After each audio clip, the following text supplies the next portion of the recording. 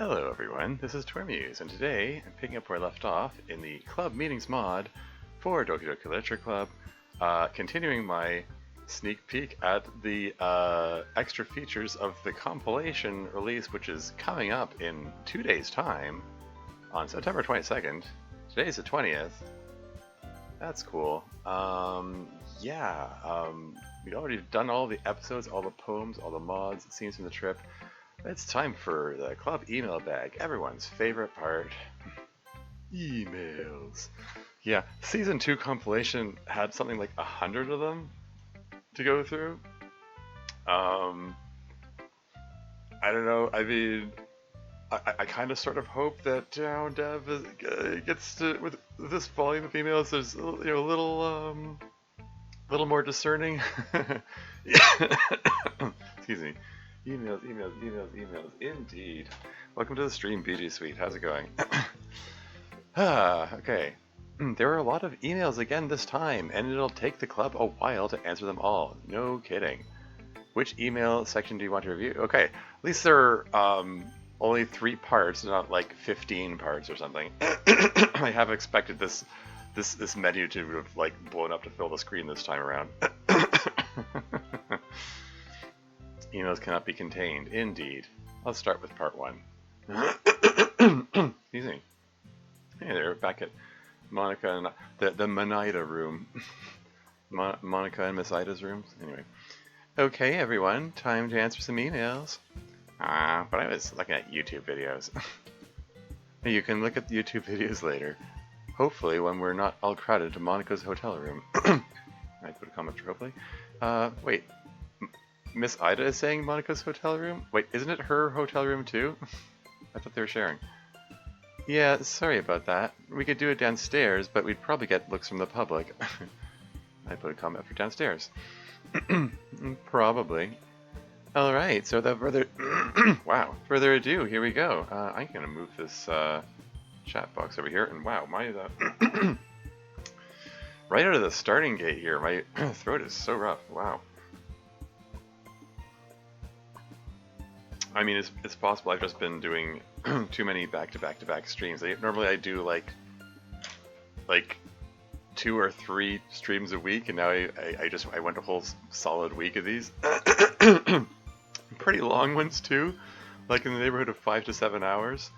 They might. Well, let's carry on. 1 for everybody, but mainly Natsuki. As I said, I changed and got exposed to a lot more I was sheltered from, like the idea of trans people and stuff. Okay. You know, without the signature and not knowing who this is, starting with as I said, I'm like, as who said about what? There are hundreds of these. This could be anyone. somebody who had an issue with trans people, I guess. Anyway.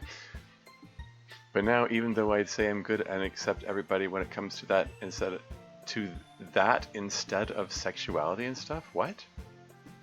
I accept it, but don't fully believe it, and I feel bad?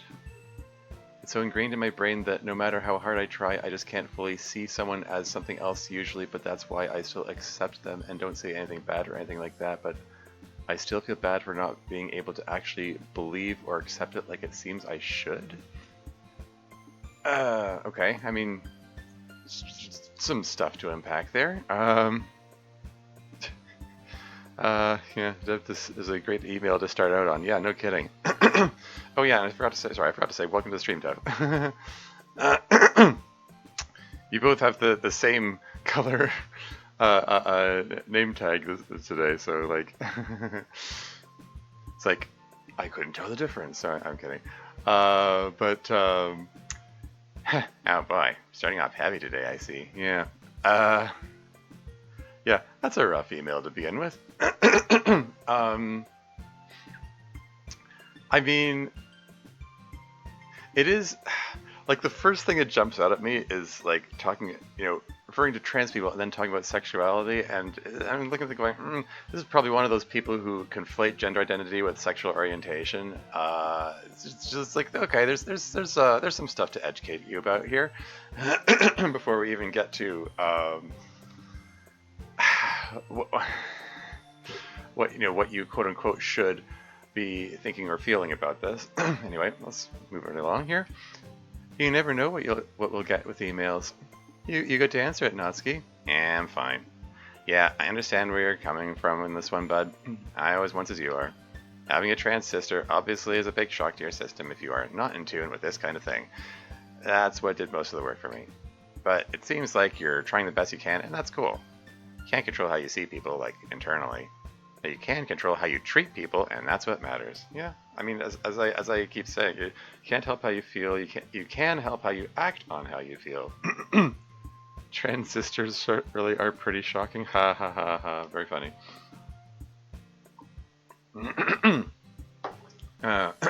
Anyway, I started off treating my sister as a woman, even though in my mind I was like, still kind of seems like a guy. But now I'm doing a lot better. And not just with my sister.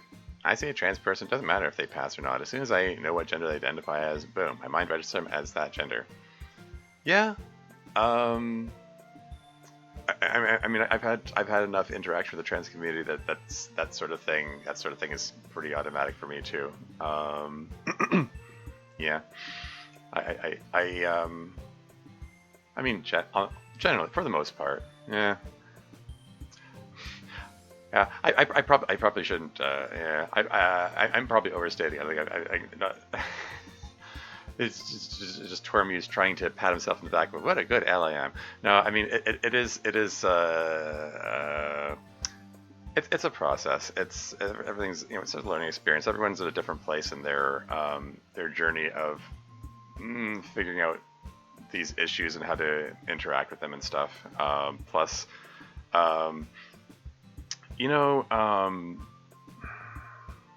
Society kind of beats gender roles into people, like it's tough to unlearn a lot of things.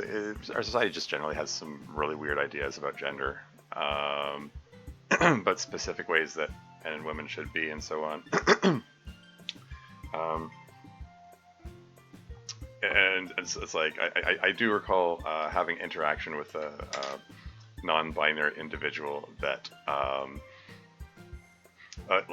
my mind still kept wanting to pick up on visual cues for identifying their gender, even though I knew I was supposed to be using they them pronouns, and it's yeah.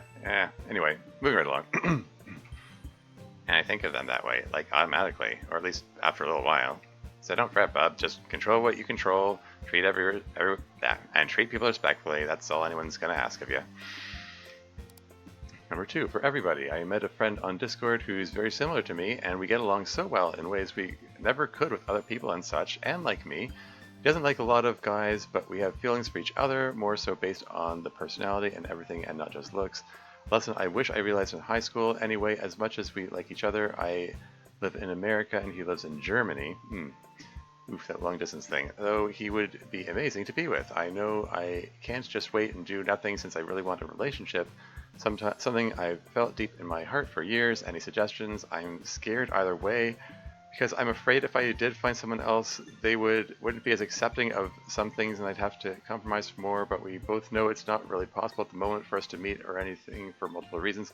Wow, you're getting you're looking for life-changing relationship advice from like fictional anime girls. Great.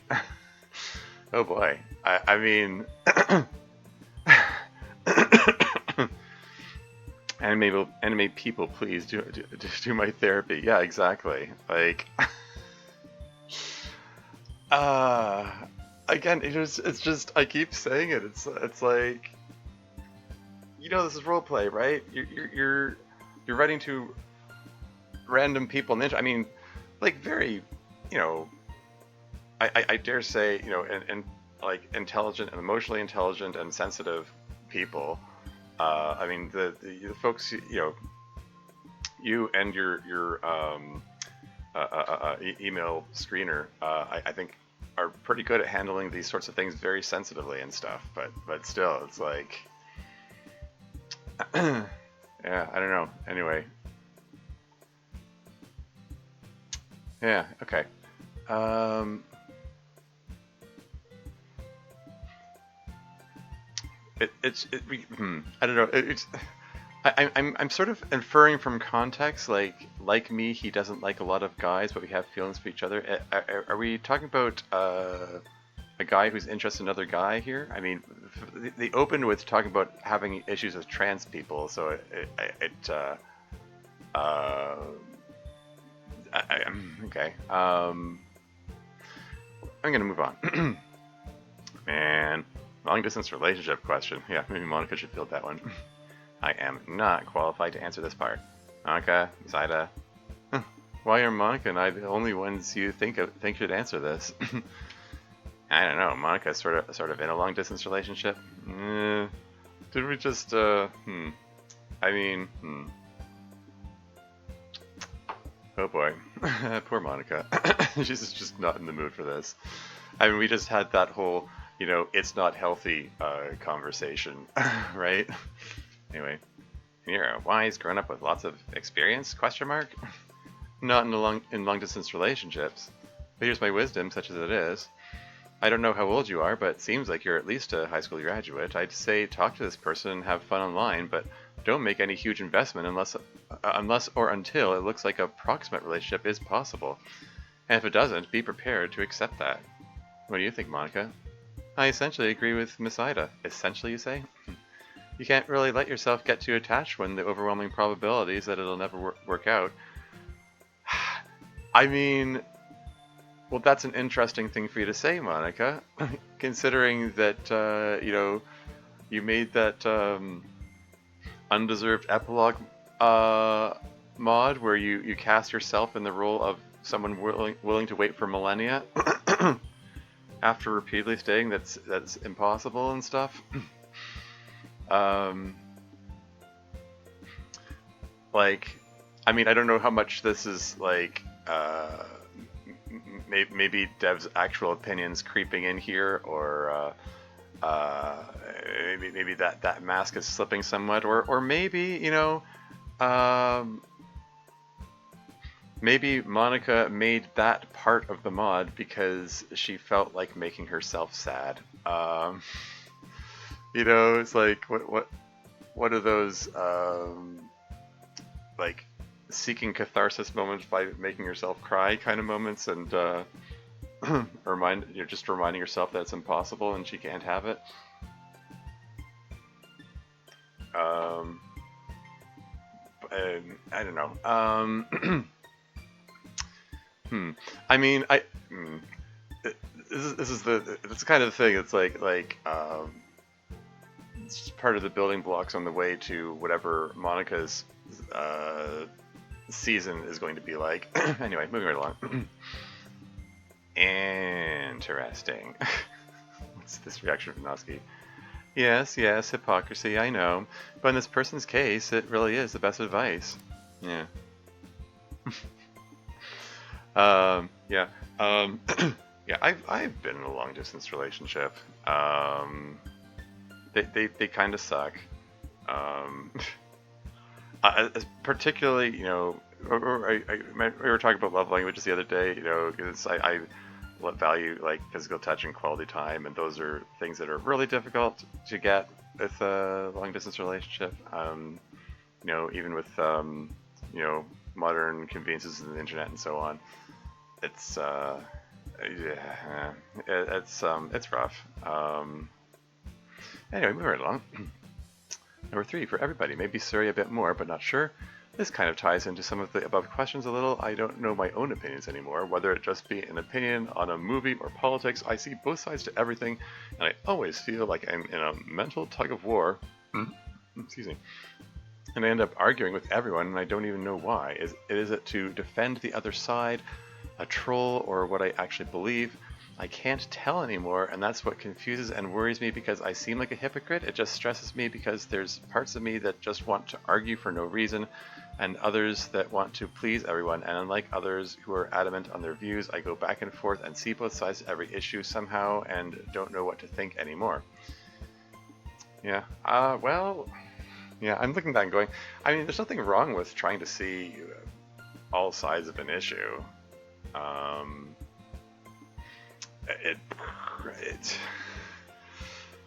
um, it's I don't know. I mean, this sounds like someone whose opinions are kind of evolving, and they're trying to figure out what they believe in and so on. And that can be tricky because the um, there are a lot of people who have very polarized opinions that feel very strongly you need to have a particular opinion. Like okay, like there's certain things that you're expected to like as an example, like if you're like left wing or right wing, like there are certain issues you're expected to have a particular opinion on, like whichever side of that spectrum you're on, and that can be I don't know, that could be confusing, but things that people are expecting you to believe or whatever. Anyway, moving right along. Oh, for me? I can't really tell why you asked me this question. Yeah. Why did they single out Sayori for this one? I mean, it's a blessing to be able to see both sides of everything. But ultimately, that's not the same as believing in both sides of anything. Yep, there you go. I put a comma after ultimately. Arguing with others for the sake of it is not a trait that will make you a lot of friends. Sorry, I'm stating it so mildly there. Yeah, that was the other thing. I have had plenty of encounters with people who want to argue for the sake of arguing. They're a frustrating waste of time. Like, particularly when it comes to internet arguments. Like, it's just... I just at this point, I mean, I'm just really jaded. I just avoid people like that. Anyway, moving on. Sometimes it can even be hurtful. I put a comment for sometimes. So I'd say you have to temper your ability to see both sides of everything with judgment. Judgment about what the actual right side is. You have to be able to make good decisions about what you see on those both sides, and not just badger both sides just because you can. That's not a good idea. Sayori spitting facts. 4. For everybody, since I'm not sure if anybody can fully relate, possibly Natsuki, but not sure, I feel like I've become more sadistic. What? Seriously? Anime people, please do my therapy. Like, what? Buddy. Just seek a counselor, therapist, something, like... This email is great. Yeah, fantastic one to start this thing off with. Wow, okay. I think I've become sadistic. I'm usually the funny, wholesome guy, but just in the last couple months, I realized when I watch movies or play video games, I laugh hard and get such entertainment out of the things that make others gasp in horror. I also like dark humor, like Sayori, I guess because I've gotten desensitized and know its function, but it still seems from other people that I have to feel and react a certain way. Even when I was a kid, I always rooted for villains and stuff instead of the heroes because they seemed cooler in design and everything. And then when it came to the video games, I was the type to always make the dark choices or just see what the game would actually let me do and whom I could kill and such. I'm just realizing that more. That it seems worse now maybe, but like the other question, I see both, and while I'd never hurt anyone with the angel on one shoulder, the devil on the other side, other thoroughly enjoys it all. At least in fiction and such, just wondering if this is a concern or normal and I'm overthinking. Had to start this email collection with a bang.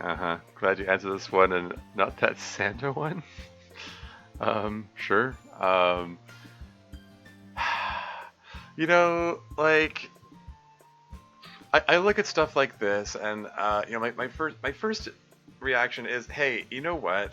It's okay to like dark stuff. I mean, that was the running theme of Storm. Like, I was intentionally writing dark, messed up stuff, and the key thing is to, you know, as I attempted to drive home in the Act 3 scene, is that you know, it's important to be able to distinguish fact from fiction, and it's okay to enjoy that dark fiction. You know, just keep in mind that it is fiction, and you know, just because you're enjoying that dark stuff in the fiction doesn't mean you're going to like carry out acts like that in real life, you know. So like look, on the surface, the fact that you say you like dark stuff, that's not a big deal on its own. The fact that you're sending this email at all, though, asking fictional characters to do your therapy, does make me concerned that maybe you're having some trouble distinguishing fact from fiction. Maybe a little, you know? Oh boy. Anyway, moving right along. Man, you are getting even heavier, dude. I mean, it's sort of normal. A lot of people around our age like to get into dark stuff and think they're super twisted and sadistic. That whole shunibu thing, you know, I have not seen that word before. What? Sorry. 2 U's Nibyu. Japanese colloquial term typically used to describe early teens' grandiose delusions who desperately want to stand out? Huh? Okay.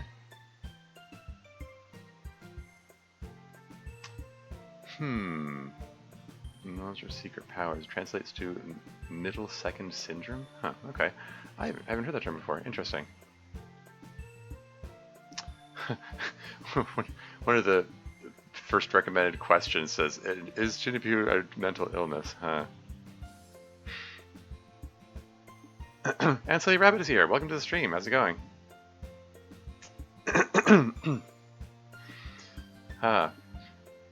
I kind of wonder if, like, Monica should be answering this bit, since, I mean, the whole premise of the original game is that she was, like, kind of satisfying dark impulses by, you know, letting the other characters die.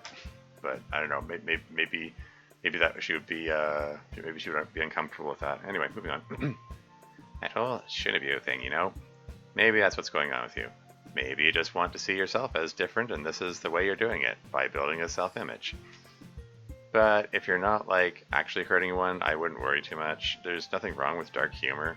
Sadism is a little weird, I guess, but again, it doesn't sound like you're hurting anyone, so on the whole, I'd say you're probably fine, question mark? Great. 5 for Monica, Yuri, Natsuki, and Sayori, but I guess also MC and Miss Ida. Since my memory is bad, a more lighthearted but still actual question. What is it like when you're the president and the player keeps it on a screen without advancing? Like if they had to do something all of a sudden, so you're stuck in the same pose and dialogue with music in the background. How is it like for you from your perspective? I believe this was answered before. They don't notice the pauses. I'll take this one. We don't notice anything when you sit on the same screen.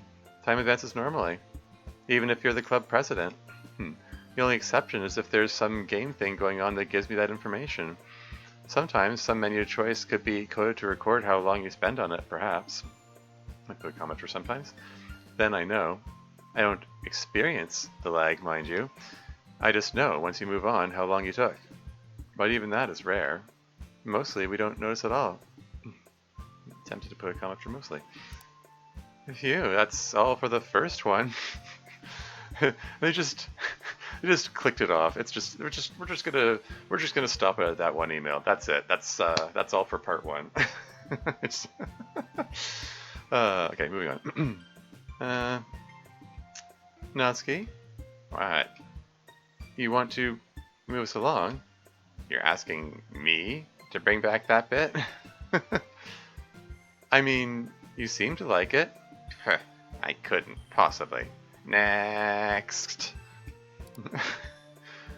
Already questions. Has anyone played Doki Doki Takeover? Yeah, that's the Friday Night Funkin' mod. It's pretty cool. I mean, I saw Codair playing it over on the stream. It's pretty neat. Anyway, so what's your favorite song? What do you think of DDLC Plus? What kind of desserts do you want to eat? If anyone is real, just if, are you considering to take a vacation to the Philippines? Okay, how specific? Presume they live in the Philippines? Oh yeah, FNF? Yep. I don't think any of us has played Takeover. Is it a good one? Let us know. I think overall we liked DDLC Plus a lot. I'm tempted to put a comment after overall. I skipped the F and F part of this because other people answer it later. Okay. The side stories really let you see what our normal dynamic with each other was before all this happened. We really are just a pretty ordinary group of friends, when not affected by extraordinary circumstances. As for the overall framing device of the company that's running a simulation, well, talked about before, but I have no idea if that's true or not.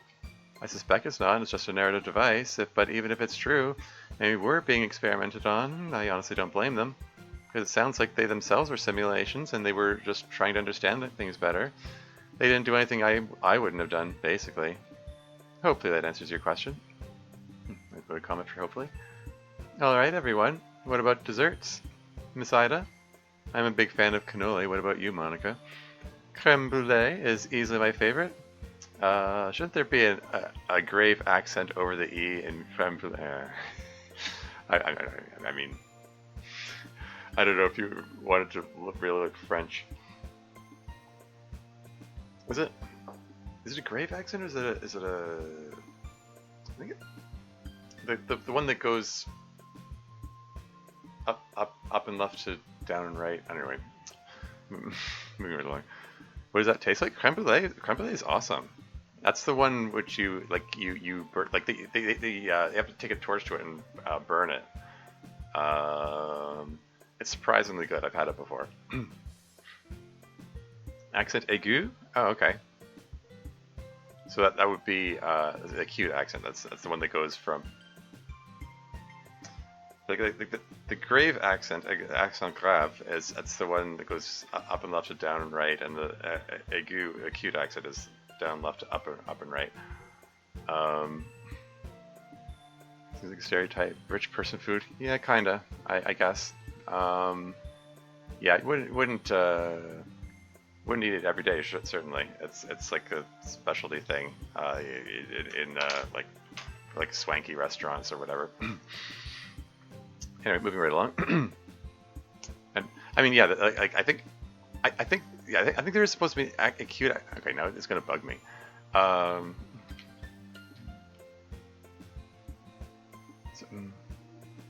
Yeah, so there's a grave accent over the E in creme. There's a circumflex accent. That's the carrot one over the U in brûlée, and there's an acute accent over the first E of brûlée. Okay, I don't know. I'm just I don't know. You don't have to put the accents in there. I'm just being a dick. It's that French immersion. When I was very young. The company is cheap as hell? Yeah? Okay. Not properly accent my DDLC French, yeah. Believe me, it annoys me too. Oh yeah? I put accents in my work. I mean, you may have noticed, I mean, there aren't very many places where accents are called for generally, but I believe at one point in Storm I used the word naive and what do you call it? An umlaut over the I. I'm a French speaker like Monica, but also lazy. Okay. I have some of the key combinations for producing accents. If, for example, E with an acute accent, you hold down Alt, and then on the keypad it's 0235, I believe.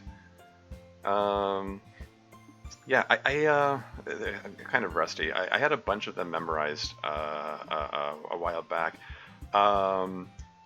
I went on a trip to Hungary back in 2011, and I learned a little bit of Hungarian. Not remotely enough to get around, but I did learn how to do a bunch of those accents, because Hungarian is full of accents. I think actually Monica claims that it's not possible later in this email series. But to make the accents? Anyway, love the way it tastes. Love the crack of the surface of it. Everything about it is just a wonderful sensory experience. Yeah. Hey, first time chatter, Pixel Horror Games. Hello, welcome to the stream. How's it going?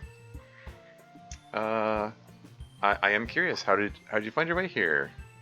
We ignore that typo. Oh yeah, it's all good. But yeah, playing a mod for Doki Doki Literature Club called Club Meetings. Awesome mod. This is actually this is very late in the series here. This is a series of episodically released mods, 36 episodes deep. This is the extras that came with the compilation, which is dropping in 2 days. This is kind of a sneak peek kind of thing. Doki Doki Katakuri? Cool. Yeah, right now the characters are they're answering emails from the public. So anyway, here we go. Yeah, she's talking about creme brulee, wonderful sensory experience. How about everyone else? You're quite right about the sensory experience, Monica. That's so important. The texture, not just the taste, I mean.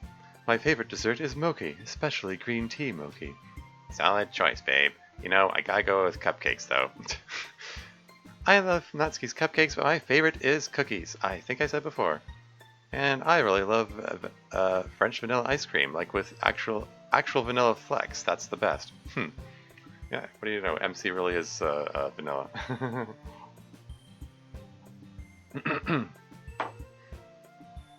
I think I speak for all of us, emailer, when I say I think we'd all dig a trip to the Philippines, whether in your world or ours. Seems like a mostly chill place. Though y'all have some laws there that are kind of interesting, but everyone I've ever met from there seems super nice. So I'd definitely go.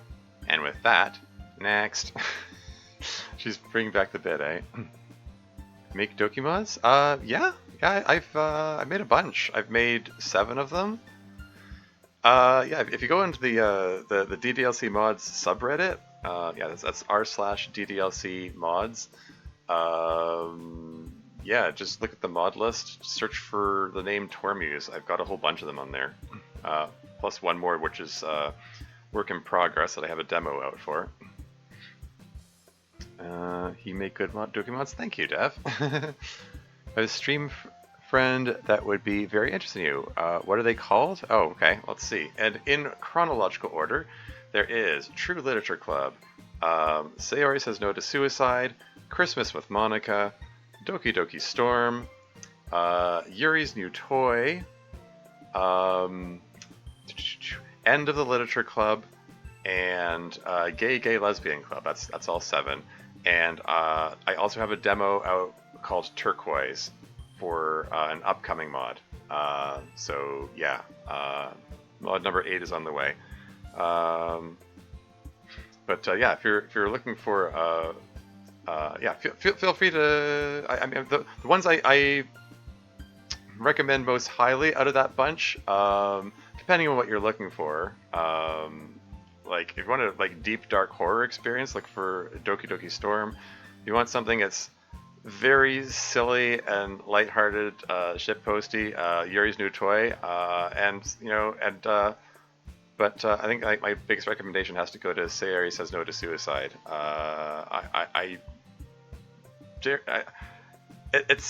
That's in my top 2. I'm gonna say. I mean, it's like it's a toss up between Doki Doki Storm and Sayori Says No to Suicide. Like the Doki Doki Storm is the more ambitious one, but I think Sayori Says No to Suicide is a really it's a complete package. It's few of us make DLC mods, and Terminus has made some good mods. Yeah. So the Rabbit's got a mod in progress. He's got a demo out. Username Doki Doki Club's Meetings here is actually the one who wrote this mod that we have on the screen here. So yeah, this is a very good mod, by the way. It's very long, like I said, 36 episodes deep, but worth checking out absolutely if you want a well-balanced mod that has like great characterization of all of the characters, plus interesting storylines, good mix of, you know, funny stuff and dramatic emotional stuff, and deals with the with difficult issues in an intelligent and sensitive manner. It's got a lot packed into it. It's good stuff. It's just good stuff. Mod called Plum View. Yeah, there you go. That's Slayer Rabbit's mod. Anyway, yes indeed. Moving right along. Next. Hello, Dokis. How has your day been? As I'm writing this, my birthday is in about an hour. I have some questions for you guys today. First, a question for Monica. Isn't it a bit weird that you love all of us? To be more specific, you love the player, right? Isn't it strange when you think about the fact that you love over 1,000 people? I don't mean to be intrusive, just genuinely curious about how that works for you. This question has been asked before a few times. Yeah, I bet I'm going to send them to him. I probably play him eventually. He'll probably... Okay, cool. Hey, have fun with them. Yeah, I'd love to hear what you think. Yeah. Anyway, moving right along. I see. Happy birthday! Wait, what's this happy birthday? Is there a mention of a birthday here? I don't know. Yes, happy birthday before we start. But to get the question, To get the question?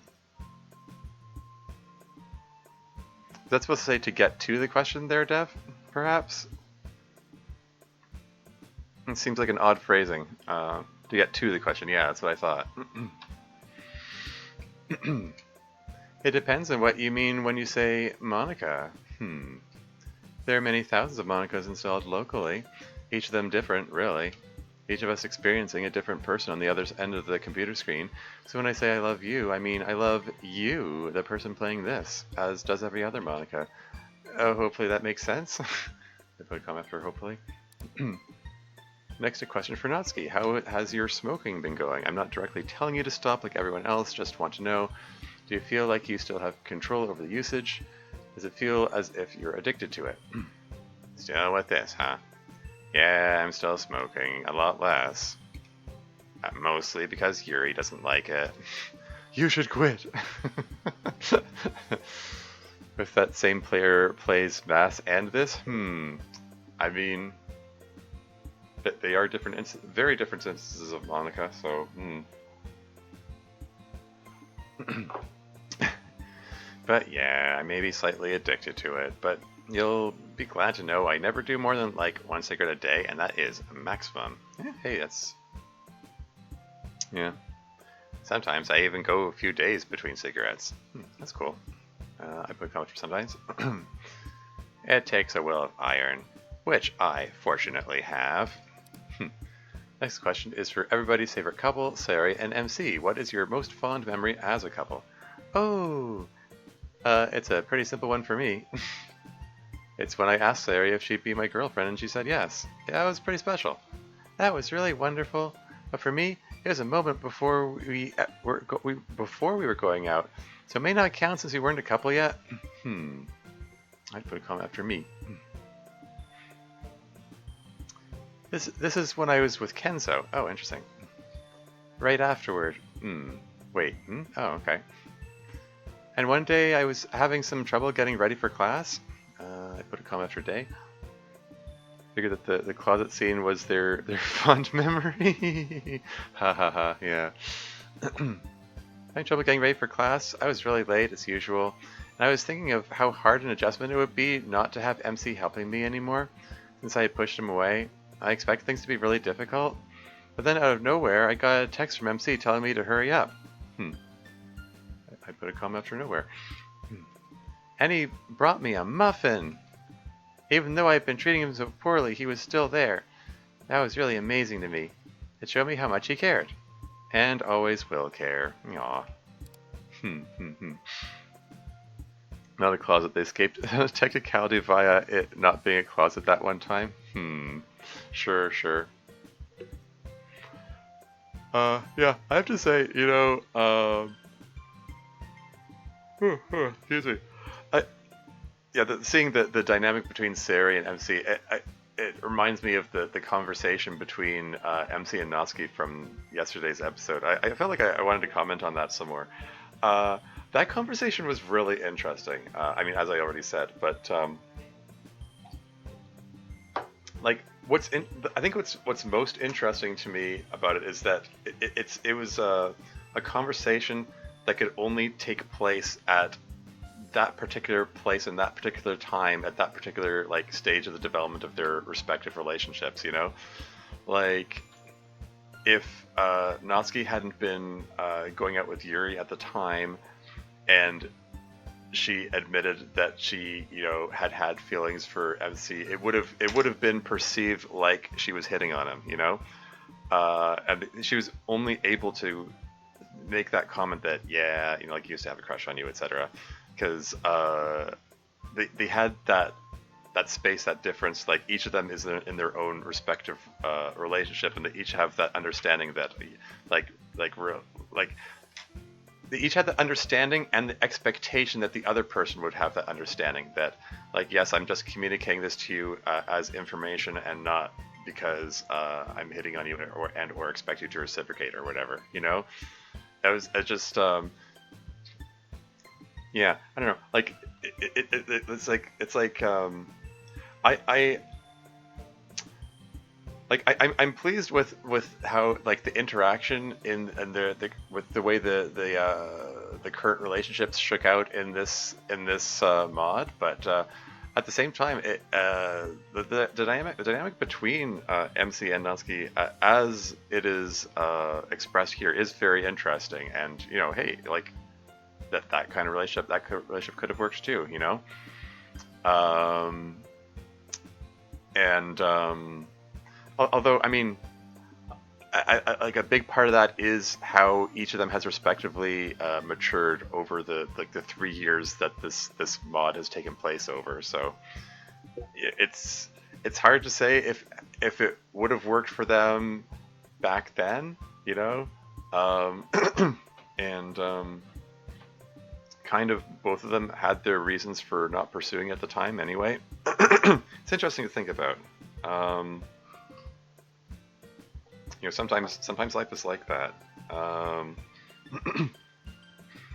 Like I think back on my previous relationships, and yeah, like one in particular, like knowing her life story, it's like we connected at the exact right time in order to have a relationship. It's like a year or two earlier, she wouldn't have been in the right place for pursuing a relationship, and it's I don't know. It's funny how these things work sometimes. Anyway, I just wanted to comment that. Moving right along. For Yuri and Natsuki, have you heard of Omori? It's a psychological horror game that you and Natsuki would probably enjoy. Natsuki would enjoy it because of its multiple, rather cute and wholesome segments. It also has enjoyable and unique RPG gameplay. You would enjoy it because it's a horror game and has multiple, rather disturbing and or depressing segments, just in case you do play it. I won't spoil, but it's kind of a mixed bag, which is why I'm recommending it to both of you. Sounds interesting. I haven't played Omori. I'm aware of it. It seems like an interesting game. I might like to try it sometime. Yeah. Anyway, moving on. Oh, Omori. Yeah, I played that.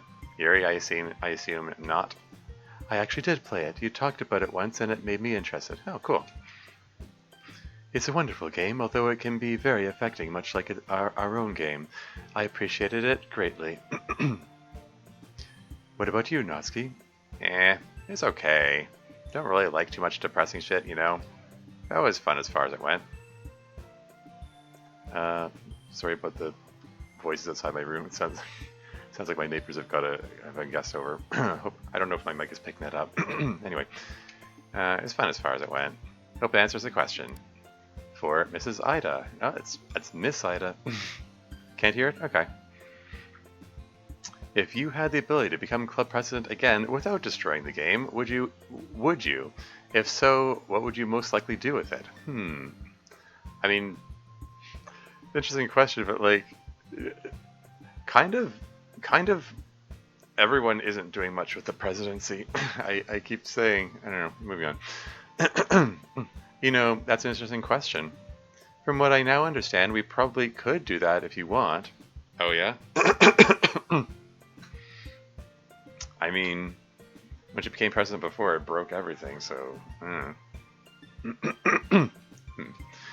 It'd be slightly risky, but I'll probably pass.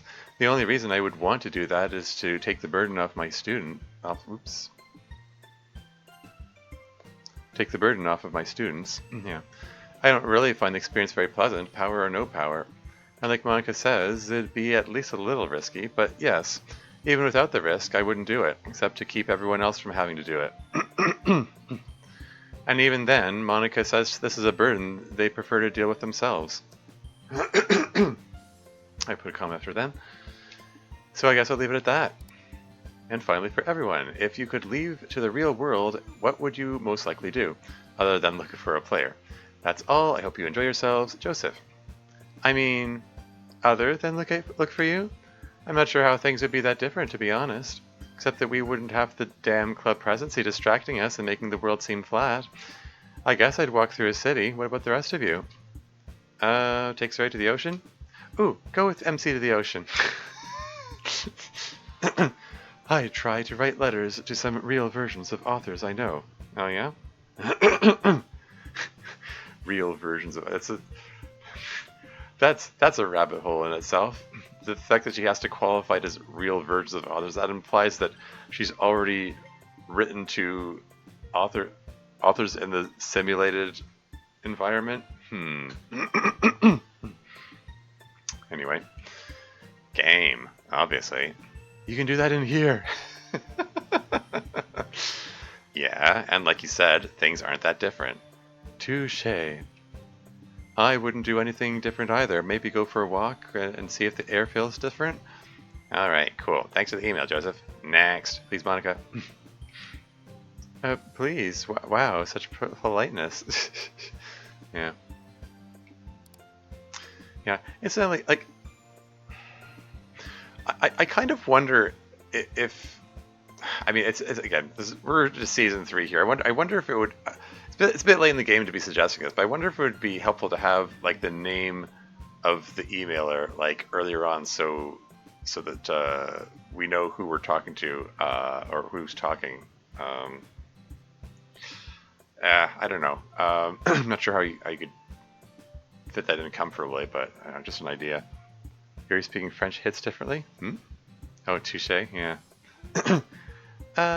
Oops. Sorry, I forgot to read the question. Silly me. Man, it's been a while. A lot has happened since I've sent an email, so I'll just dive straight into the questions. Sorry, can you see yourself saying Rick Astley's never going to give you up to MC when you two are casually spending time together? If you have done that already somehow, how did it go? If you haven't done that, then tell me how it goes if you do. No. Not sure why I would do that. I mean, I guess it is a love song. I can't really sing very well. And also it's a weird meme. Yes, that too. MC, my kinship with Luigi has grown stronger, for I received a Luigi hat for my birthday last December. I pulled the hat out and basically saw the "you can now play as Luigi" meme in front of me, and then proceed to wear the hat for a month. So who's a better ghost catcher, the Ghostbusters or Luigi? What? Okay. Fun fact, Rick Astley has been Rick Astley? Like Rick rolled, you mean? I mean, it wouldn't surprise me. I know for a fact that he himself has done some Rick rolling. There's a video over on YouTube where I think it was like a Macy's Day Parade where there's a float with some other song playing, and then suddenly it went into "Never Gonna Give You Up," and Rick Astley himself stepped out and started singing it, and it's a great comedy moment. Anyway, moving on. Easy. I mean, obviously the Ghostbusters, and it's not close. Luigi is an amateur. Not even a very good amateur, really. And the Ghostbusters are professionals who have saved the world several times. Wow, getting fired up, MC. Ghostbusters are the final authority on ghost busting. I mean, saying they saved the world several times. I mean, they're only like, I mean, like the two original movies plus, I mean, I guess there's the Afterlife, which is in the same continuity, and I like the one with the female Ghostbusters is a different continuity. When he says so when he says several times, I kind of wonder, like, is he referring to the cartoon, like the one called The Real Ghostbusters from the 80s?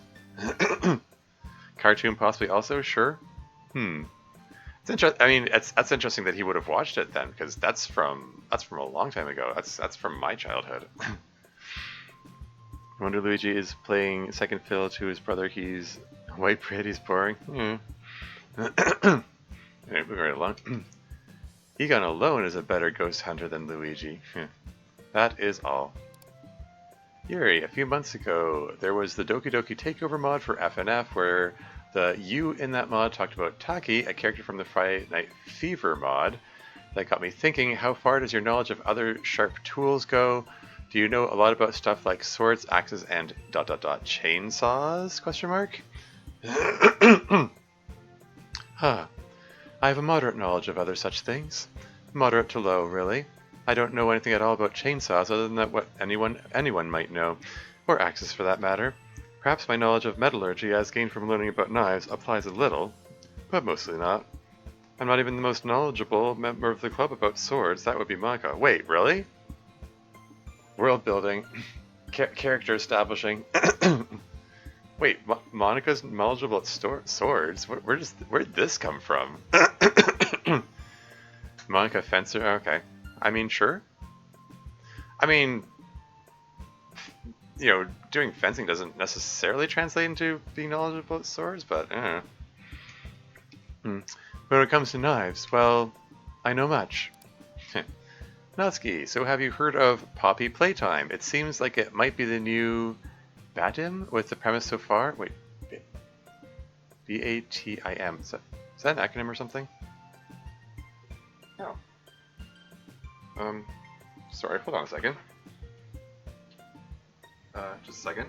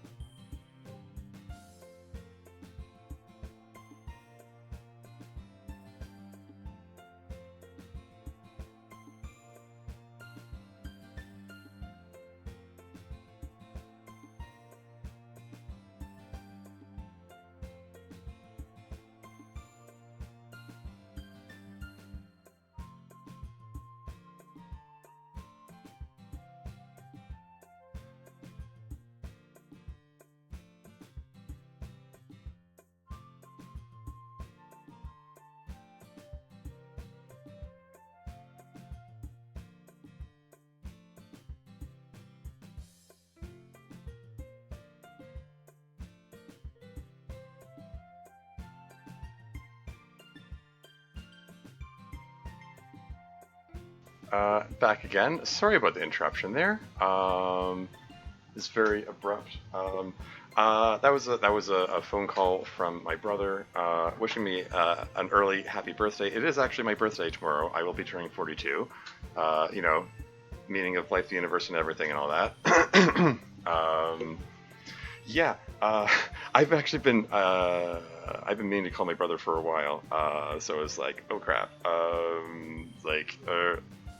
Kind of actually do want to talk to him. So yeah, I just had to take a vote for that. But thank you, Slayer Rabbit. Excuse me.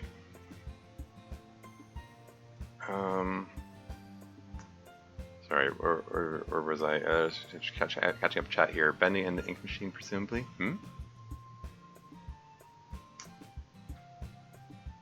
As soon as Poppy's playtime dropped so much, Rule 34 if it was everywhere. Well, I mean, that's the nature of Rule 34. It does that for everything, really.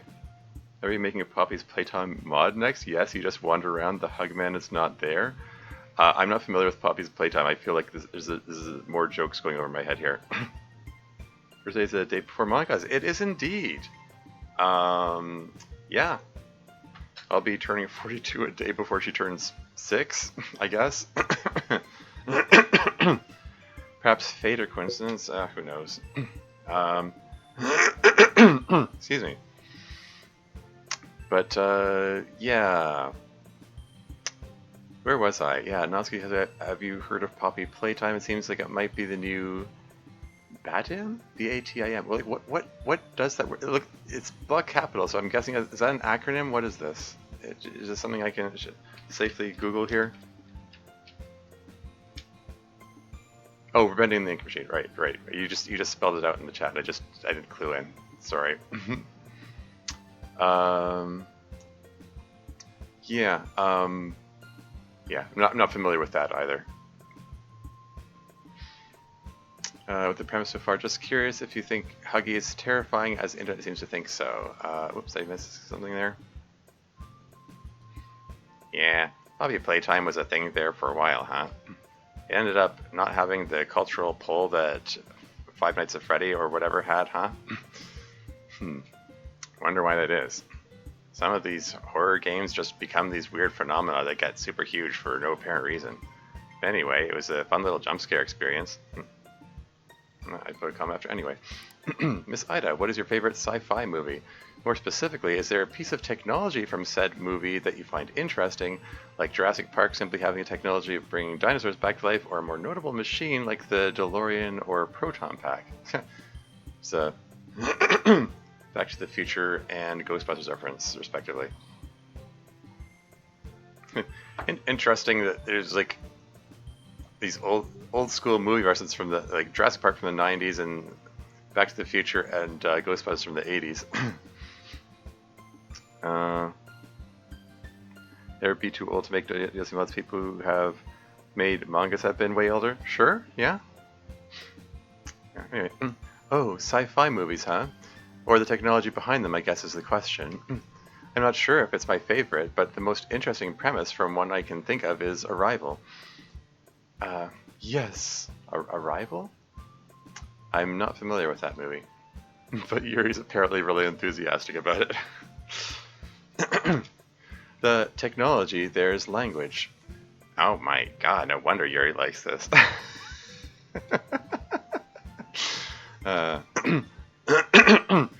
You see, there's this idea in linguistics called the Sapir-Whorf hypothesis.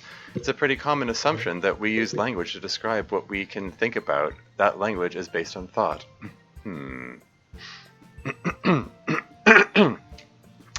But the opposite might be true. What you are capable of thinking, what it is even possible for you to think, may depend on how you use and understand language. That is to say, if an idea is excluded from your language, it is excluded from your thought. Interesting. That's a very rough and inaccurate way to put it, but that's the basic concept. And so Arrival, not to spoil it too much, posits aliens who have come to teach us their language, and thus make us capable of extraordinary things never before possible because we did not have the language for it. Oh, that's interesting. That is an interesting concept. Oh, hey, Spooky Spooky Waters is here. Welcome to the stream. How's it going? I forget about the hotel trip, and for a sec I thought we were answering emails in Ida's bedroom. Yeah. A movie called Boss Level, and it's got that Groundhog's Day scenario to it. Oh, okay. Yeah, I'm not familiar with that one. Cool. Anyway, it's quite a fun idea. Monica, since DDLC Plus has now been a thing for a while, I am now curious, how do the side stories affect you guys? If it's been a thing for a while, you you should know that they've already answered that question like a dozen times. Yeah, well. Do the events that take place during them just now exist as memories for you guys? And if so, did it just happen when the game was launched, or are you all simply aware of these events because you could witness them by watching videos? Love you. At points like these in the email bag, sorry, hold on. Deb poked me to watch Arrival. That's a super intriguing premise. Yeah. I'm gonna add that to my own list for that matter. Arrival. Oh yeah. Glancing at my list, seeing non-binary there. Funny thing, Dev. I went to the other day. I was going to pay some bills and also like cancel some services that I'm paying for that I really shouldn't be paying for when with the lack of income and all. And I realized that there was a High Dive subscription on there. High Dive being the streaming service which has the first season of Non-Bayori on it, and I was like, wait a second, have I been paying for that all along? I thought I canceled it like months ago. So I could have been watching Non-Bayori all along. I thought oops. I'm gonna have to get on watching that show now because now that I realize that I've had apparently been paying for it anyway. I mean, like I subscribed to like ages back, and then I unsubscribed, and I think I resubscribed to it again to watch what's it called, Bloom Into You, and I started to watch Gate, and then got turned off partway through, and was like, this is a really problematic show, and I thought I unsubscribed after that, but I guess I just spaced out and forgot. So go indeed. Yeah, I know. I'll get on it. You've been hyping up that show so much. I need to need to go watch it. I don't know where we're gonna find season 2. The split up of the seasons like that is annoying. I have to look into that.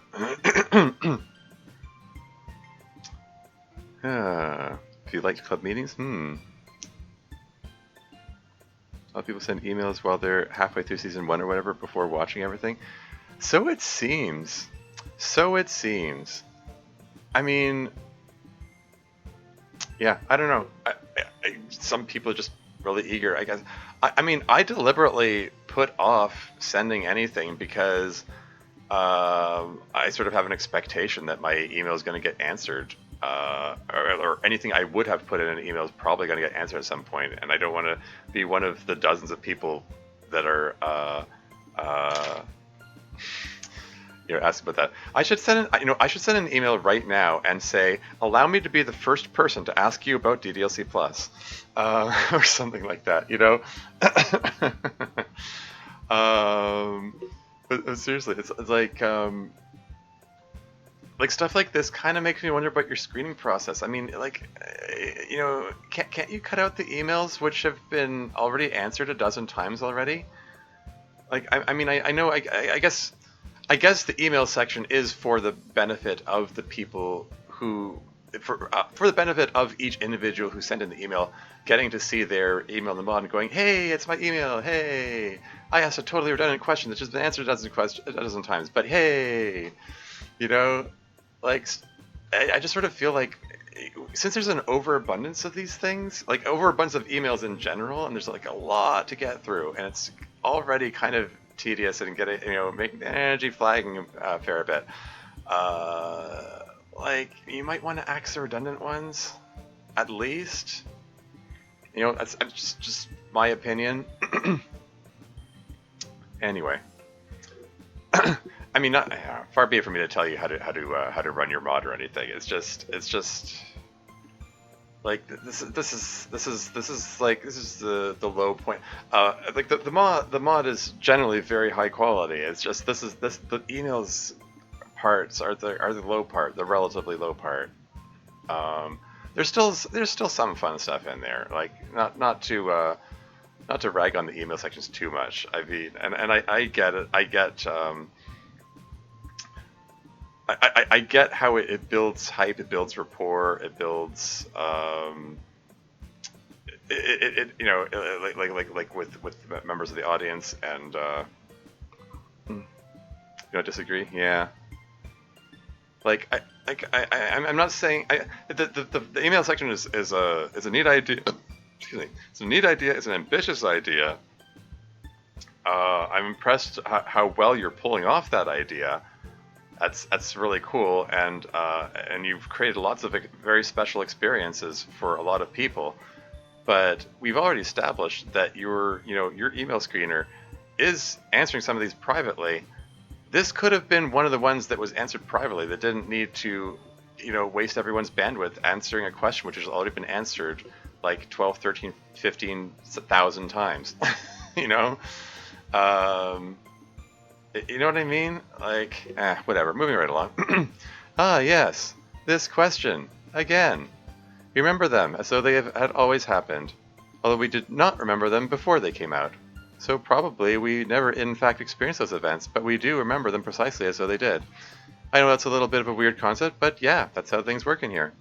Plus, it's not that different from actually having experienced it, in my opinion. Love you too. Okay, here we go. 1. Have any of you played Pokemon Legends Arceus? Because if you haven't, I highly recommend it. Even to those who don't think they like Pokemon, it changes the formula of the standard Pokemon game in the best way possible, as well as making the game a lot more darker in tone somehow. 2. To those who may have played the game, what's your shiny count at? I'm currently sitting at 7 of them, with a few of them being full odds, although this is at the cost of me being affected with my shiny curse, which resulted in my hand getting 3 cuts at separate instances of broken glass and other bad stuff. Anyway, next question. What? Okay. 3. Who would you all choose to be your partner Pokemon? My guesses are as follows. Monica, some Pokemon that has a deep bond with it. This is a massive wall of text. Is this all dedicated to the same obscure game? Okay. I mean, not obscure. I mean, obscure. I mean, it's just there are like 100 different versions of Pokemon. This is a massive wall of text about one specific version of it out of the bunch. Okay. Email got a little weird at the end of the question there. I mean, yeah. Anyway. 3. Who would you... okay, that's right. Monica, some Pokemon that has a deep bond with its trainer, like Gardevoir, or one known for traveling through dimensions, like Hoopa. Sorry, Pikachu, or one of the Pika clones, or one of the evolutions, probably for their cuteness. MC, probably on one of the starters fully evolved, like Blaziken or Greninja. Natsuki, either an OP Pokemon like Dragonite, or a food-related one like Alcremie. Yeah, I don't recognize any of these names, by the way, except for like Pikachu. I like whoosh whoosh whoosh. I am not in the Pokemon fandom. Oh right, I didn't look at the bottom. Of course, it's the Ink Demon again. Yeah. I should have known. This one is different for a Pokemon game. They're not wrong about that. Like any Pokemon game, though, it's not for everyone. Yeah. Okay. Fair. I mean, I'm sure if I played it, it'd be a lot of fun. But having not played it, or any Pokemon game for that matter, like this is all like this is just gobbledygook here. This is just rambling nonsense. I don't know like not any of these words. It's just Seamo's making the fatal error of assuming the Dokis care about Pokemon at all. I mean, they might. I mean, I think the questions about Pokemon have been asked before in this mod, in these email sections. It's just for me personally, this is like I'm gonna read it. We're gonna get through these things together, but yeah. Okay, moving on.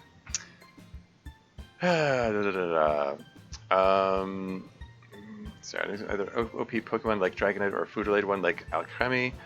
Yuri, I'd say Drifloon for its lore, but Frostlass just echoes with your personality to some extent. Miss Ida, some sciencey Pokemon like Porygon or Magnemite. Hopefully you guys haven't answered a Pokemon question like this since I don't remember, since it's been a while, but there you go. Anyway, I need to go burn off my Pokemon craze so that I can think of less Pokemon-centered questions for next time. See you all soon. The Ink Demon. Let's see. I'm the only one who's played Arceus Ink Demon, and I only have a couple of shinies. I haven't gotten too into the game, to be honest, just a little bit. As to my partner Pokemon, I gotta go with Tinkaton. God damn. I appreciate a Pokemon that carries a gigantic goddamn hammer and steals shit. Respect. Gengar used to be my man, but Tinkaton is just the goat. Huh.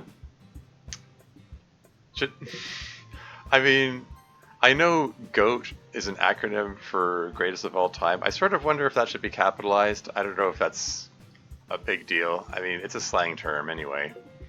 Anyway, moving on. I changed my mind too. My favorite Pokemon used to be Squirtle, but now I really like Mimikyu. I really empathize with its whole story and what it has to go through. It leads a hard life, but it's doing the best it can. Hey, you were right about mine. Before I knew a lot about Pokemon, I liked Raichu because, well, I mean, basically he's a better Pikachu. But my tastes have evolved. My favorite is Greninja. Sorry, hold on. As I thought, okay. He's just super cool. I don't know what else to say about him. I see why you think I'd like the Pokemon you guessed for me, but my favorite is actually Miss Magius. Oh, Yuri actually has an answer this time.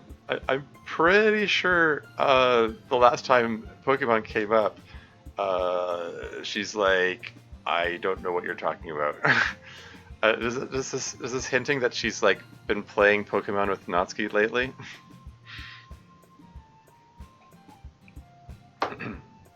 Miss Magius? Okay. A different predictable entry for me, perhaps. Porygon is actually my favorite Pokemon Inc. Always has been. Not sure how to describe why. I just like that it's cool and angular. Second or third most on brand of the group. It's very stylish, I think. So yes, Porygon is my favorite. And mine's Heatmore. Wait, has Poseidon even played the game? What? Oh, nothing, just very on brand. Next, please. It's Heatmore on brand. Is this another reference to the pyromaniac Miss Ida again? Anyway.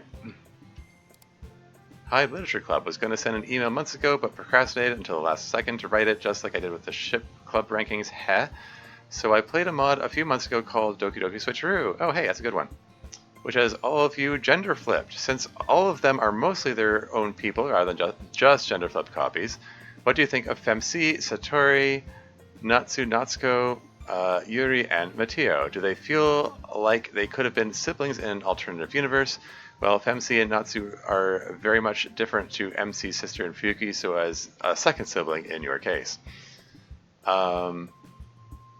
Not only is it a fire Pokemon, it's a mole. Okay. I have a target demographic for that joke.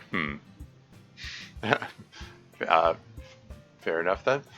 But yeah, Switcheroo is a really neat mod. And yeah, it's not. In addition to being gender flipped, the characters are fairly reimagined, and they have different issues and different relationships and stuff. It's pretty cool. I mean,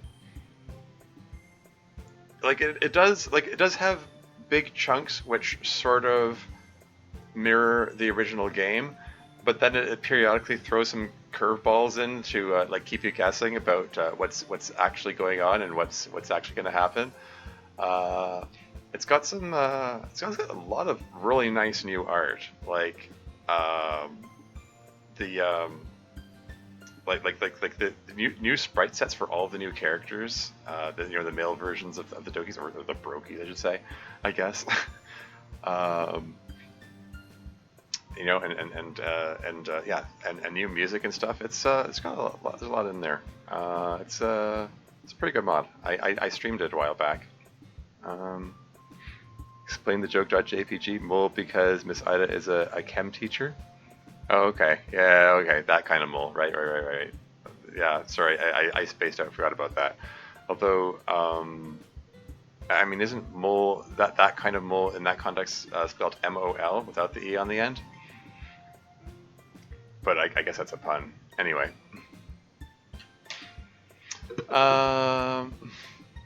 And she made the kids draw moles for class. I mean, yeah. Mole is just the abbreviation. Is that so? I don't know.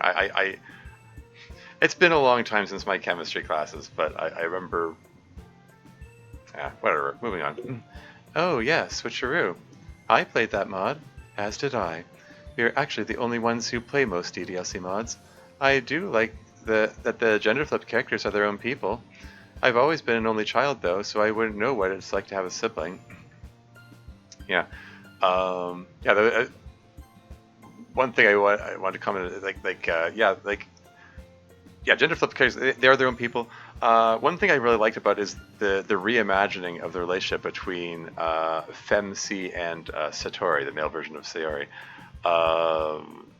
It feels more like like childhood friendship kind of thing than the real the base games MC and series. There's banter that goes back and forth for one thing, and not the one-sided banter in a vanilla game where MC is always insulting Sayori.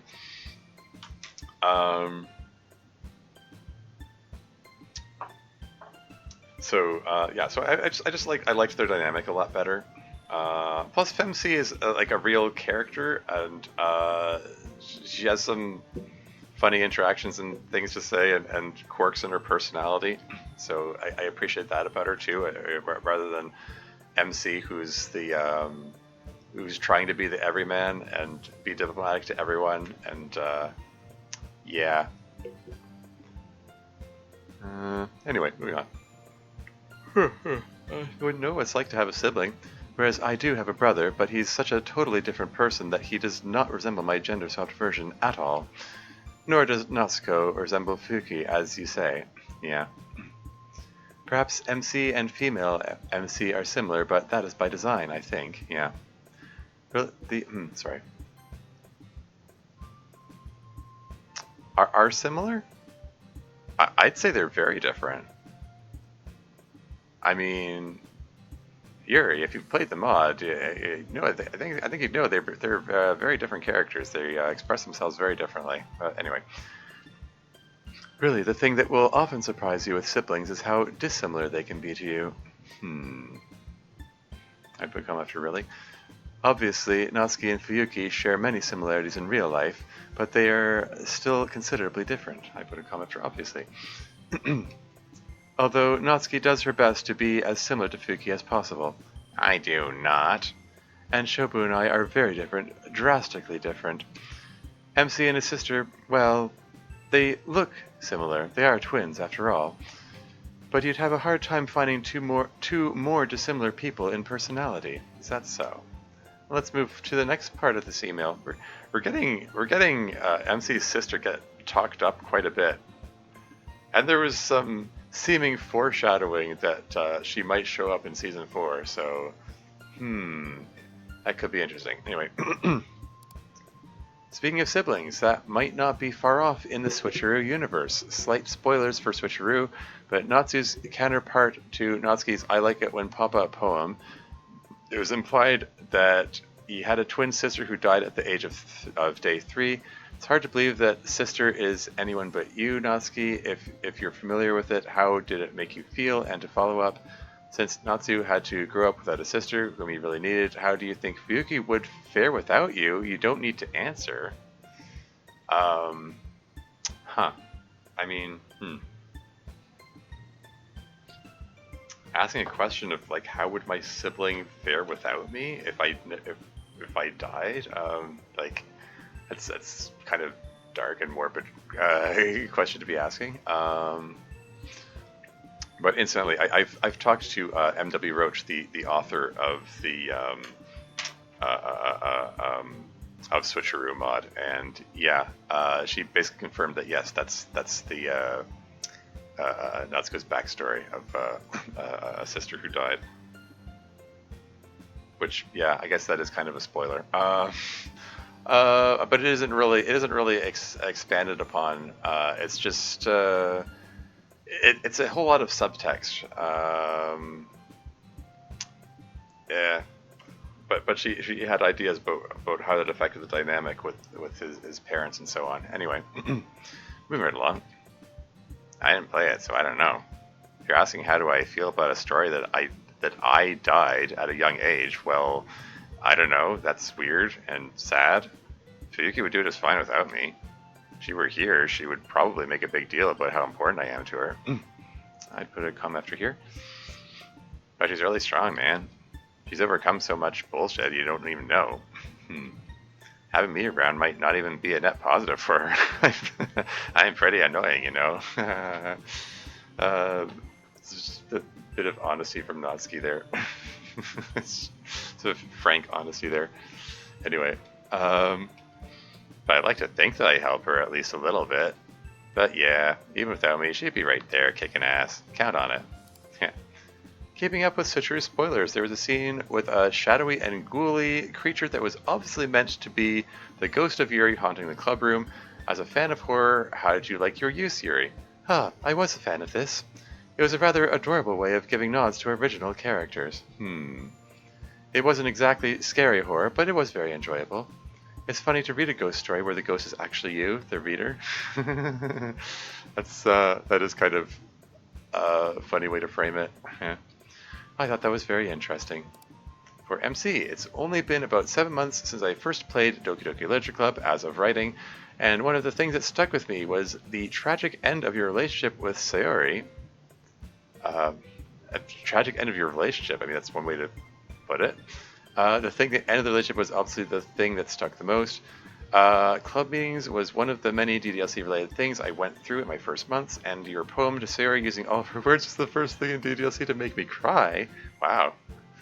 I'm glad that ordeal ended happily. The only 2 times I cried over you all were MC and Sayori related. Actually, sweet tears by your poem, bittersweet tears by One Last Memory. Oof. You got an emotional grip over me, I guess. Just wanted to note that. Yeah, one last memory being another mod, which is like after Sayori died. I haven't played it, so I can't really comment on it, but yeah, anyway. Reading. Well, that's kind of sweet. I'm sorry if I made you feel bad at any point. That was a rough period back then when I was writing that poem. Glad you liked it, though. I hope you guys don't worry too much about us out there. It feels weird to have other people so emotionally invested in us. Hey! MC's acknowledging it. That's interesting.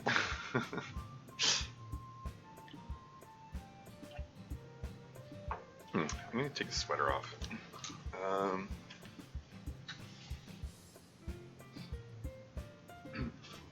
But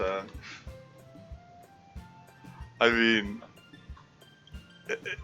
this is the kind of thing that I keep saying. How must it affect these characters to have these random strangers say all these things? Anyway, moving right along. I mean, I'm just some guy, you know? There's really nothing that special about me, other than living in a simulation that everyone can look into, I guess. I suppose that's special enough. Thanks for writing, though. Love you, man. Huh. He dropped the L word. For both MC and Sayori, I don't remember how active you two are on Reddit, but there is a new subreddit dedicated to your relationship, really. Romantic and platonic, but it's mostly romantic. What do you think about it? I can't say I was specifically aware of that. Doesn't surprise me. They're pretty much subreddits for all of the ships. The Sayuki one is surprisingly popular. Like more than I would have expected, all things considered.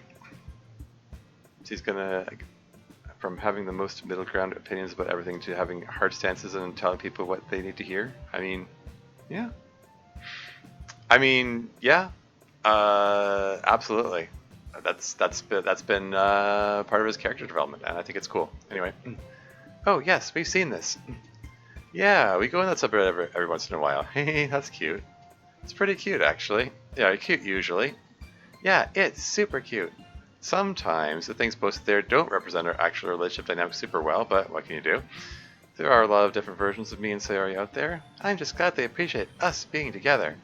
I think that's pretty special. It is, Bun. And for Miss Ida, you might not know about it, but I have seen you in mods as a police officer in Poems of Death and as a school counselor in DDLC Consequences. I think I like you the most as Just You. Capital J, Just You. So Miss Ida Sprite is getting around, it sounds like. Huh. A police officer. Wouldn't have figured myself to give people a cop vibe. Just Ida, you say? Say no more. Yeah, I know. That's is that a callback to Monica's cursed ship mod from season 2? School counselor, sure. That's pretty close to my actual job anyway. I mean, it's just she's kind of a wannabe AI school counselor. But it's odd to think of alternate versions of myself in other mods, I guess is the word. And it's stranger still to think that people would create art based on my life or even my appearance. I empathize with MC when he said he was just a guy. I'm just a high school chemistry teacher. But I'm glad you like me as I am, since I intend to stay that way. And lastly, since I mentioned my ranking/review of your first mod up top, Monica, what did you and the club think of it? It's not the type of thing I write, but I want to do something for Valentine's Day. Hope we all have a fun club meeting. Romagi. Oh, okay. I've seen Romagi around the community. Yeah, and this is one of those things where, again, like I think I kind of feel like I would have liked to have known who was writing this earlier on in the email, because I've had some interaction with Romagi. They are not happy with True Literature Club, by the way. They say it's their least favorite mod, or most disliked.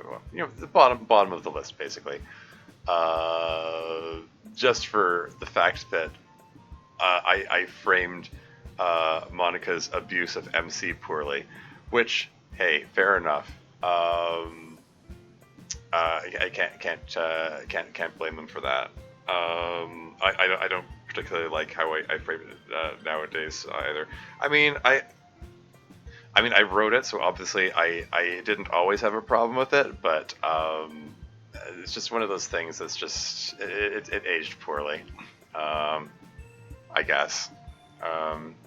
Creating Ida out by creating art of her and her life. Who would do something like that? Yeah.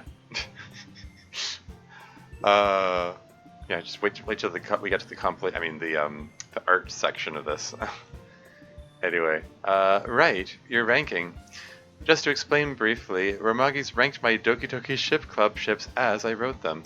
Not ranking how much he likes the ship, but how much he likes the writing. I'm just going to indulge myself and explain the ranking to you. In last place, he has me and Sayori. Really? I would have put the MC Natsuki dynamic in last place, because that's I mean that's the one that was easily the most toxic in my opinion. Like it's like actively justifying abuse while just smashing consent all over the place, and just making making for a really weird dynamic. Anyway,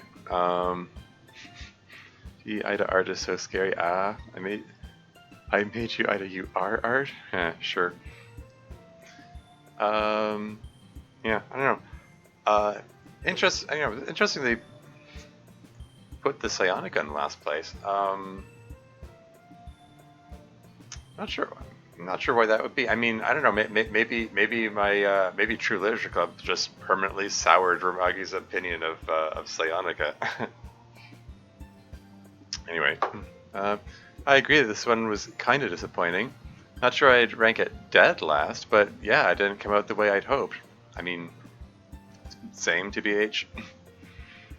I guess that's B pretty weird. You learn that a small group of your students are the main cast of a video game. There are countless instances of them, and you assume you are tangential to their story, but then you learn that alternate versions of yourself are starting to show up out there as well. I mean, yeah. Monica speaks for me here? Yeah. Yeah. Got the way I'd hoped. Yeah. I mean, to be honest, like if it was me writing those shipping scenes, I feel like I would have written a lot of them differently. I have my own opinions about the characters, how their character traits bounce off each other. Your opinions on the ships are one-to-one my opinions. Well, yeah. Anyway, moving on. I really loved Sayori. There's the L word again. It was hard to portray how important she is to me in the context of a fictional romantic relationship. But I did the best I could. In ninth place is MC and Natsuki. Okay. I may have been a little mean to Natsuki in this one. She's fairly questionable in that ship. Yeah. I put a semicolon or period after one. I'm a questionable person, though. I'm tempted to put a comma after a person. You can be, sometimes. Well, I thought they'd just be a cute and heavily flirtatious couple. I saw your ranking, by the way, Uramagi. Mortal Kombat is awesome. Do not diss it. Okay. Moving on. In 8th place was me and Natsuki. Honestly, I thought this one was the worst. I put a comma after honestly. Although maybe it's because I consider this a very cursed ship indeed. Oof. Just saying that right in front of Natsuki too. I mean, I don't know. Facts. Me and Monica would never get together. Honestly, I had trouble even thinking of a fictional version of the relationship. Anyway, I have to put a comment for honestly. In 7th is Yuri and MC. I kind of like this one myself. I thought they would both help each other grow as people in different ways, as you note, and that point came across pretty clearly. At this point, I'm not going to call it in 6th, but here you have ranked the meta Monica x Monica ship, which honestly I just wrote as a silly joke. I didn't expect it to even merit a ranking. She really is into recursion, though, guys. It's weird. It's this expression here. Shush.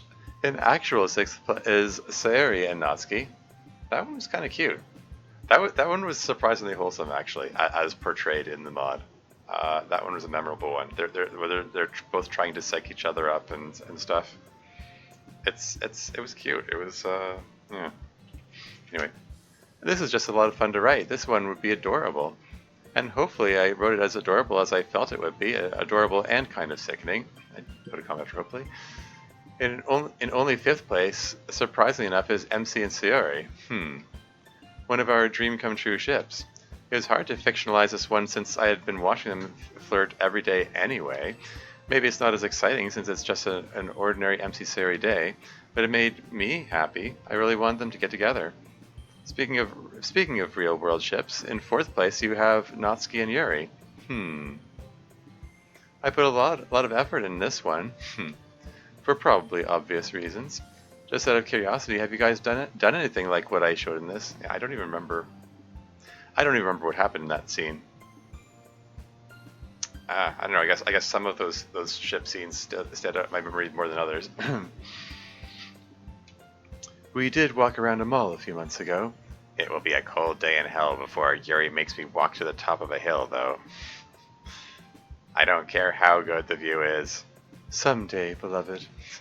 Cute. In 3rd is me and Yuri. Not going to lie, I kind of shamelessly ripped off the dynamic of a real-world couple for this one. A real-world couple? Okay. what would she know about a real world couple? Is this getting a little meta? Is this Dev talking about real world couple in their life? But yeah, I found the Eureka one a little odd. Just for the fact that Yuri was obsessively watching television. That seemed off to me as like right on the surface. I mean, you know, she's an introverted person. I wouldn't rule out her watching television, but you know, the original game established her as being like really bookish. So I mean, that's how I wrote her in Storm, like all about the books. Excuse me. Moving on. Like your real world. I won't tell who, but I thought they were pretty similar to how Yuri and I would be. In second place, you have Sayori and Yuri. This is kind of a serious one. They both have to help each other through some mental difficulties. I'm glad you appreciated the scene with Sayori and MC in there. In all the ships with MC and Sayori, it was important to me to show that they would still be best friends even if they were with someone else romantically. Glad you like this one. And then your top one, interestingly, is me and MC. And Kirill Ivanov is here. Welcome to the stream. How's it going? 1-1, yeah.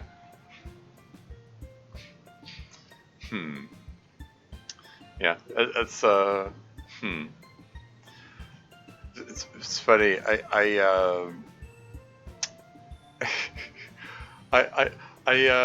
just thinking about there was a video not too long ago where a Doki tuber Afro Zero was giving a ranking of ships, and he put Monica and MC in the number one. So like it is like as the only S tier ship. Most of the ships he put like at the bottom, or second from the bottom. He had a rather curious justification for it, saying that because I mean, I get that Monica's his favorite character, and I maybe he's projecting himself a little into like MC's shoes. But yeah, he ranks that the highest. He said that MC is funny, and hey, if you're funny, you get the girl. And I razzed him a bit for that. In the comments section, I said, you know, MC doesn't tell a single joke in all of DDLC, and nobody laughs at him. Like, I kind of find that you know, I can't remember exactly how I phrased it. And he turned comments off. I think I really pissed him off. He apparently got really offended by my comment. Hopefully there are no hard feelings. I don't know. I sent a DM to him apologizing if I went too far with that, and he didn't reply. So I don't know. Hopefully there are no hard feelings. I have no idea. But I don't know. It's one of those things where I think some people have it's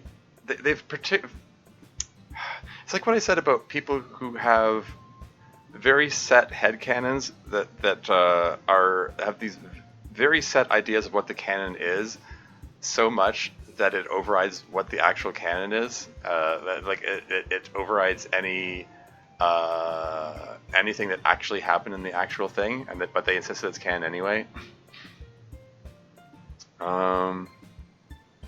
Sorry, I'm falling behind chat here. I took the meds and still can't sleep. That's annoying. I've been having a lot of trouble sleeping lately, so I can relate.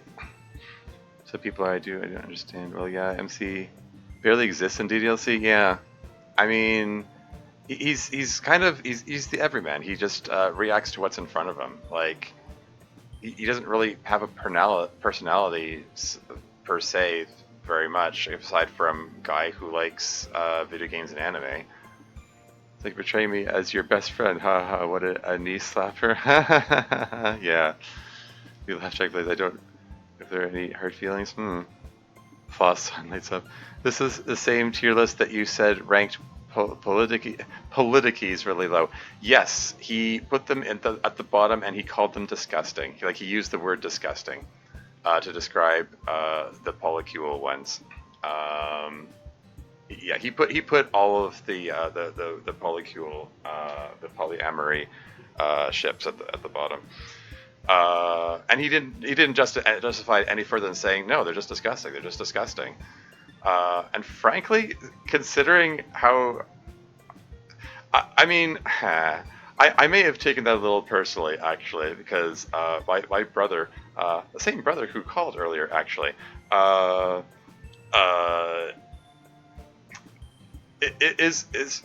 is or has been of the polyamorous lifestyle. I actually I haven't asked him about it recently. I mean, he did get married at one point, so maybe he doesn't do that anymore. But for a long time, he was very into he had a relationship with the primary girlfriend and had they brought extra people into the relationship. And that was their relationship dynamic. I mean, I can't say I can 100% understand that. Like, it's not my thing, but I don't judge. Whatever. They communicate honestly and openly with each other, and do everything they can to avoid hurt feelings and stuff. And somehow they made it work back in the day. Politikies, yeah. It's sort of polydokis. Like they're talking about like relationships with multiple people at a time. We're sort of jokingly making it the word politikis.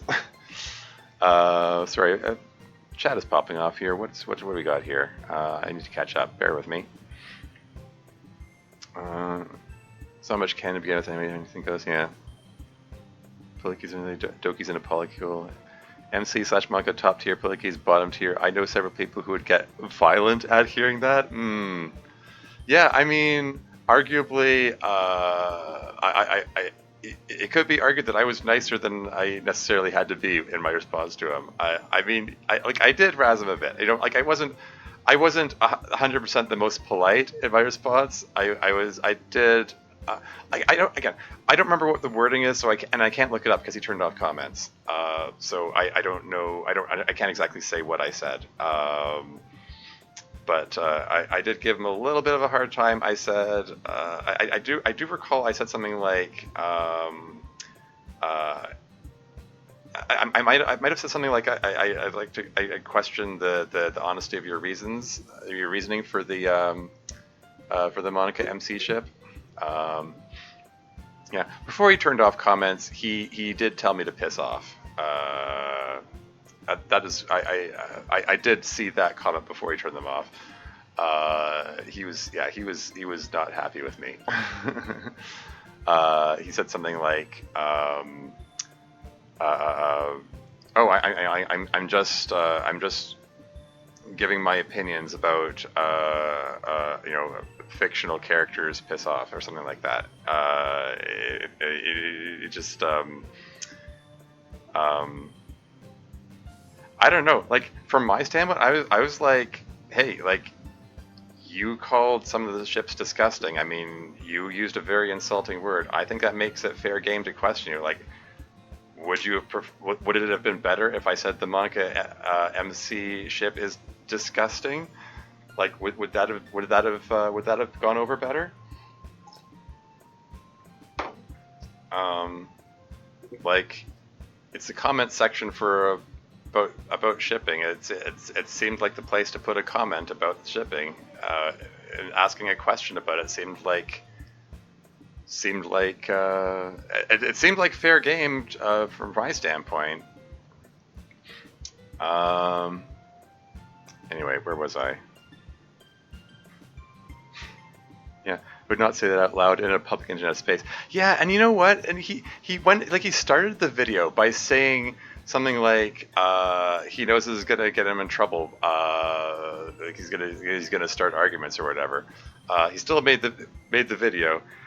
He did put up a second shipping tier list video. I have no idea how he ranked them the second time around. I didn't watch it.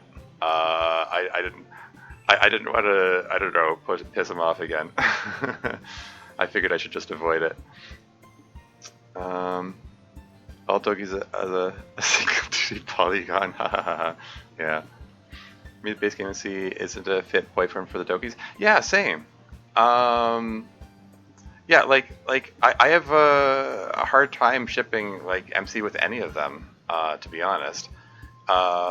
I like the MC Sari dynamic in this mod because MC has grown as a character and he feels more like a real person, and like he's just generally kind of matured, and I think it's cool. I think like his interactions with all of them are pretty cool, actually. I think as the way he's portrayed in this mod.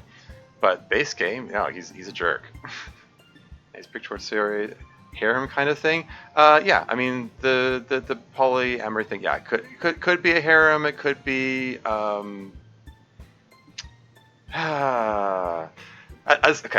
as my brother phrased it once. If you put 100 Bohemian people in a room, they will have 200 different opinions of what the word Bohemian means. Basically, there are multiple ways of doing the whole polycule or polyamory thing. I mean, I can't claim to be an expert or anything. My understanding of the whole harem thing is that you have one person with multiple people dedicated to that person. Whereas it's also possible to have like a polyamory thing where like you could have 3 people and each of them interact with each other equally in every direction, you know?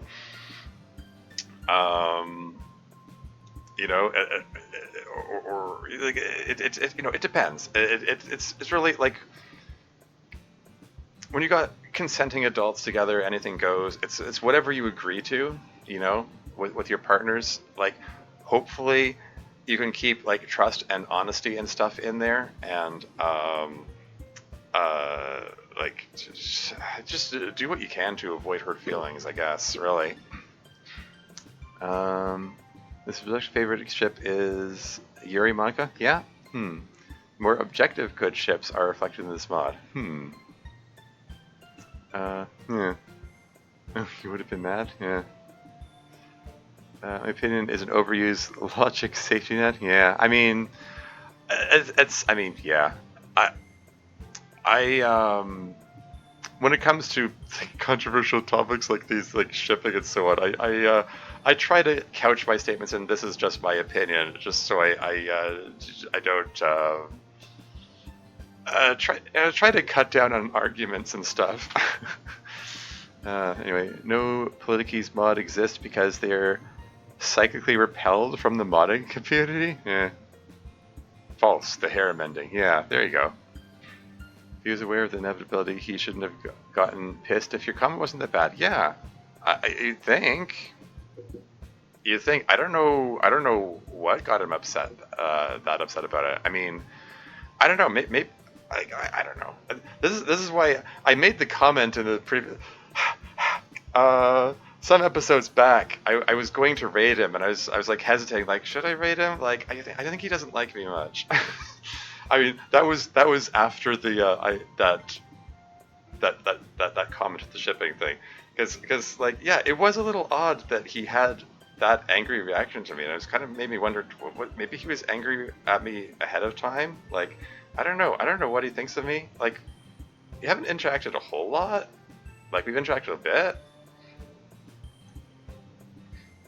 Like, clearly we have different opinions about things, but like, whatever. He's an entertaining guy. I've watched his streams from time to time, and he played Sierra Says No to Suicide once, and I happened to be in the audience while he was doing that. I was very pleased with that. He seemed to appreciate that mod, and his girlfriend, Monica, her name is, his girlfriend's name is Monica, was there as she usually is during the stream, and she she apparently like really liked Series of the Suicide. Like she ranked it S tier when he brought up his tier list. But he was saying, nah, it's A tier, and then later he bumped it down to B tier. Which again, I kind of wonder, maybe he reassessed his opinion of my mod based on something. I don't know. Anyway, where was I? I'm still catching up on chat. I'm like way behind here. I'm just gonna stop reading these out loud and most pod MCs I've seen. Yeah.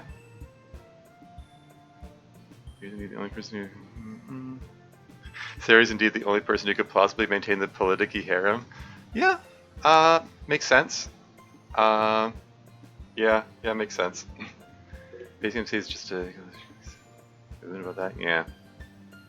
Afro-made vigilante, indeed. Yep, and I do believe that is still a work in progress. He's, I believe he's released like 4 chapters of it. He's releasing it episodically. I played the first one; it was cute.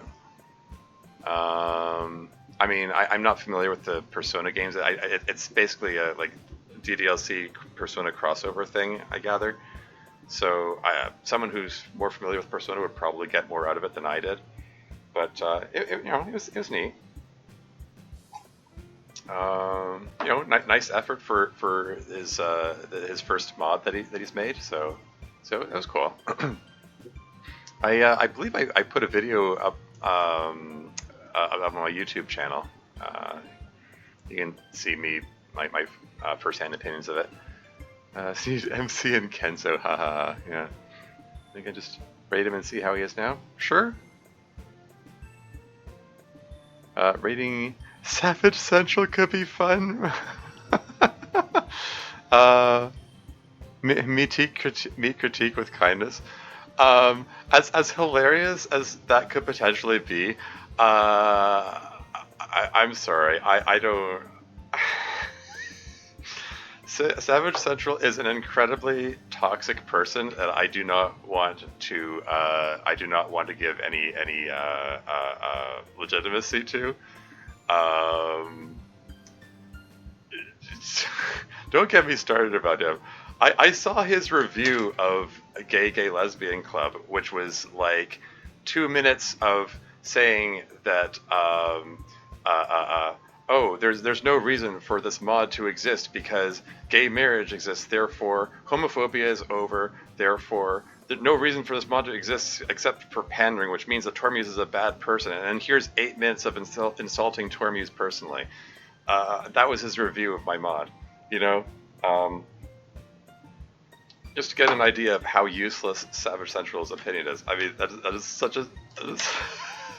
I have to laugh at it. It's just like I don't like to just insult people out of hand. I don't like to be mean. Despite appearances, I try to give balanced perspectives, but this is just something I have to laugh at how stupid his take is. Wow, gay marriage, therefore homophobia is over. Like really, if parents kick someone out of their home for being gay, does that gay kid then go, well, I'm homeless and poor, but at least I can get married someday,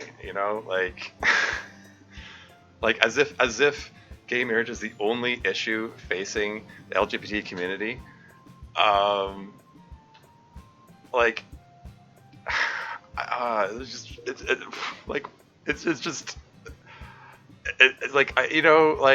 I was thankful for YouTube's speed feature. I could watch it at double speed, so I didn't have to waste as much time watching his review video. I mean, I only watched it because somebody posted a link to it in my Discord server, and I was like, this is probably gonna be dumb, but I'll check it out. And yep, it's so dumb. I feel like I'm losing brain cells watching it.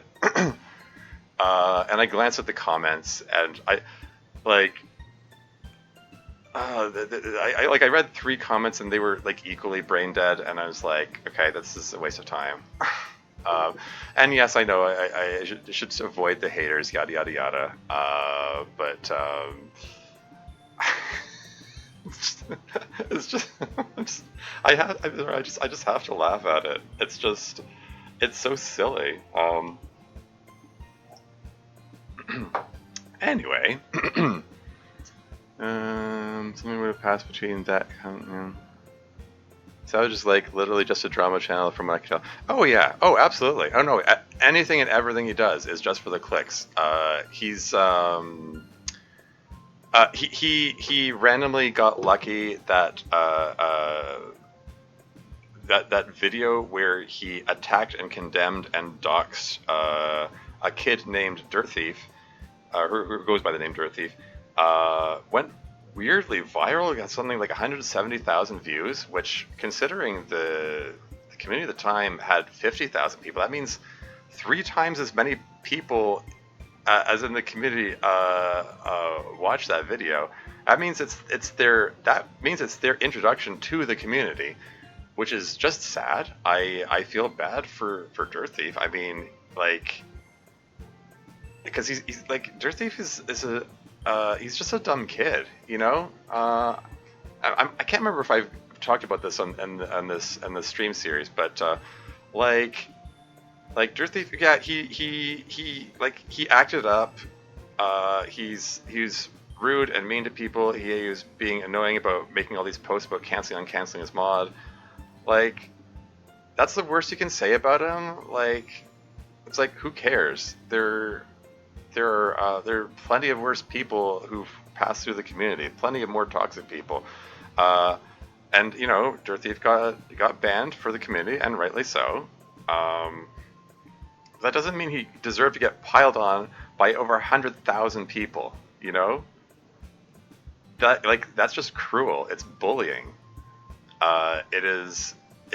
Like, after he was banned, there was no further punishment needed to be delivered, and Savage Central is going on about, you know, like, you know, I don't know, wanting to call for vigilante justice on him or something. Like, it's like, what the f? They're giving them the justice they deserve or whatever. Like, it's just, what the f are you going on about? And it's like, and you know, I just think, you know, if Savage Central had any integrity at all, he would issue a public apology and say, hey, sorry, that went too far.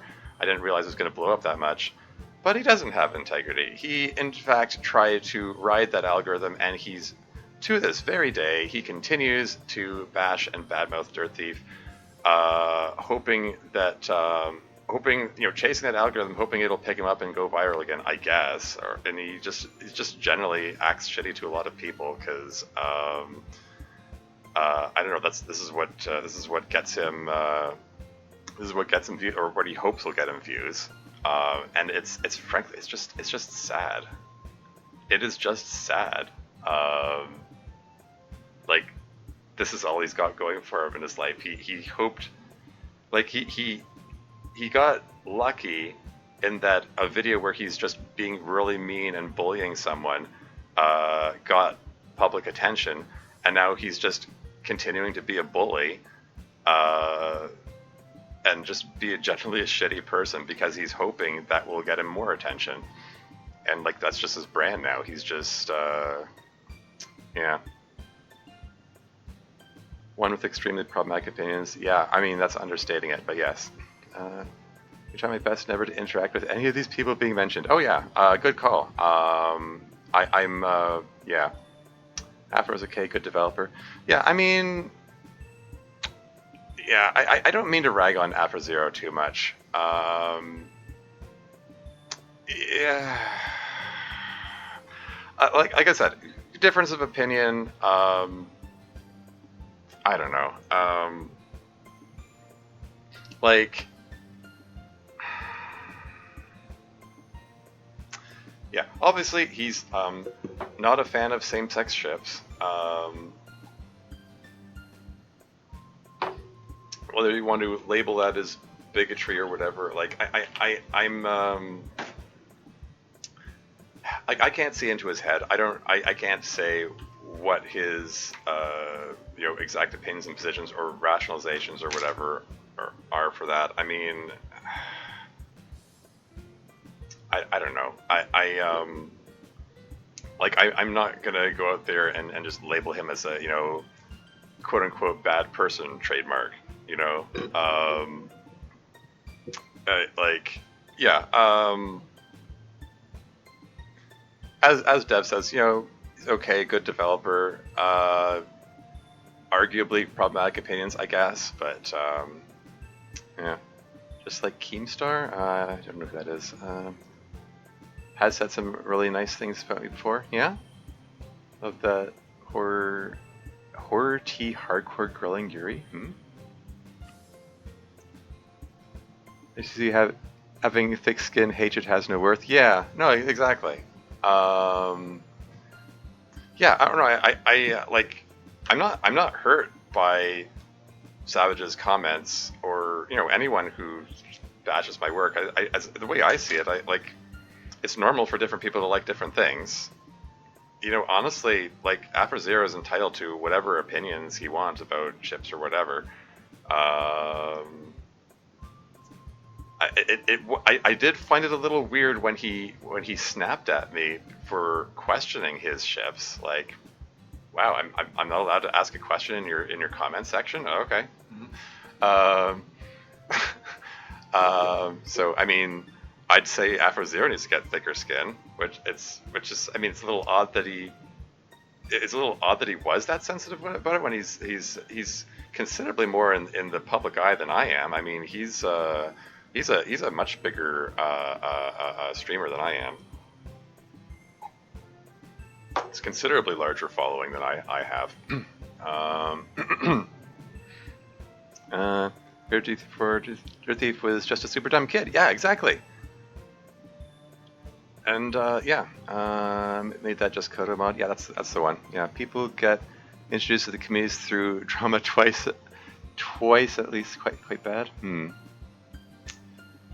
Anyone can will get the clicky scenes. Like, yeah, never pick sides when it comes to drama. Yeah, well, that's probably a good call.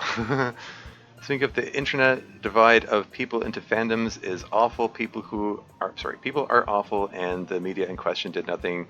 Case in point, the Bible. I mean, is this like that? What's that meme about? Shoot. Canon Jesus is better than fanon Jesus, or something like that. Like Jesus Christ as he was expressed in the New Testament of the Bible is a cool dude, but there's some certain segment of you know, the Christian right who grossly misrepresent the Bible and make it out to be a book about hate, which is not what Jesus was about. So I mean, I was raised United Christian myself. I grew up in a household where we went to church every Sunday. You know, I've had Bible studies. I have a few different copies of different versions of the Bible on my shelf there. I'm fond of the King James version. I like the Old English because I'm a literary nerd like that. Yeah, it's not a book of hate. People who treat it as an excuse to hate people are full of shit. They're not following the Bible's teachings.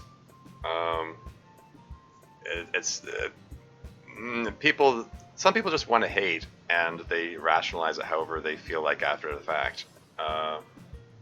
Using the Bible is just an excuse. It's not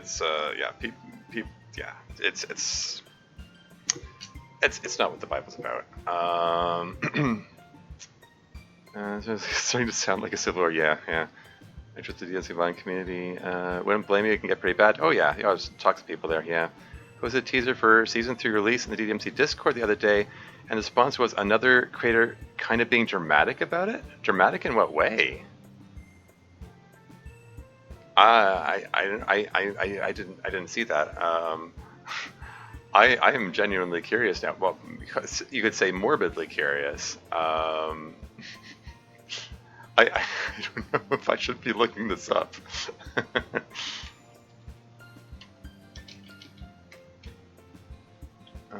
Shoot.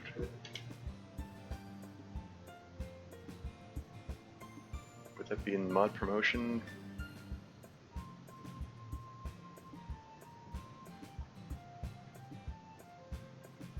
Might be looking in the wrong place. Oh,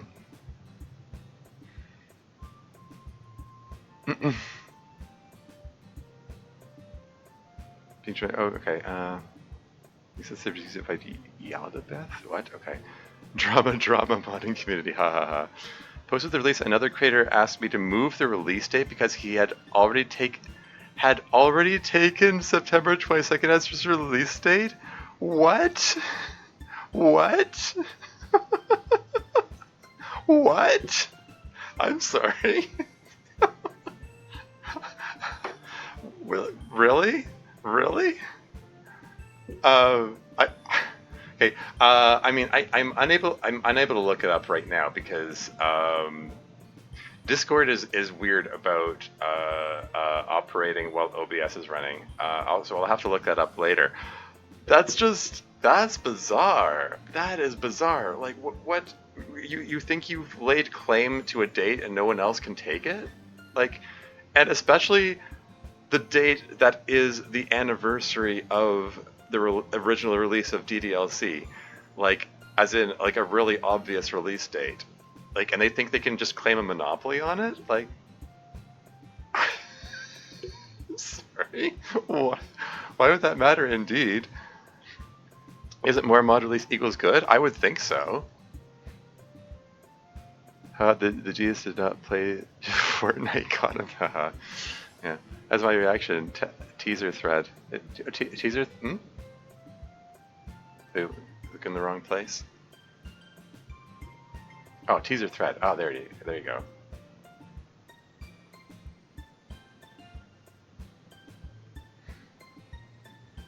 In case you missed it.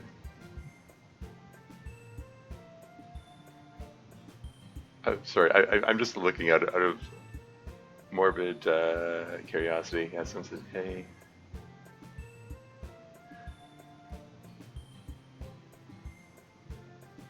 Sick. Sorry. Maybe I'm hesitating to say the person's name out loud, but like, that person is the one who said it? Like, really? Really? And he didn't have anything else to say about it, eh? And then he just moved on to other things. Okay.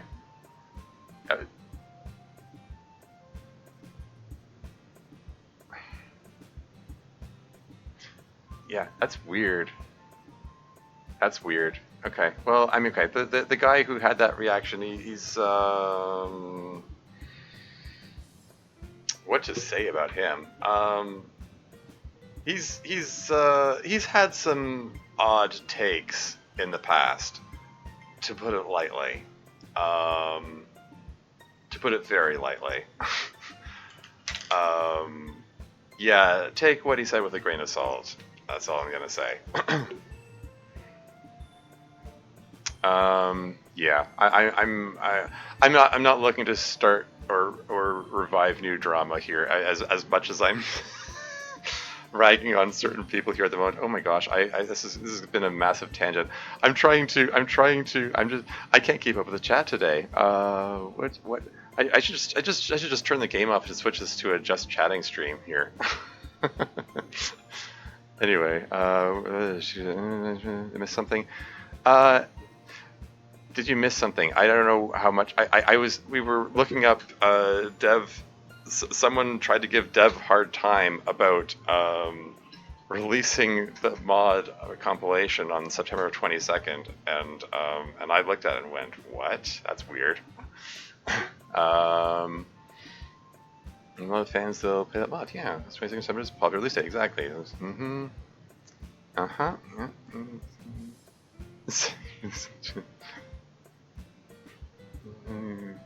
Yeah.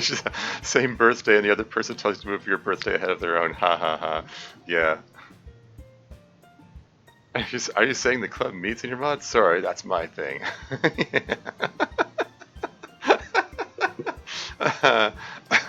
Yeah. You should just copyright the phrase "club meetings" and just broadcast the community that nobody's allowed to use that phrase in their mods. Yeah, their bars better not be pounding either. Are people really claiming something as their own thing on FG? I'm pretty sure Dev was joking. Yeah. Guys noted weird. Yeah, that was basically what Weiss told you. Yeah, good call on Weiss's part there. Yeah, it makes sense, exactly. As you copyright the date, what do you do? Smooth. Monica, anyway, my top tier ship is Manida Slow Burn. Yeah. Yeah, wow, okay. Yeah, what else to say about that? Yeah, okay, so, sharing a hotel room and there's only one visible bed. Well, I mean, one of them could be sleeping on the couch. Well, I mean, I've said this before, I'll say it again. I've shared hotel rooms. I mean, going to barbershop conventions, you frequently, it's just prudent to do that, to, share hotel rooms with other guys. And, sleep in the same bed, keep on your own side. No big deal. People do it all the time. It's a good way to save money.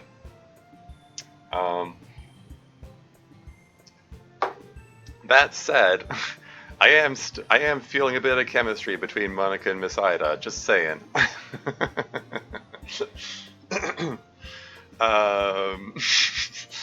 But I just realized that was an unintentional pun when I said chemistry, because besides the chemistry teacher, but what was I gonna say? Yeah. As much as this tangent is probably igniting drama that I probably shouldn't be, and I should probably just preemptively apologize for that in advance to anyone who might be offended or whatever, whether Afrazir or whomever. Yeah, honestly, it is generally, I think, better to just avoid the drama as much as possible. And yeah, unfortunately, DDMC and the associated subreddit r/DDLC mods, they do tend to be drama central. There's just it just feels like, and you see. I was a moderator for 3 years there, so I saw, I think, a lot more than the general public sees. It just never ends.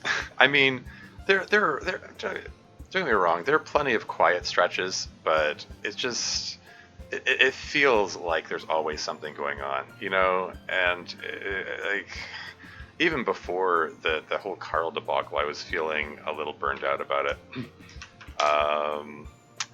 Yeah. Is this Project Self Trial 2? JPEG? What is this? Oh yeah. Oh hey, neat. This is the evolved version of your self-portrait from the other day, Kirlivanov? Cool. Nice work. I stay safely within the confines of my weird Internet Utopia Discord server that magically coalesced. Good for you. Good for you, Dev. Seriously. I probably ought to do more of that myself. I mostly just lurk in the DDMZ Discord. Because I left staff in good standing, I actually still have access to staff channels, and once in a while I'll take a peek in there.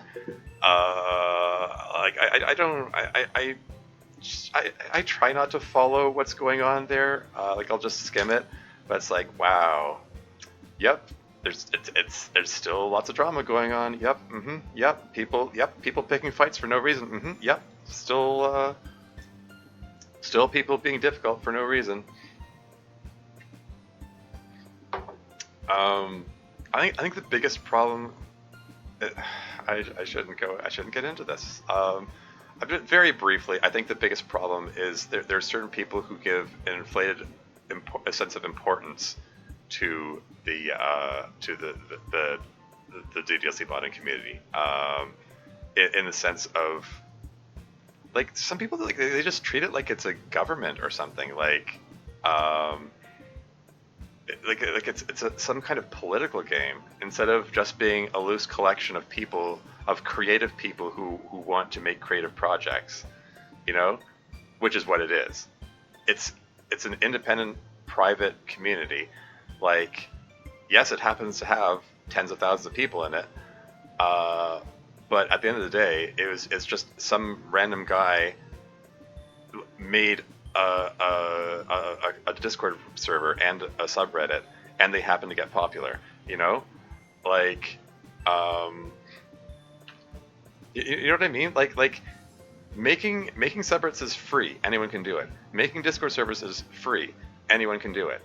Uh, he just happened to make one that got popular, and now people treat it like a government, like where they have to play these power games, and it just turns into all these fights, and it's like, why? Just make mods. Like, I came there to make mods. Just it's and you know, to encourage the creative spirit, and like, what's still the fighting? Just drop it. Like, and you know, like, not too long ago, someone messaged me out of the blue trying to drag me into some drama, and I told them, like, a flat no. Like, it's in your best interest to just drop it. Like, why can't you just drop it? You don't have to fight with this person. You don't have to fight with these people. Like, if you want to make mods, make mods. Nothing's stopping you from making mods. Go ahead. Like, and if you don't want to make mods, don't make mods. If you want to play mods, play mods. Like, that's what the community's about. But all this fighting is just, like, you're wasting your time, buddy. You're not going to get whatever benefit it is you think you're seeking out here. It's just more fights, and it's not going to have any benefit to you or anyone. And sending DMs to people you've never interacted with, such as myself, trying to rope me into your drama, like no, like, you're not gonna get the benefit you think you're gonna get. It's just a waste of time. It's a waste of energy. Just make mods. That's what the community's supposed to be about.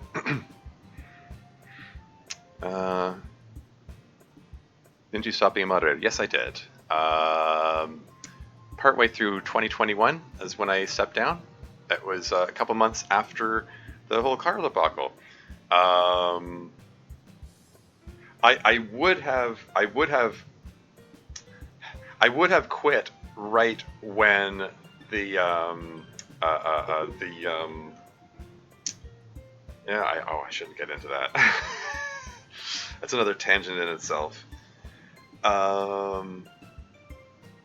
But yeah, when I found out that Carl, former owner of the DDLC modding subreddit and Discord server, was making sexual advances on children, I was ready to burn the community to the ground. Like, I was ready to destroy everything. Because it's like, screw that. This is supposed to be a hobby for fun. It's not a place for children to get hurt. Like, no. No. You're abusing children in the community. Like, F that. Not standing for that. I would have. I was ready to do it. And then, thankfully, Braithen stepped in and, you know, made that announcement, like, exposing everything, and, you know, and, you know, coming clean about the whole thing, and, you know, like, just generally doing the right thing. And I appreciated and respected that, and it became unnecessary to burn the community down, because it still seemed to continue after that. So, I mean, I was about to say all is well. I mean, I wouldn't say it was well exactly. I mean, the community suffered for it, but I'm glad that Carl got exposed for the piece of shit that he is. So that he can't continue abusing children in the community. So, you know, it's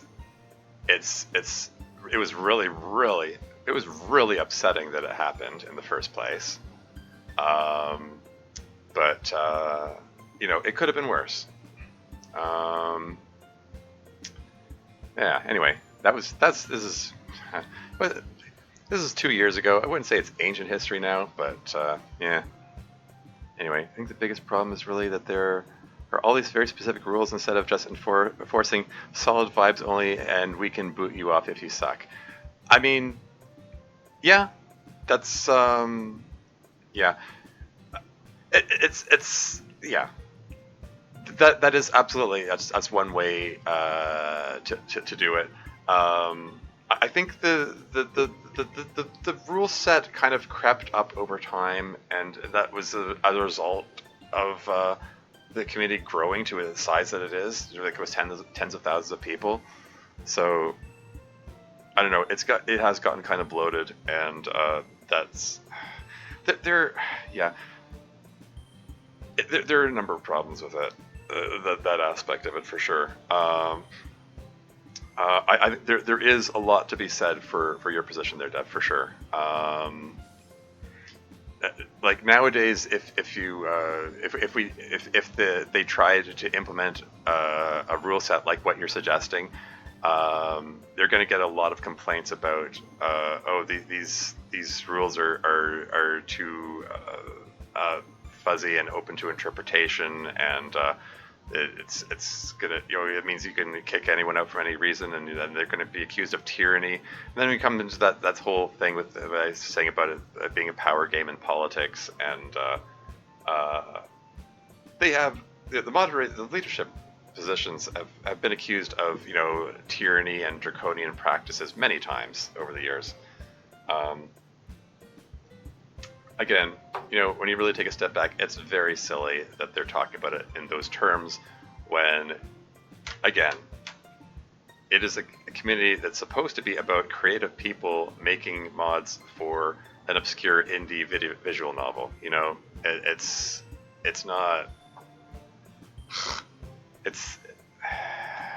not what they're blowing it up to be. Anyway, plus there's a lot of really questionable crap not related to modding, which is tolerated when perhaps it should not be. Yeah. I didn't even make the Club Meetings Discord server. Oh, really? Oh, I sort of assumed that you were leading that. Well, it's still around today. Yeah. No clue why online grooming is so popular. It's like I said before. I'll say it again. I mean, DDLC. It's a story about teenagers. It attracts a lot of teenagers, and where there are teenagers, there are going to be people who prey on teenagers. That's just cause and effect, unfortunately. They're gonna try to sneak in there. That's just how things go. You just have to be vigilant for them. Unfortunately, they hide in plain sight. The effort is rotting in jail for screwing this community. He's not going to go to jail. He lives in a country where that would be really difficult. He's not going to see jail time for this. And he knows it. He laughed about it. He thinks it's hilarious that he got away with it. Anyway, I don't know if everybody happily watch the crimes. Having rules implies that things not specifically prohibited by the rules are permitted, which has a tendency to become problematic speaking as a rule expert. Yeah, I mean, as a legal expert, yeah, you would be the authority on that, wouldn't you? Yeah, it's that's a whole thing. Yeah, I mean, legal documents can get very complicated, and yeah. I think I'm too fried to be able to form a coherent thought about that, but I get where you're coming from. So just be happy with half the server leaving and only people who appreciate solid vibes remaining.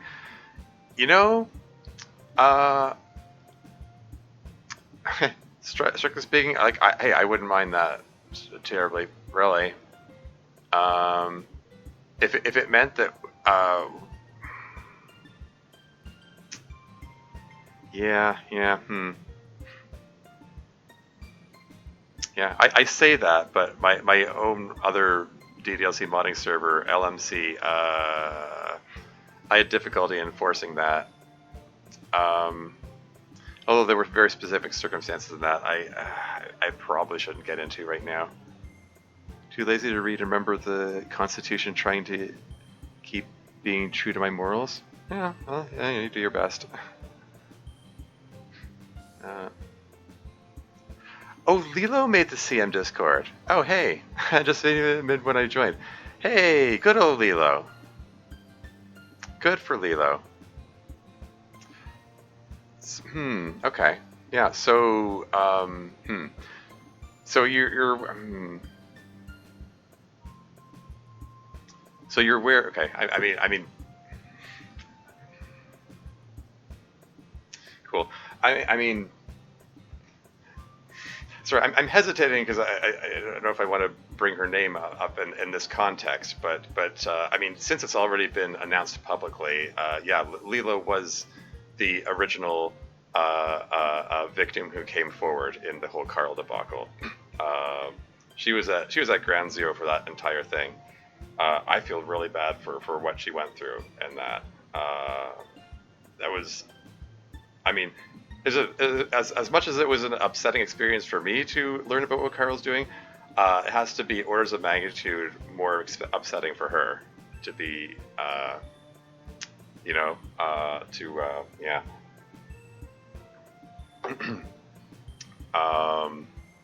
But yeah, Lilo is cool. She's a good person. She's I still chat with her sometimes. I'm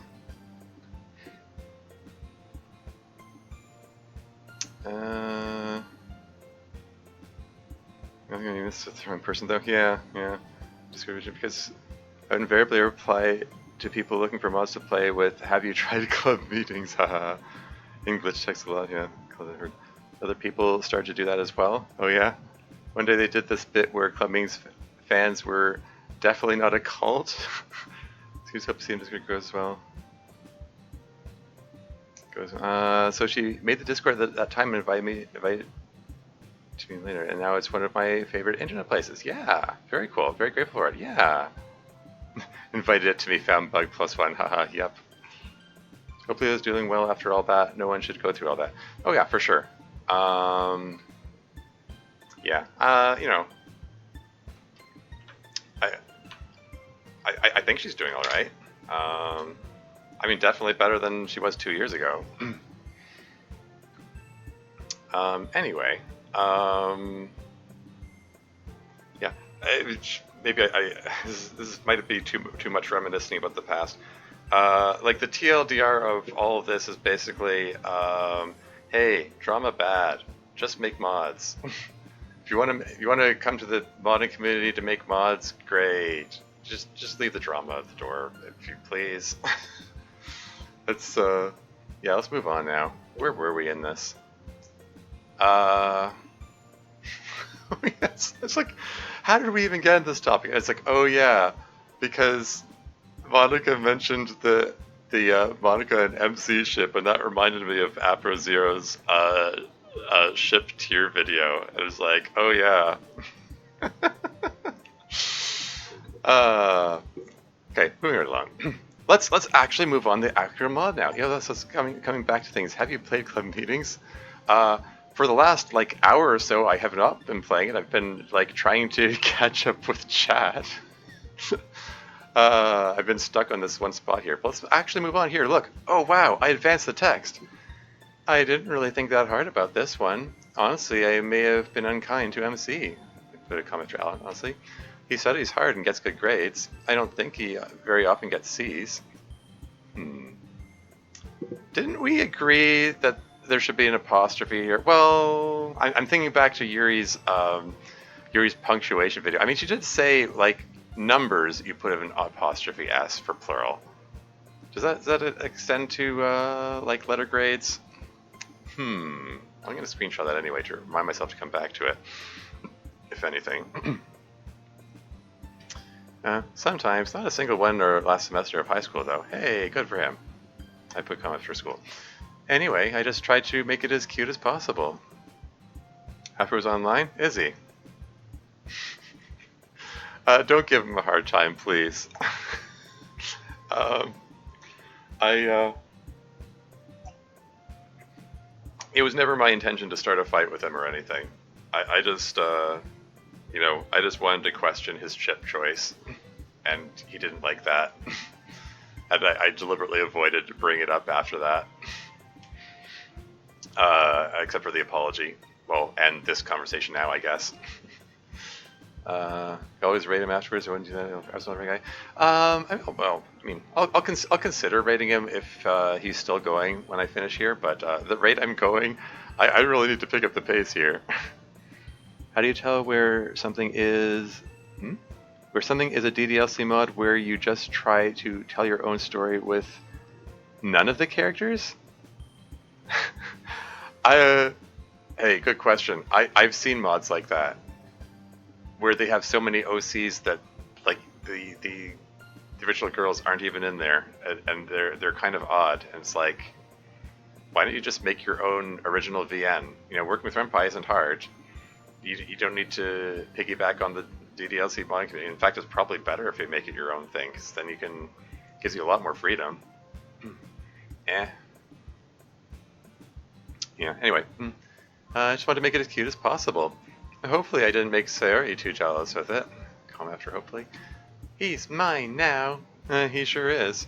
Thanks for the email, Ramagi. Keep up the great work. Next. To Sayori and MC. What did you think of the Jurassic World Dominion trailer if you saw it? And how did you feel about the return of the original cast and dinosaurs with feathers? Oh, neat. To Yuri, do you think that the trailer for Doctor Strange in the Multiverse of Madness might look like something from one of your horror novels? To Monica, how do you feel that there is a collectible figure of your character? To Natsuki, which club member is the most fun to be with? Another multi-part question. Sayori and MC first. We've seen the actual movie at this point. Oh, really? Wait. You mean you can get it in your world, in your simulated world there?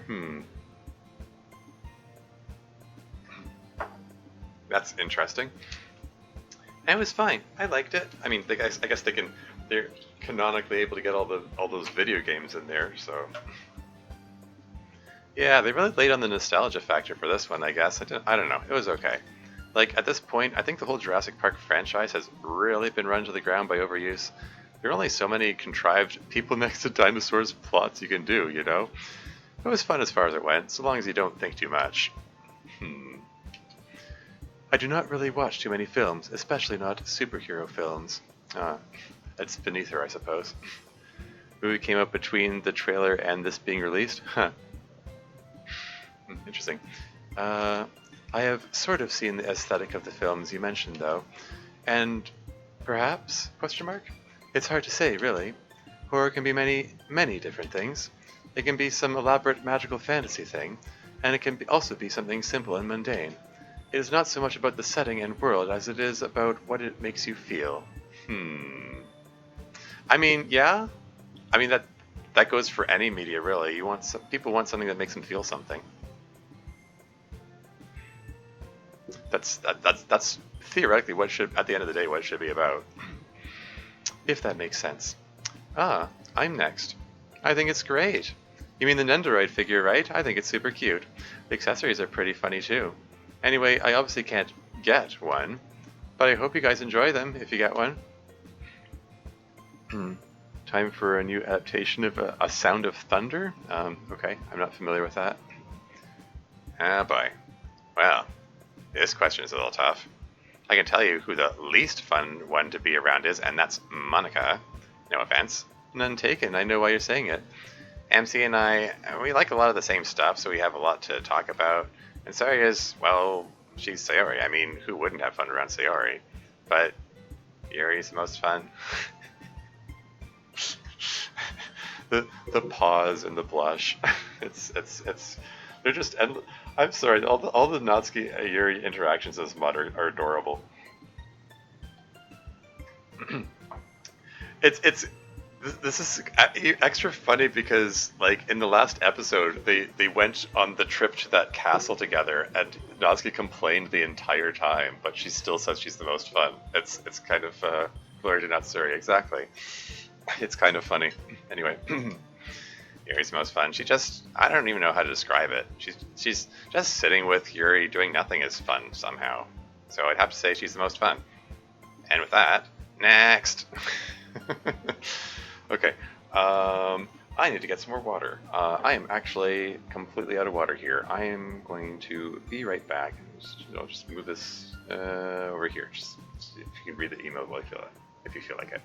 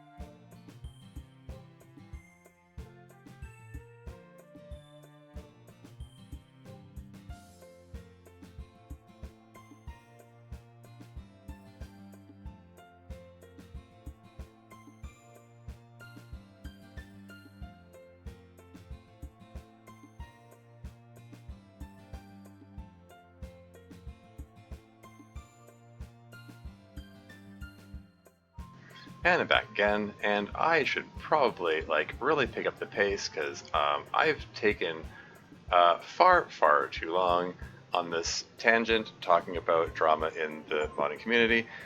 Why is notification sounds going here? Okay. Welcome back. Yes, thank you. What do you think of the practice of reviewing fan-made content? What should your standard be? Well, okay, great. So much for moving things along. I'm going to be very brief and just say, whatever you say about it, make it constructive. Ideally, you want to say things you liked about it, things you didn't like about it. But for the things you didn't like about it, don't just have a bunch of insults. Just you want to say what needs to be changed to make it better. That is how you be constructive. If your review doesn't say what to change to make it better, it is not a helpful review. At least from the standpoint of the creative person who made it, you know. That's how I see it. Maybe have less onions in the Onion Club mod. That would be a good and positive. I mean, I have yet to get to the Onion Club mod. That's coming up. Or so I hear. That feedback would be completely ignored. Sure. Anyway, moving on. Okay, all right. Let's get a move on with this thing. We haven't even finished part one of these emails here, you know. There's still 2 more parts after that. Hi, before I start, I wanted to share that it's February 23rd, midnight local time, so I'm excited to see the club again. Finally something to look forward to regularly. I have some questions for resident gamer girl memerist Natsuki. I think we share a lot of common interests. 1, who did you marry in Stardew Valley? 2, who's your favorite Animal Crossing villager? 3, you mentioned before you like K-pop. Do you have a favorite K-pop artist? And lastly, a question for the group. How is everyone feeling today based on the Tofu-chan, a motivational speaker shy mood board I attached to this email? Love you guys so much. Have a great day. Next. Could you inform me that you are only 25% done with part 1 of the emails? Yeah, see, this is why I shouldn't have let myself get dragged down too much in that tangent. Yeah, and 2 hours and 40 minutes into the stream, like, generally I keep my streams around like 5 hours. Sometimes I go further, but like it might be prudent, like in the interest of getting to the other content. Like I do want to get to the other content. I want to see the Onion Club mod and stuff. Like I wanted to do that and get that out of the way. Get out of the way. I want to get to that before September 22nd rolls around, if possible. That would be my preference. But if I, skip the other emails to do that now, that means we finish with emails, and I'd rather not finish with the boring part, with the comparatively boring part. That's why I wanted to get to the emails first before looking at that other stuff. Definitely want to see the Onion Club mod before it sees you. Sure. Anyway. More for me, I see. I married Abigail in Stardew. Cool. Oh, so even even her fictional waifu is female. I mean, her significant other is female. And she picked the kind of gothic looking character too, who's also a gamer, as I recall. It's getting the best of a couple different worlds in there, I suppose. Onion Club knows what you think, and Abigail's not just female. Not just female. ... I mean, Abigail equals Yuri. Well, yeah. She's purple-haired, and it's been a while since I played Stardew Valley, but I know she's someone who loves atmosphere. She's like standing out in the rain and stuff, and I remember she has a bit where she's you can sit and play a game with her, like a video game. Doesn't she like? You know what? I'm gonna move on. I'm gonna start here. Yeah. Get your comments out of the way now. She is somewhat similar, beloved. Yeah, I guess. But you're more like a cross between Abigail and Emily. Yeah, that tracks. Which one is Emily? She's the blue-haired one. She sort of spiritually minded. Yeah. One with blue hair who likes crystals and stuff. Yeah. Ah, yes. I suppose that is also somewhat similar. Also into Sebastian, though. He's cute. Yeah, yeah. If you don't date either of them, don't Sebastian and Abigail date? No, they don't date, but it is heavily implied that they like each other. They do kind of have the same vibe. Now let's see, who's my favorite Animal Crossing villager, huh? I think I have to go with Renee. She's awesome, so friendly and supportive. She's really helpful and educational, too. I dig her vibe. My favorite K-pop group is Golden Child. Oh, okay, isn't that a different one than the ones she mentioned before? They've had it kind of rough. A couple of members have left. But overall, I think they're awesome. Yeah. Tempted to put a semicolon there. Yeah, just really addictive. Along with a lot of K-pop. Let's see, for the last part, take a look at this image, everyone. Sorry, I can't show you guys watching. Copyright and all. Oh, okay. As for me, I am feeling chonk. Nature. Cheek.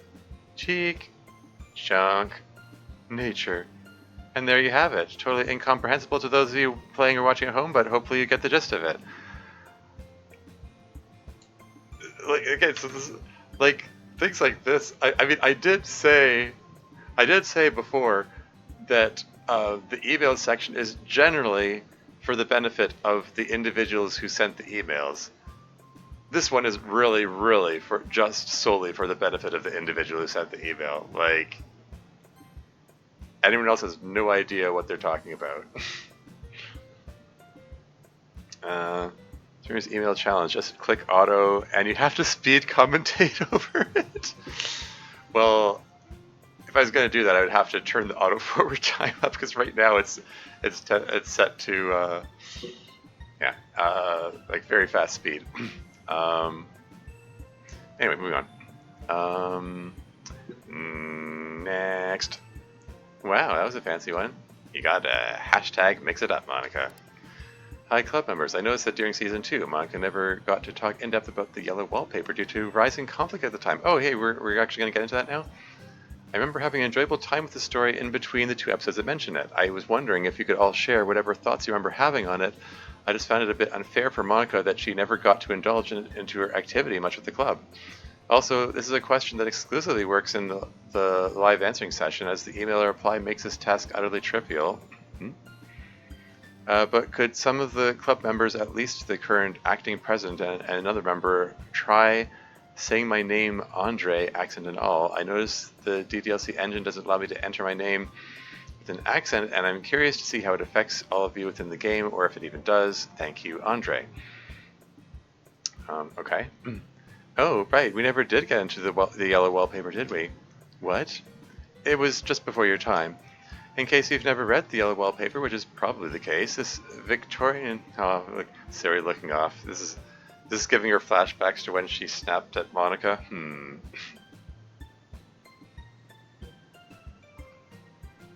Oh, she hit all the N's in that? No, next? Oh, okay. I mispronounced it. Apologies. Email unintentionally reignites the competition. Monica. Oh no. Yeah. Anyway. This Victorian-era woman gives birth and has a bout of what is probably postpartum depression afterward, so her husband gives her a rest cure, which involves locking her in a room with a bed for days and days on end. And she has nothing to do but contemplate the peeling yellow wallpaper in her room. And long story short, as days and days of this go by, and as she cannot leave her room, she feels hopelessly trapped and goes quite mad. That's why I felt mad at Monica when I was so angry that week. I saw it as her being self-indulgent. I mean, yeah.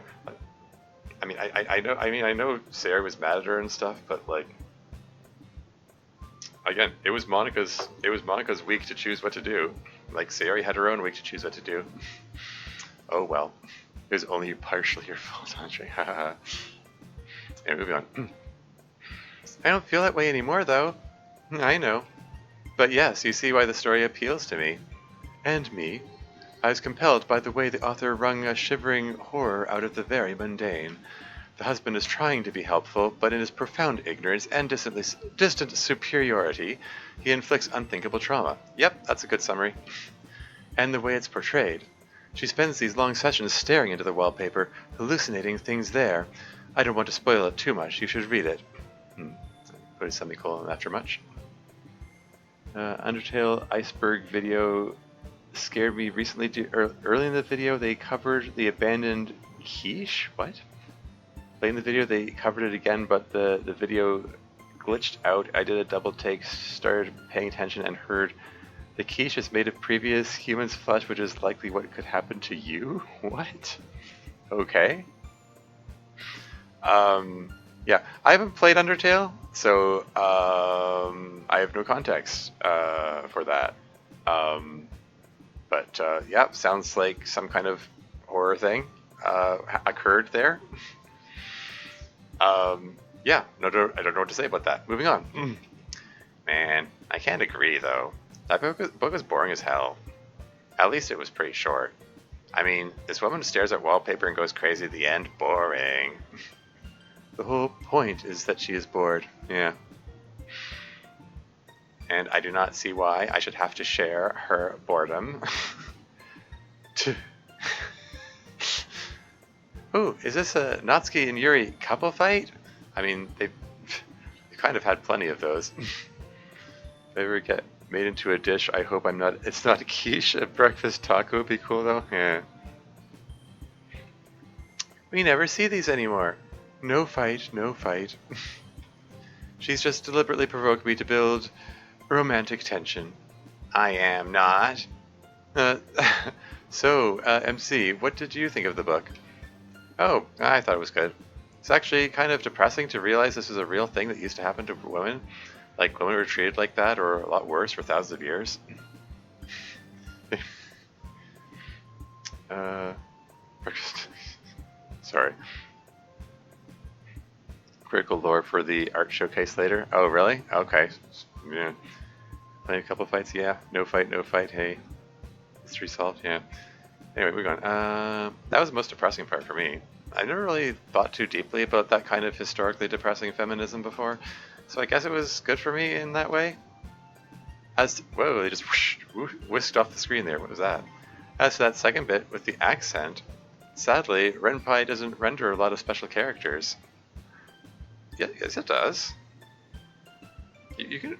I put letters with accents over them in Renpai. You know, I mean, it depends on whether or not the font has them. Like some fonts don't include all the special characters. This one, the basic one, the default one, does include the. Okay, fine. And that includes accent grave and accent grave and accent aigu. And so, sadly, our French must remain imperfect, as must your name, Andre. But if it makes you feel any better, we can't write our names properly either. We live in Japan, and this system doesn't even do Japanese. Thank you very much for your email, though. I'm glad we ended up getting to talk about the yellow wallpaper a little. Ready now, Natsuki? Next. First poem, alone. Just me in a dark spot, no one near me. No one watching me. A flash of bright light fills the room. I see a tiny hole in the wall. Suddenly, a mouse comes out. He gets close to me and stops moving. Is the mouse waiting for me to touch his small body? Without thinking, I touch the mouse. After that, the mouse starts shaking like crazy. The bright light changes of color, and good moments await for me every day. Okay. The modder doesn't want to add those letters in. Yeah. BRB dog long time. Cool. Touch the mouse. Do it now. Okay. I touched it. I mean, what you want to see the red light of the optical mouse thing there? Anyway. Ah, I remember. So this person just asked us to critique 3 poems of theirs. I'll give us a bit of time to read. This is the first one. This is an interesting one. The metaphor, if it is one, is difficult to access. Your world enlivened by a new friend, perhaps. Not too much meter or structure here, no rhyming. They do use line breaks in a pretty interesting way. There's that long pause before the everyday. But yeah, hard to tell what that means. It's an interesting visual. A normal seeming milieu, then the light, then the mouse, and then when you touch the mouse, a sudden change of color. But I too cannot think of what it may mean. Long pause. Well, let's see the next one. Every day. Every day feels the same things happen over and over, but at the same time I feel like every day is special. I don't know why. Maybe it's because every day when I get out of bed in the morning I feel different, but it doesn't matter how I feel because at the end of the day everything is the same. I don't want every day to feel the same, so ... The second of 3, don't forget that you can right-click to hide a dialog box. Oh, it sort of picks up where the last one left off, with the everyday part. Maybe it's meant to read as like a trilogy. Still can't figure out what it's actually about, though. Yeah, I wish the author were here to talk with us about it. Really, you guys get nothing from this? I find it pretty relatable. Or at least, I kind of want to see how this feeling resolves in the third one. Well, let's see it then. Third poem. I can't keep this up anymore. It feels like my head is going to explode in any second. There isn't much time left for the wind to drag me. Every day feels more dark. The light isn't shining anymore and the mouse doesn't move. His body is full of ants. The good moments don't exist anymore. They are a part of the past now. I'm here alone waiting for the unexpected things to happen. I hope all of you read the 3 poems, but for now, sayonara, Chris. Oh, yep. that's kind of the ending I expected to see. Not sure if it's good or bad that I saw something like that coming. So, a poem about loss, maybe?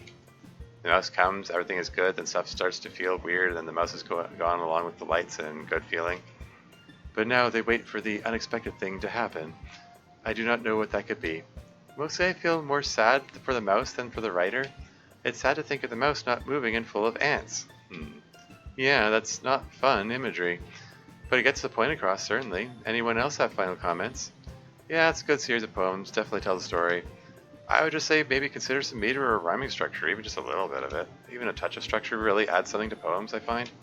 Totally free verse can be good, of course, but sometimes it's like cooking without any salt. It's just really hard to make it work. If you haven't already, just try writing with a little bit of that structure and see how you do.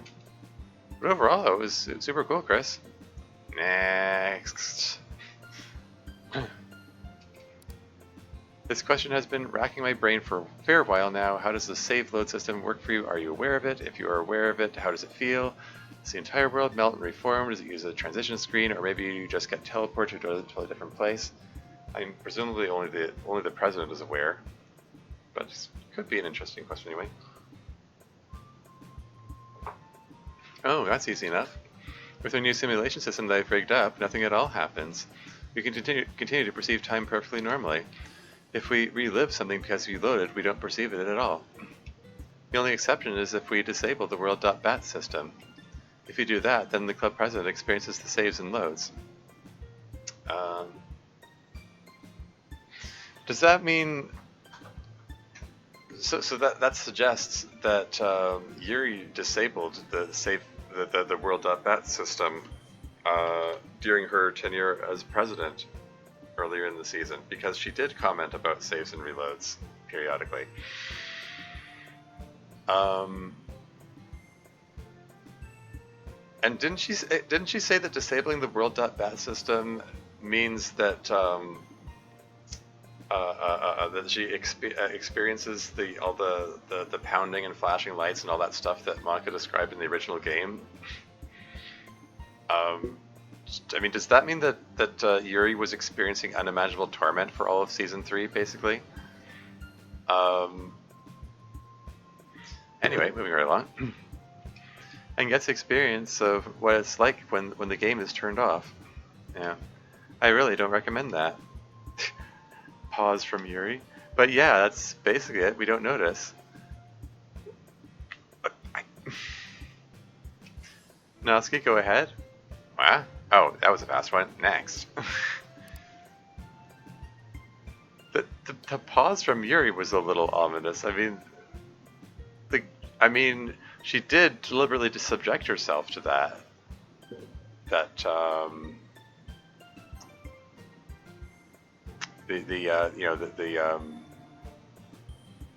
don't know. Anyway. Okay, that implies the world.bat system can be reinstalled by the player. Well, I mean, they said the world.bat system is something that's... They made some evasive comment about, oh, it's on the server or something, so the player can't actually affect it. There is, in fact, a file called world.bat that comes with Club Meetings mod, but it doesn't do anything. It doesn't actually do anything. Anyway, hello Literature Club, I hope you are all doing well. This is my first email to you guys, and all of the questions I have are for all of you. 1. What is your most disliked trope or cliche in stories, and why? 2. Since you guys answered your favorite superheroes except for Miss Ida, who wasn't here at the time, let's discuss the side of evil. Who's your favorite supervillain, and why? 3. How'd you feel and respond if news broke about us not being alone in the universe and alien races from other planets, star systems, or galaxies came to establish contact with us? Alright, let's see. Me, Natsuki, and Miss Ida to start. Let's start with most disliked trope. Yeah, okay. Mine is probably just killing off the whole cast. The everyone dies trope. I mean, but you initiated that trope, canonically. Besides me just not liking death, it feels lazy sometimes. What about you, Natsuki? Are we not going to comment about the fact that Monica killed the entire cast of the original game? Like, including yourself? Like, by deleting the game? Anyway. Bury your case trope. Ooh, yeah. Yeah, that makes sense. watching that Z order there. I hate it when a work that's trying to be reasonably realistic just completely fumbles on science. Yeah, that could be annoying. Or worse, when they try to explain some scientific impossibility with another idea which is scientifically impossible. Yeah, that aggravates me for obvious reasons. Alright then. Next was favorite supervillains. Am I allowed to say Ozymandias again? I mean, yeah, you did before. No, because you said he was a hero earlier. Well, yeah, fair point. He's the I mean, spoilers. He's the antagonist of the story.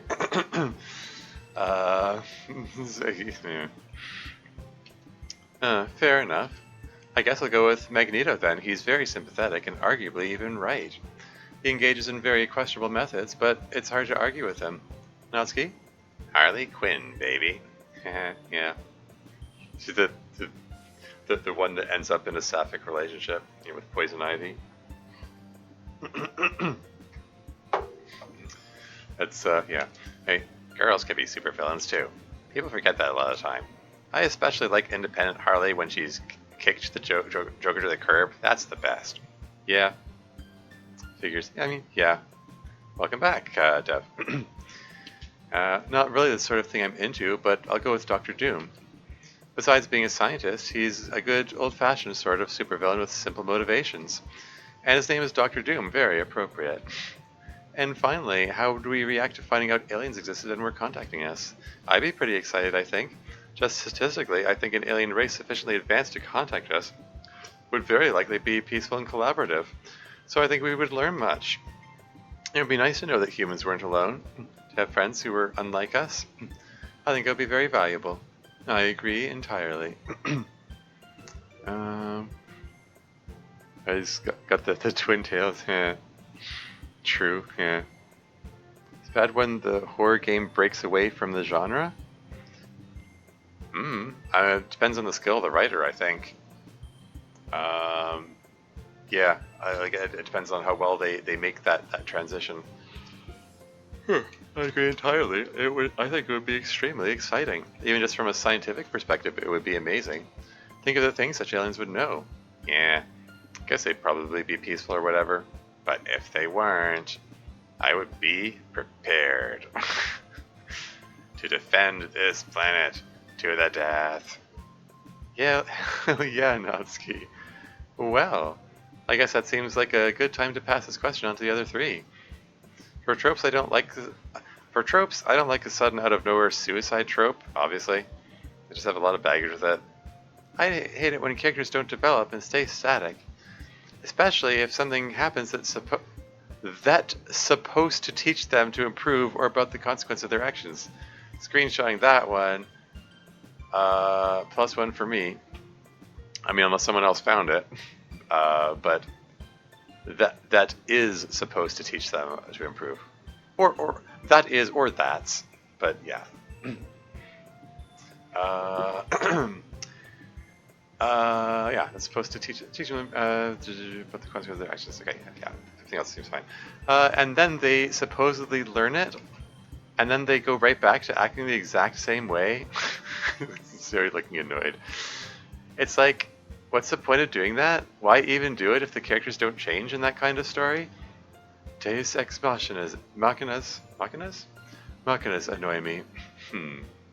God out of the machine. It's one of the oldest bad tropes in the world. I understand that they are sometimes the only way out. I just wish they would not write themselves into such situations to begin with. I'd put a semicolon after out. Hard K, Santa Machina? Yeah. Yeah, basically it's the trope where some kind of plot device magically makes everything better. It's like just lazy writing. The writer can't think of a way out of this, so he just some kind of MacGuffin just makes everything better. The end. Anyway. Yeah, Deus Ex Machina, as in God out of the machine, as in it's a device with godlike powers to fix everything. Stephen King probably consistently annoys you despite her enjoyment, huh? Yeah. Anyway, moving on. Absolutely correct. Of course, I and my friends have benefited from Deus Ex Machinas from time to time, and we live in a story, so... I and my friends have been... It's such an odd phrasing. Usually, if people use this phrase, they'd say, my friends and I. I mean, I guess technically it's correct, but it's just an odd phrasing. Oh well. Yeah, another Yuriism, I guess. Anyway, moving on.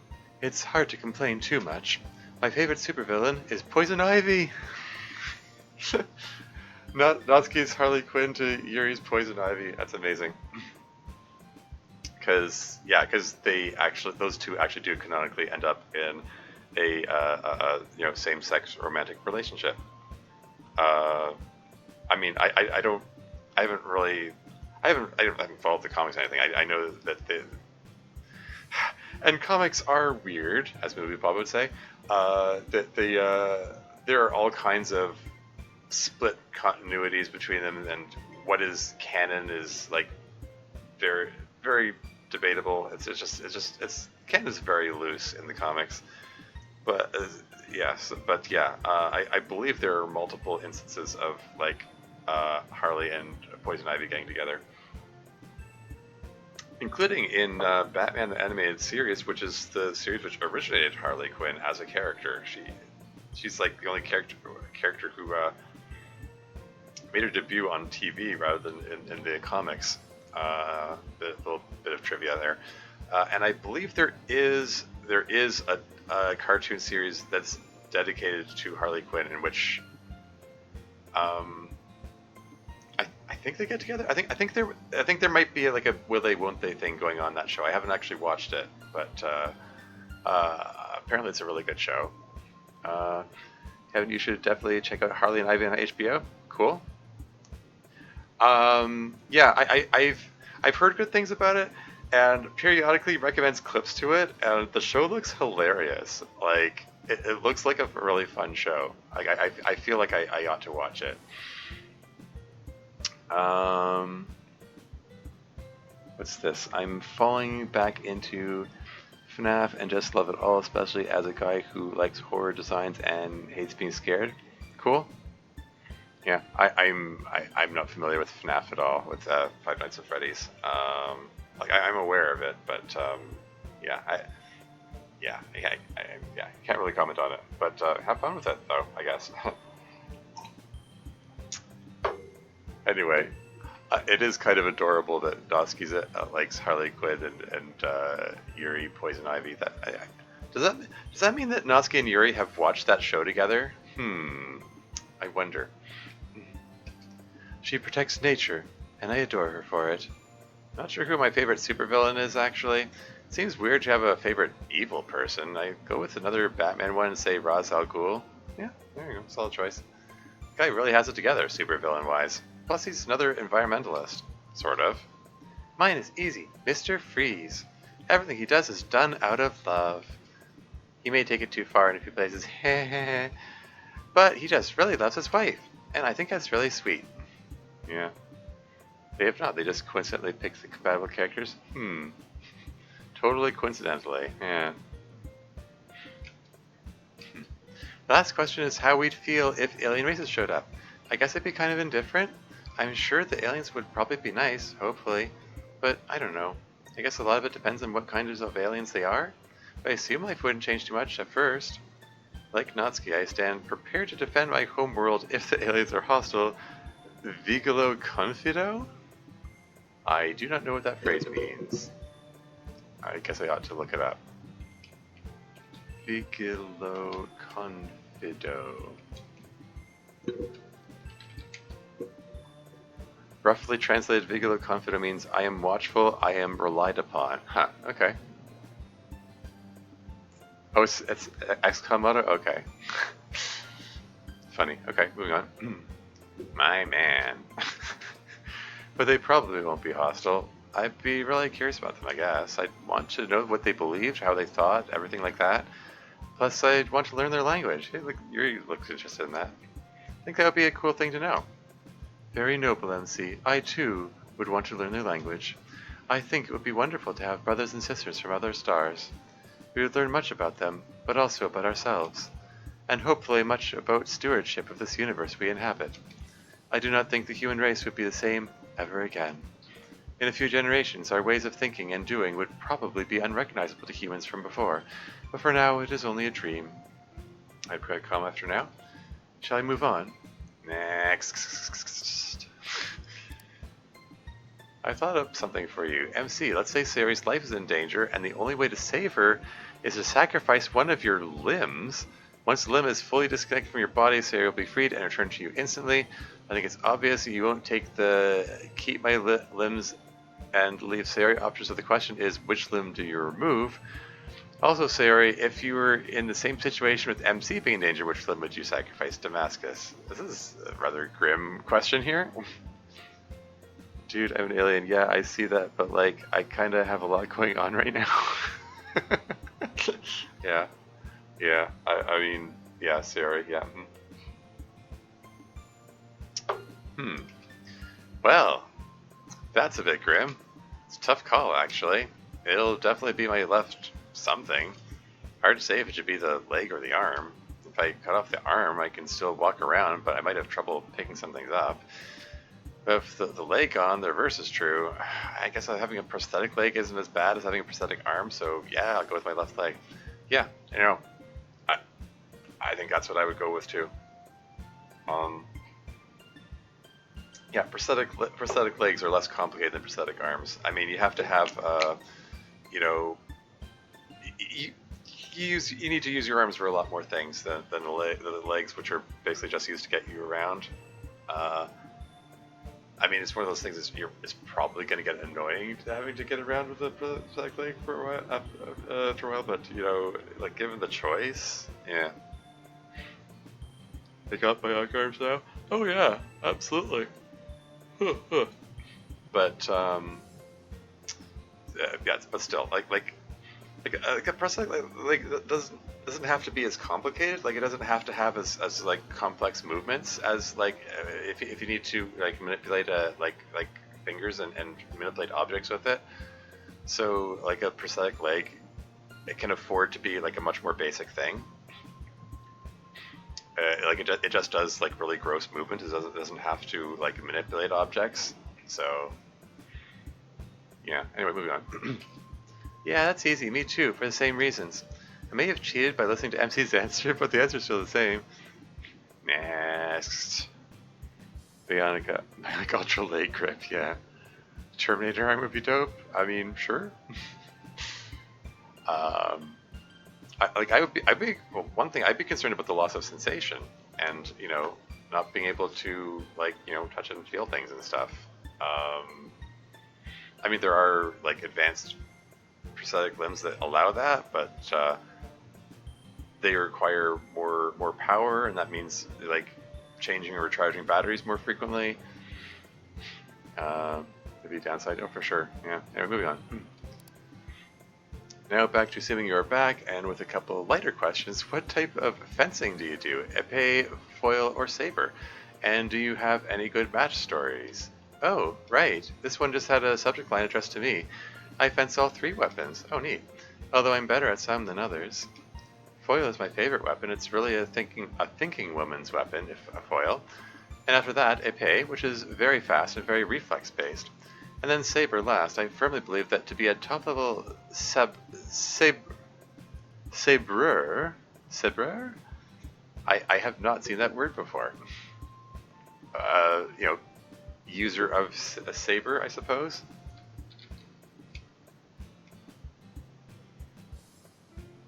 Oh, okay. So it's the French for personne qui se bat au sabre, someone who fights with a saber. Yeah. So I guess I should pronounce it the French way, sabreur. Top level sabreur, you really need to be a little bit of a psychopath. Natsuki would be very good at it. Haha. Foil is very Three Musketeers? Yeah. Hey, I have lots of match stories, but here's a fun recent one. I recently fenced a 100-point endurance bout. Oh wow. Um, I mean, I'm no expert in fencing or anything, but yeah, if you're going up to 100 points, presumably, I mean, like presumably meaning like stab the other person 100 times, uh, that would be an endurance run. that would be a long match. Foil best weapon, 15-point bout is considered pretty tiring and is a full length match. Yeah, exactly. 100 points is insanity marathon. Like seriously, like I can't. I mean, again, I'm no expert in fencing or anything, but I can't imagine that would have to be a really long match. Like I have to imagine, like even after 50 points, you're probably gonna be too tired to raise your sword. You know, like I I'm remember I'm reminded of anecdotes I heard from some of my former classmates. And excuse me, in the massage therapy program back in the day, they were into shoot, what was it? Um, was it Capera? Um, no, it was well, there was just some just martial arts stuff. Some they were doing things where there were matches where they were fighting one-on-one people, and I remember her relating the story that after going several rounds, like she got to a point where she was just so physically exhausted that she could like barely raise her arms, and uh,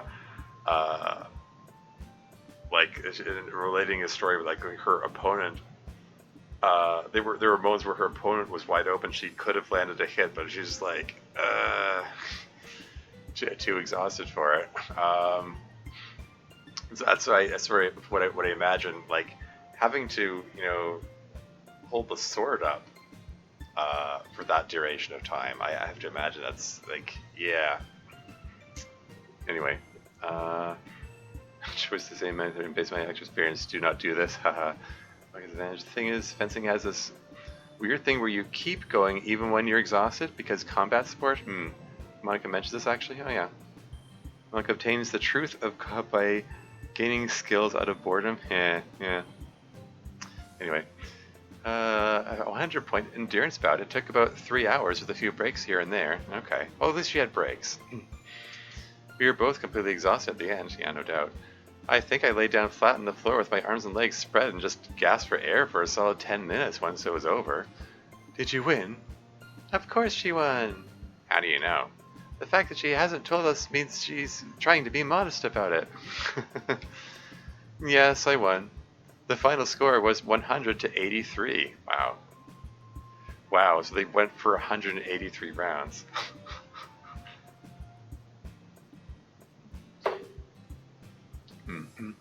I had a very worthy opponent, and it was a lot of fun, except for the times when I thought I might die because my heart was going to burst.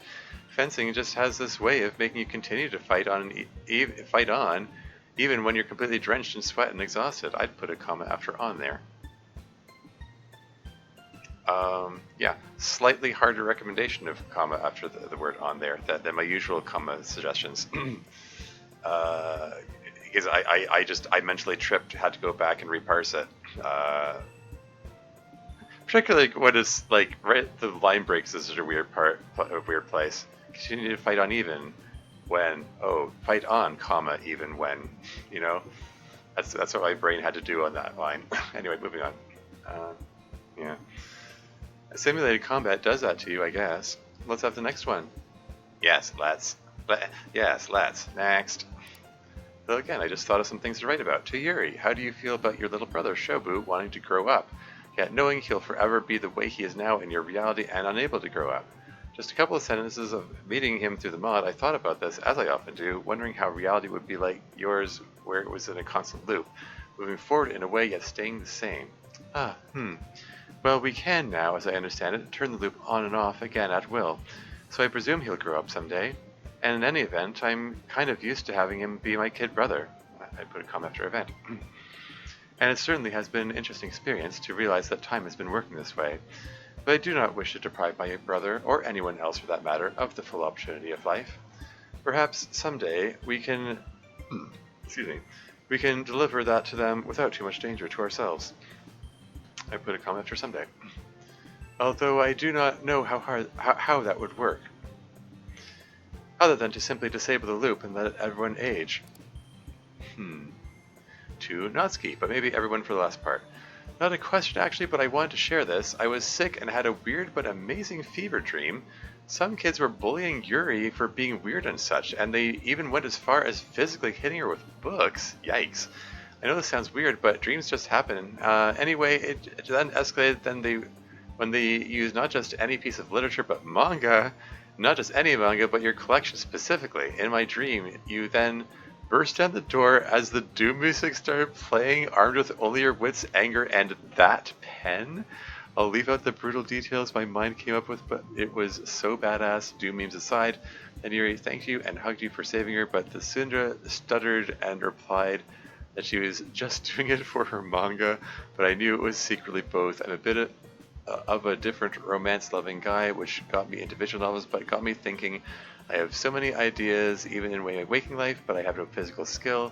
Sometimes commission some artists to draw some things, but I don't have a lot of money.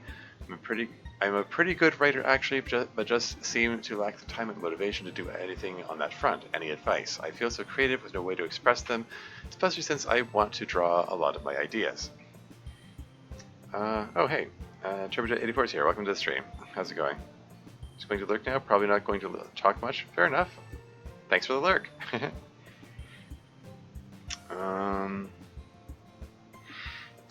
Dreams that didn't happen? Something tells me hitting Yuri with books would be a grave mistake. Yuri, how dare you damage this book? Yeah, there you go. This next part is for you, Natsuki. Sure, hang on a sec, let me read this. And that sounds violent. I mean, I probably wouldn't quite go Doom memes on them. What do they mean by Doom memes? Ultra violence, blood and gore, rip and tear, viscera, that kind of thing. I see. Yuri disappointed. It would only make her stronger? Yeah, exactly. So your question is, how can you creatively express this stuff? Well, for drawing, I sure as hell am not an artist, but you gotta practice, you gotta work at it. And with writing, you say you're good at it, but you just do not have time or motivation. I put a comment after it. And there's your problem right there. You gotta work at that too. Nothing's gonna get done unless you make it a priority and actually work on it. Even if it's just a little bit every day, you gotta work. I put a comment after a day. Gotta put in the hustle.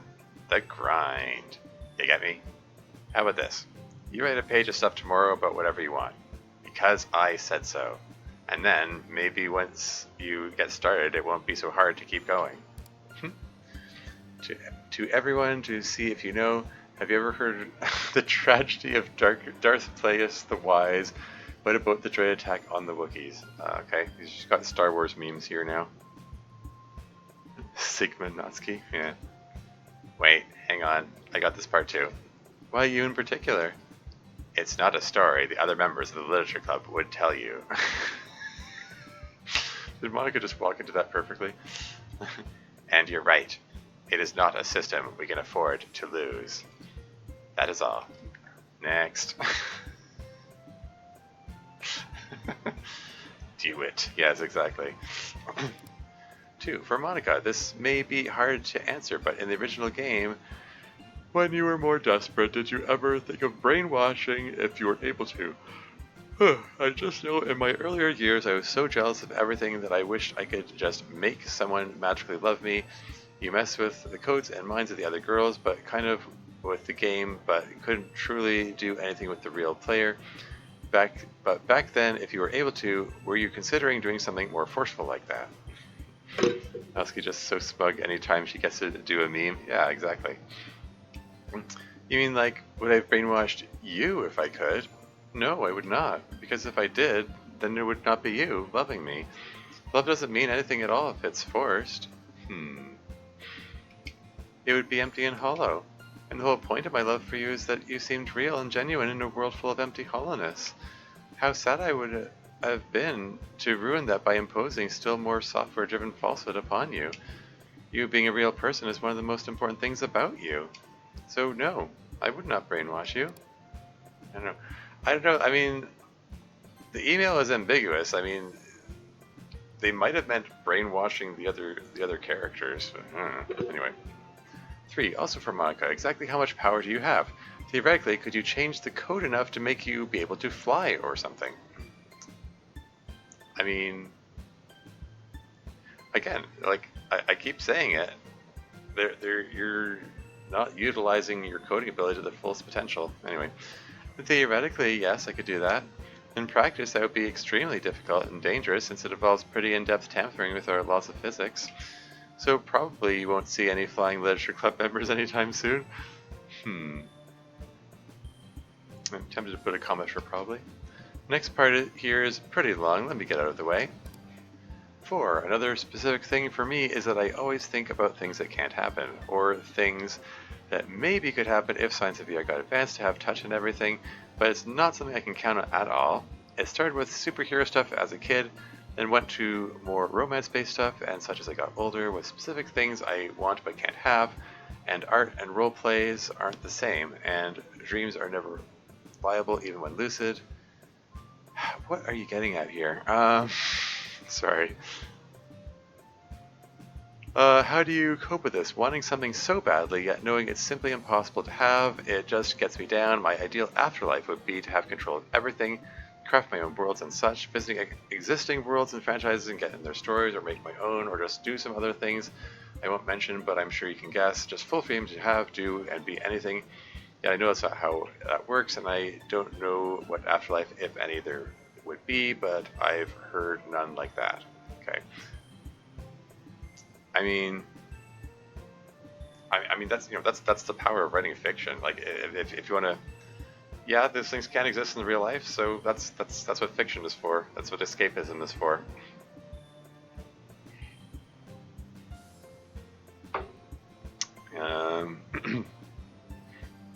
Malika, after club is over, puts on sunglasses and rockets into the sky. Anime people, please do therapy for me again. No, seriously, yeah. I mean, at least it's.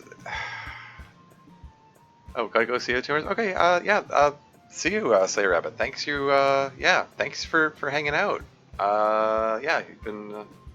Yeah, it's cool. Have a good one. Excuse me. Anyway, moving along.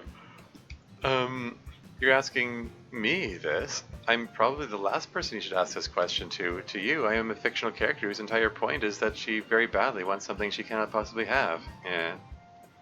TechNitty's here. Hello, welcome to the stream. How's it going? Yeah. Sorry. I must be getting tired. I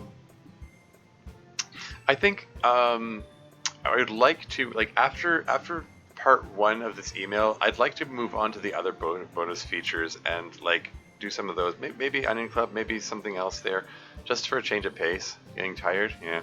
Great to inform you that you are not halfway done yet. Wait, not halfway done with part 1. Great. So at that rate, yeah, I won't be able to make that in a 5-hour stream, basically. Are the emails back? Yeah, these are the compilation emails, the ones that come with the soon-to-be-released compilation, to be released on 2 days' time, September 22nd. I mean, where I am, Eastern Standard Time, it's going to be the next day in 15 minutes, technically. Yeah. Session is maybe save this pretty soon and hit up a non-email feature and then call it a night. I will still accept edits bugs after 9/9/22. Okay, cool. Yeah. I'm thinking that's probably a good plan. Yeah. Yeah. I can see what features are available and decide if I'm gonna look at some of the art or do Onion Club perhaps that I keep hearing about. Oh dear, did I miss mine? Oh yeah, yeah. You're gonna be somewhere in this lineup, Turbojet84. I have no idea if we missed yours because I don't know what was in your email. But my guess is since you submitted your email late in the game, you're probably because these are divided and the emails are divided into part 1, part 2, and part 3. Yeah, you're in part 3 exactly. That's what I would expect.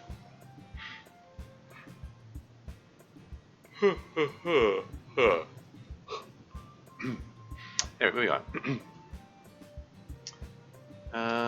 And I haven't yet been able to escape from that feeling, so I don't know that I'm very useful to you with advice in this situation. Someone else, maybe? ... question mark? Think of it this way, emailer. You live in a world where you have an immense amount of freedom, creative control over many things. Sure, a lot of it is stuff you can control, and that's the nature of the world. But you have a ton of control that you take for granted because you're used to it.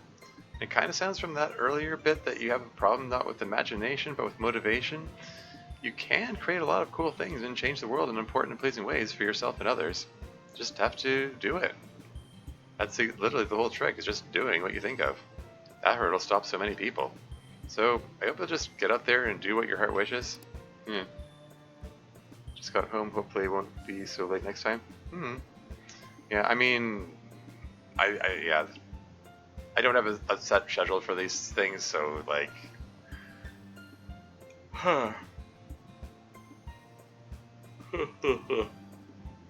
and like I might, I mean, depending on how I feel,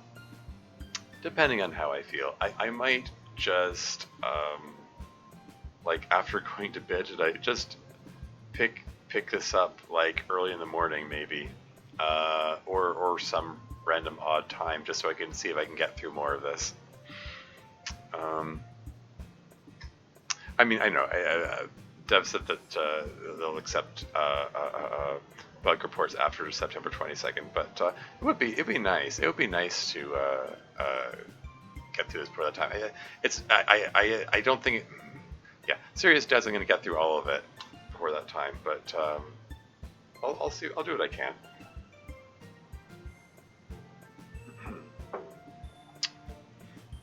Anyway, what time is it in your land? It's like 10 minutes to midnight. Well, 12 minutes to midnight where I am right now. Is this sorry?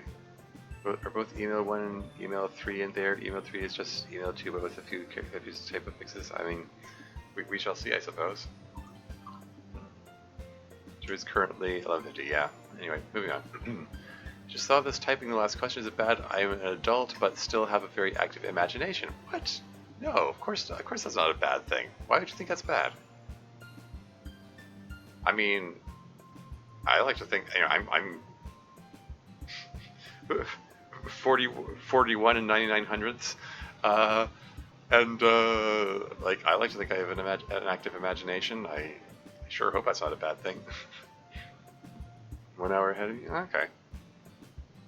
Yeah. Even at work or talking to someone, my mind gets distracted. I always think of superhero things even now and make my own video games in my head. Don't write anything down, just making it all in my head, and the actions the characters in my imagination do end up copying to feel and visualize it, I guess, though I often don't realize, and it can be embarrassing. Is this bad? It feels too childish. I was wondering with this and me not being able to concentrate if I have something that was never diagnosed all my life. I mean, you could have something like ADHD where your mind wanders, you're easily distracted thinking about the stuff. I mean, like I would think as long as it's not interfering with your day-to-day life, then let your imagination run wild. Like find an outlet for your imagination, really. I mean, you're talking about wishing for all these impossible things, write stuff, write stories.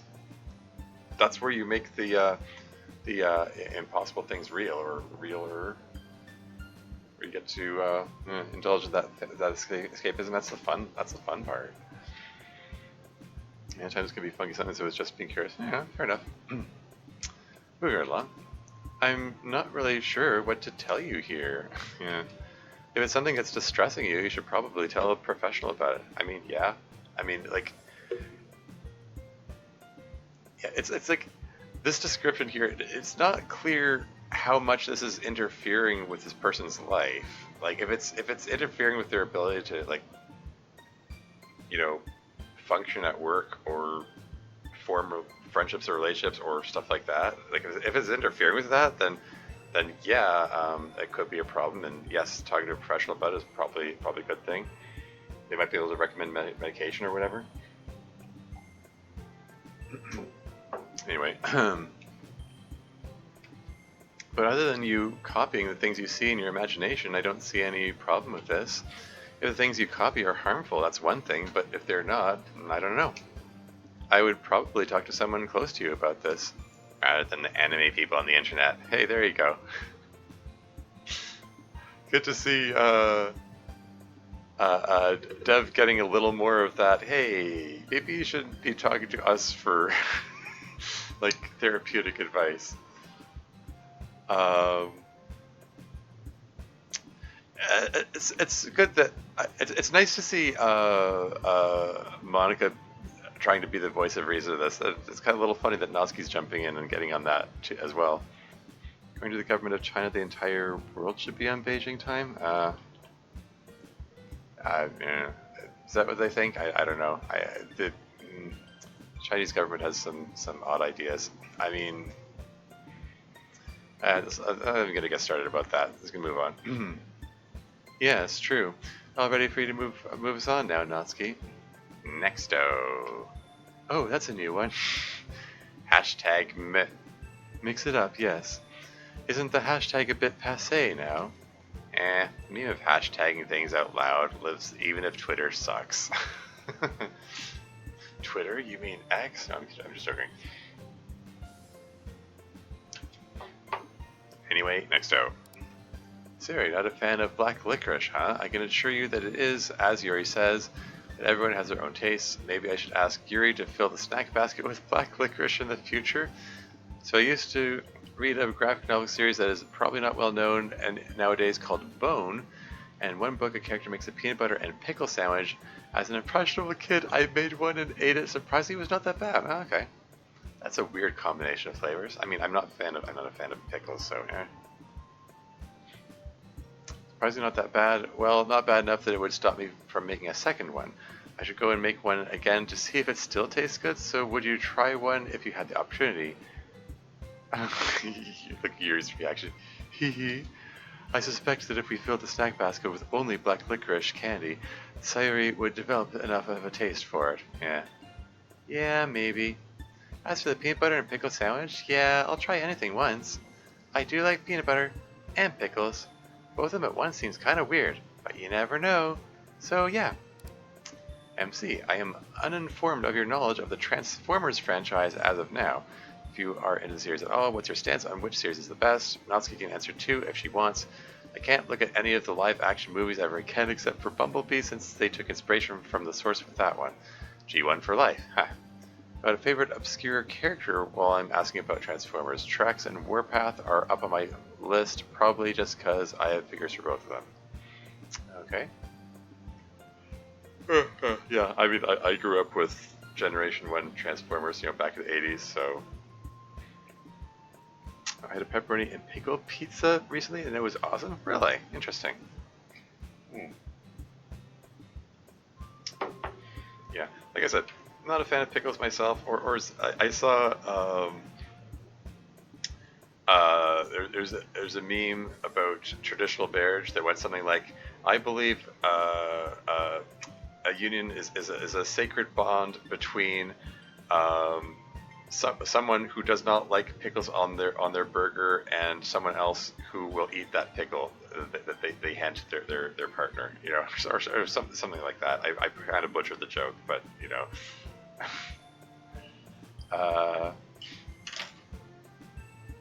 got it at the Ninja Turtle screening, huh? Okay, huh? Interesting. Anyway, moving right along. Yeah, we'll just forget about the movies.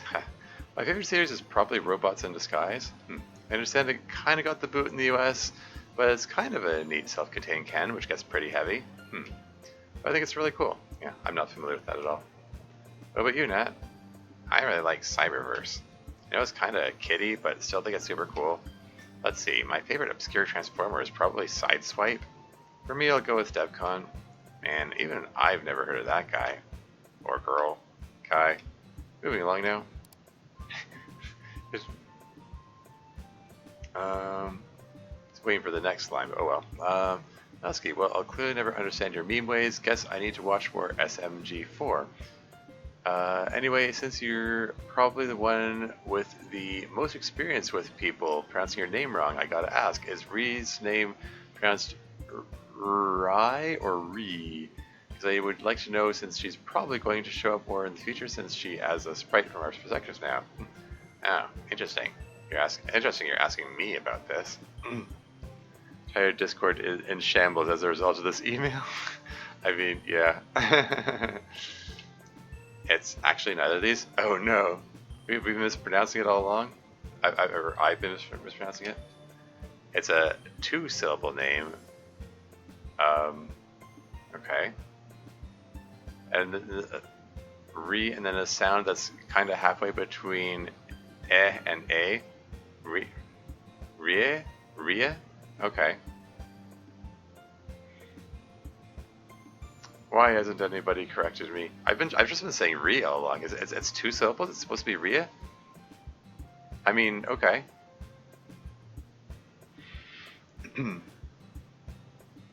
Alright, between and A. Rie. Okay. So it's like A, but without the diphthong kind of thing, as a second syllable. Rie. Okay.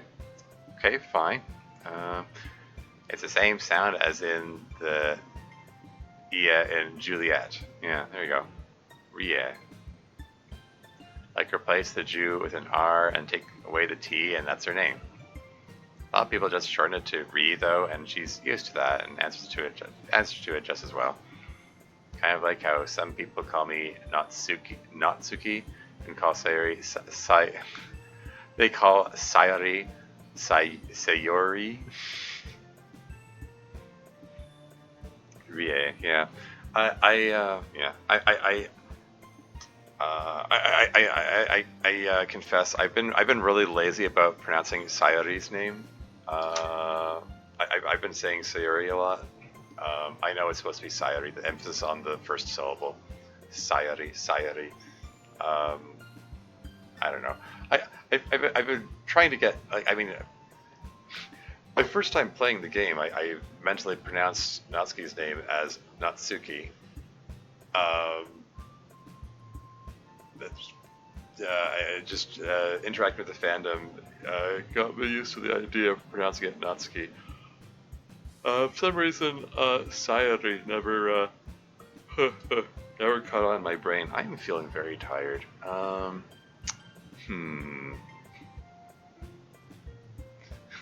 Just wait till you click through one more world ending. Uh-oh. Ria is pronounced Ria. Yep. You're just throwing us that bone tip? Yeah. Anyway. Sayori. Even though I'm really Natsuki and Sayori is Sayori. Yeah. Oh, and Miss Ida is really Ida, not Ida. What, you telling me this now? Miss Ida? Okay.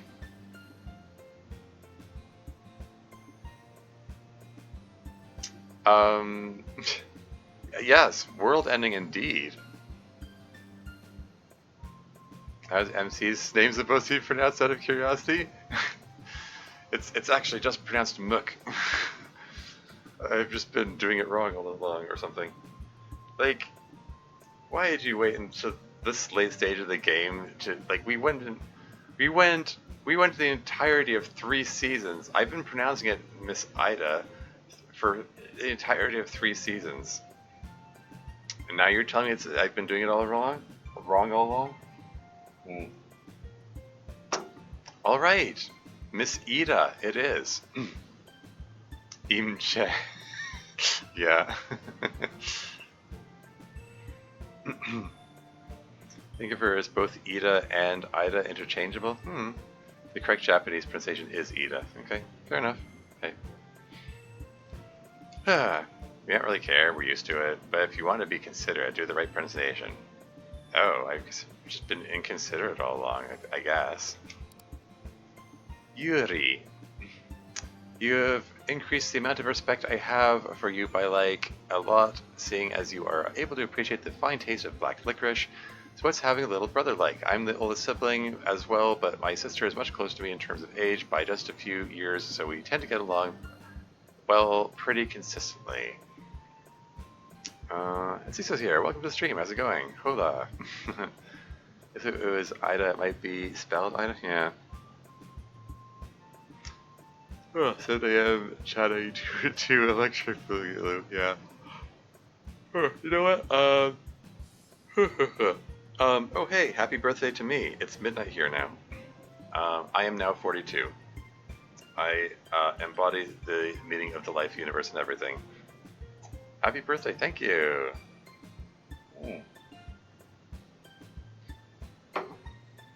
Thanks for all the fish. Yes, mostly harmless. All of those memes.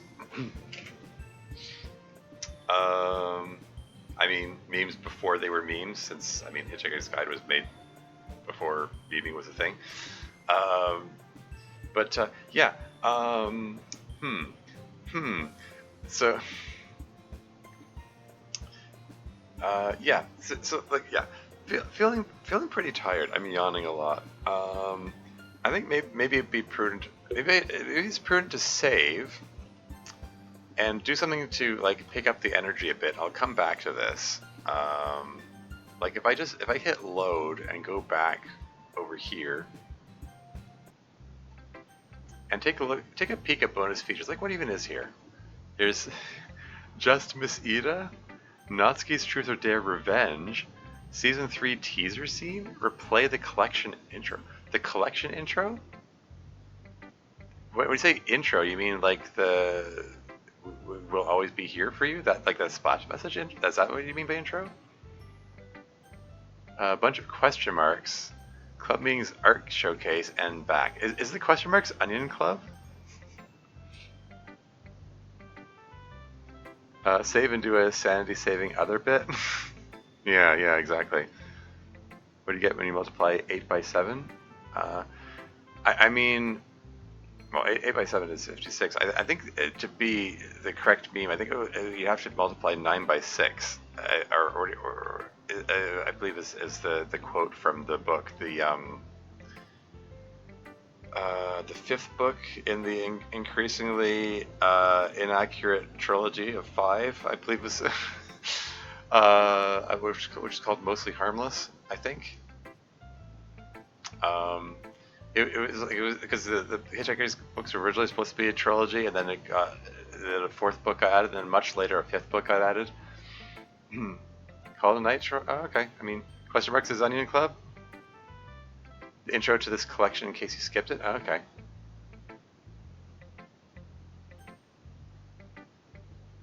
Oh, that intro. Right. When they're arriving on the train and all that. Okay. That intro. Okay, I get it. Right. Yeah, makes sense. Okay. Well, you know what? I'll accept votes from the audience about which of these to pick. I'm gonna go use the washroom, and then I'll consider what to do. I reserve the right to veto things, but yeah. I mean, I am curious about what this Onion Club I keep hearing about, because someone said that my stream inspired it, so I feel like I owe it to get that much in at least. But yeah, I might just like do one of these and then call it a night, and then pick up the stream tomorrow.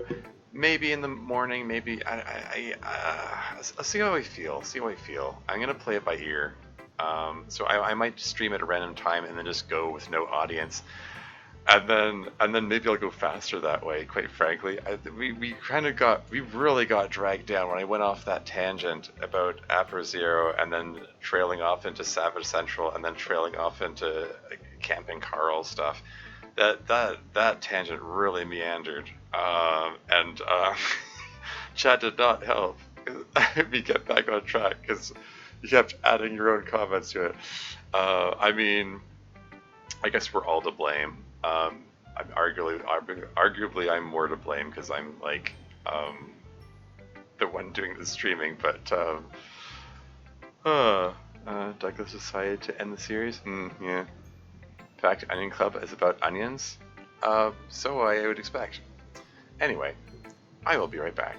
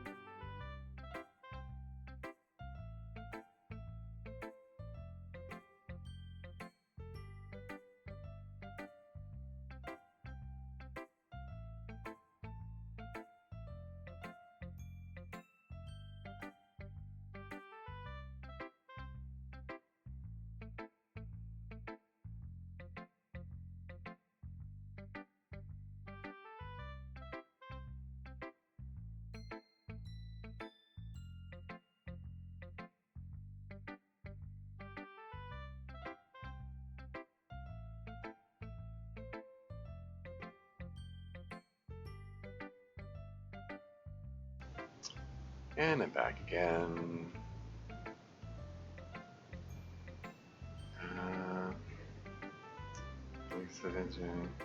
Fact, onion club is about onions. Okay. Is that all the votes I'm gonna get? Okay. Well, guess we're going with onion club. I have to find out what this is about. So I'll give that a whirl, and then I think I'm gonna wrap it up for the night. And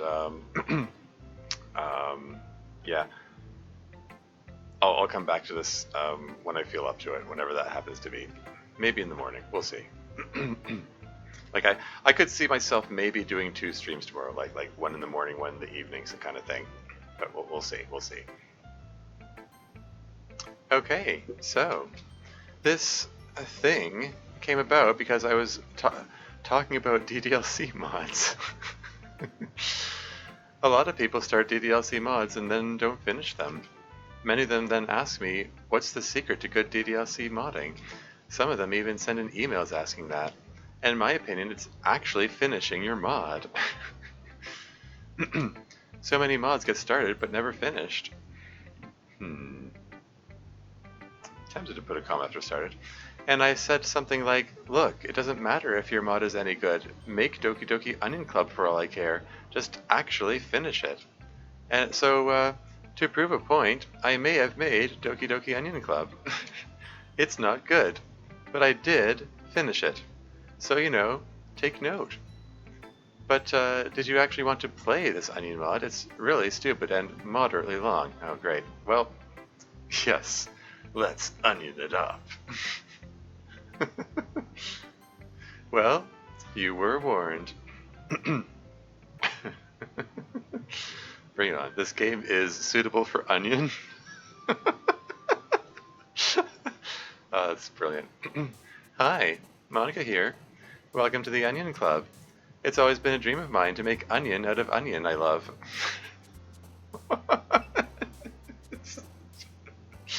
Okay, I can already tell this is going to be amazing. I must be tired. Why is this so funny? I'm sorry. Okay, I'm glad I took a break from the emails for this. Here we go. Onion. Now that you're a club member, you can help me make that dream come true in this cute game. Every day is full of onion and fun onion with all my adorable and unique club members. One day I just blacked out, and then when I woke up, Onion Club was just sitting there in PSC. Delirious might be the best way to play this. Yeah. Oh yeah. Yes. No argument. Sayori, the youthful bundle of onion who values onions the most. Natsuki, the deceivingly cute girl who packs an assertive onion. Yuri, the timid and mysterious one who finds comfort in the world of onion. And of course, Monica, the onion of the club. That's me.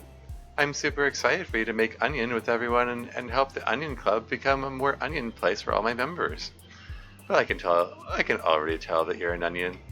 Will you promise to spend the most time with onion? I mean, I know this is just a rewrite of the her introductory message from the store page. Act 1 syndrome? No, Act Onion syndrome. Yeah. Just delicious, delicious onion. Yeah. Make onion. Okay.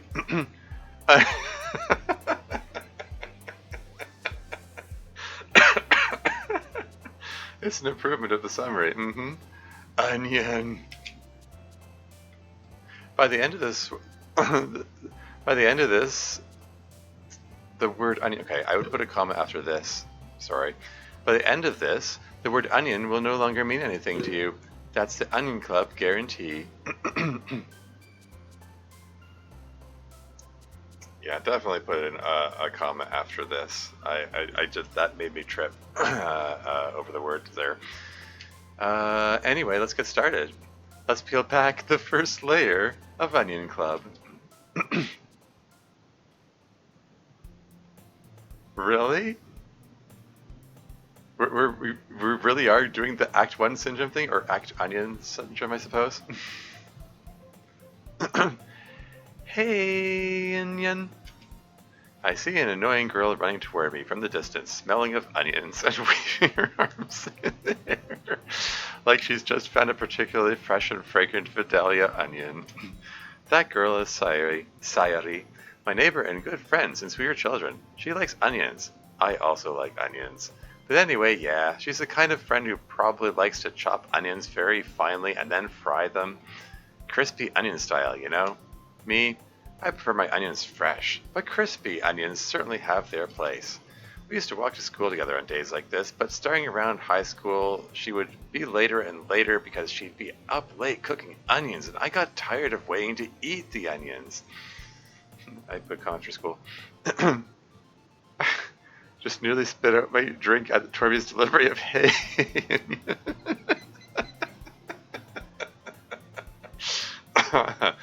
Well, good. After spitting out your drink, you can eat more onions.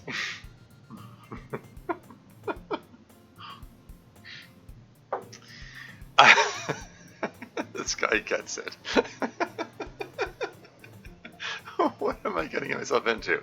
I don't know, but I'm here for it. But if she's going to chase after me like this, I almost feel better off running away towards other onions. However, I just sigh and idle in front of the crosswalk and let Sayuri catch up to me. She's holding a big bag of onions, as usual. It's a weird mix of long green onions, red onions, and white onions. I think there's one brown onion in there. Oh, hi onion, Sayuri. What is this? Sorry.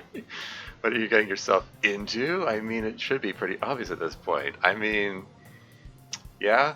Oh yeah, I should move the chat box back there.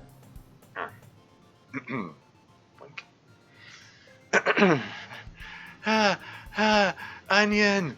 My onion slept again, but I caught you this time with the help of my onions. She triumphantly holds up her giant bag of onions as though somehow it empowered her to run faster. And perhaps it did. Onions have mysterious powers. They enable mortals to perform feats that would otherwise be impossible. But I have to play it cool. I cannot let Sayuri know that I have the onion fear. I must act normal. Onion fear? Maybe, but only because I decided to stop and wait for you. Oh, time jump. Time skip. Specifically onions, deep onion lore. Yeah. Come on, please. Wait, hang on. Sayuri, I need to wipe the tears out of my eyes from that sudden jump cut, which burned the air. Yay, even as an onion would when cut.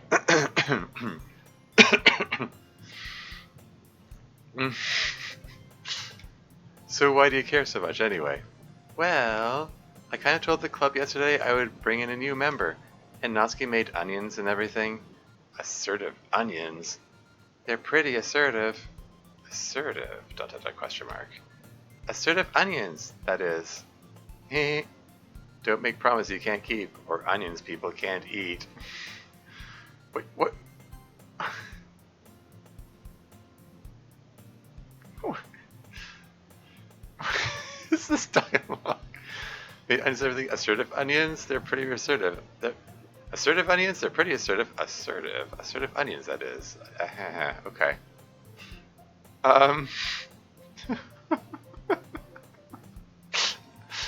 The onion fear is my favorite line. There are several good candidates for best line, and that is one of them. Like, I'm too tired to continue on, sorry. That's fine. TurboJet84, have a good night.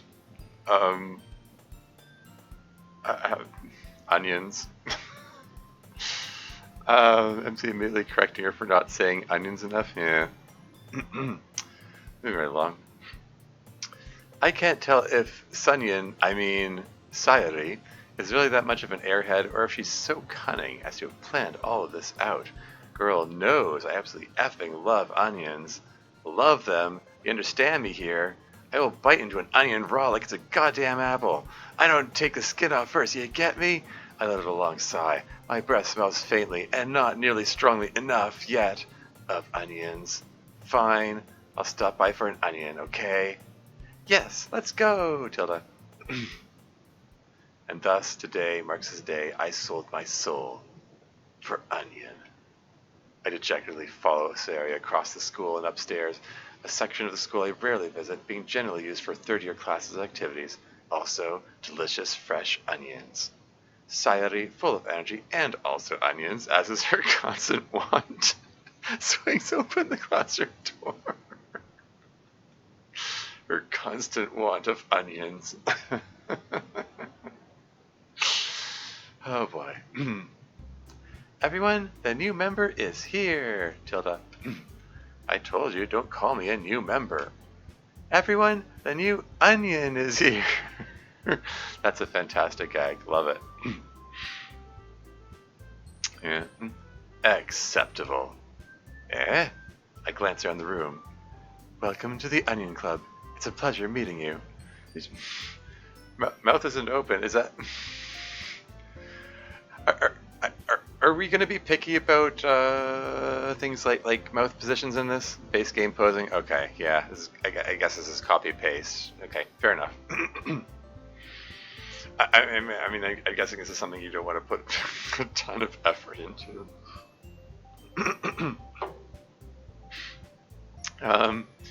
Sayuri always says onion-related things about you. Seriously? You brought a boy? Way to kill the delicious, faintly bitter, onion-flavored atmosphere. Really want the focus to be where it belongs here, on the onions? Fair. Ah, Tormuse, what a nice surprise. Welcome to the Onion Club. All words escape me in this situation. This club is full of incredibly delicious onions. Yeah. Who didn't see that coming? Onion, everyone. I think with that, we can officially end today's meeting on a good, delicious onion. Everyone remember tonight's assignment.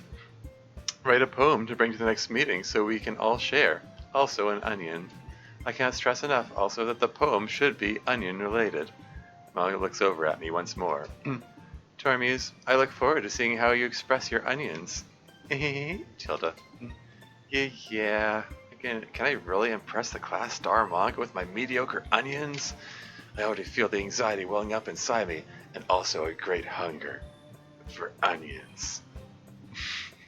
Meanwhile, the girls continue to chit-chat as Yuri and Noski clean up their food.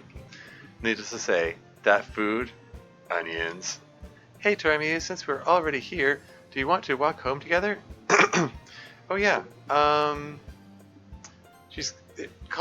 they're calling me Tormuse instead of MC, even though MC just says MC. Is that intentional? Are we sticking with that? Like they're referring to me by I know they're referring to me as Tormuse because that's copy paste from the original game, but don't worry about it. Okay, just checking. Hey Tormuse, since we're already here, do you want to walk home together? Worry about onions, sure. We can stop at the store to buy some stuff. Who knows what stuff that might be, though? Whatever you need, I guess. But I need onions. That's right. Sayuri and I never walk home together anymore because she always stayed after school for onions.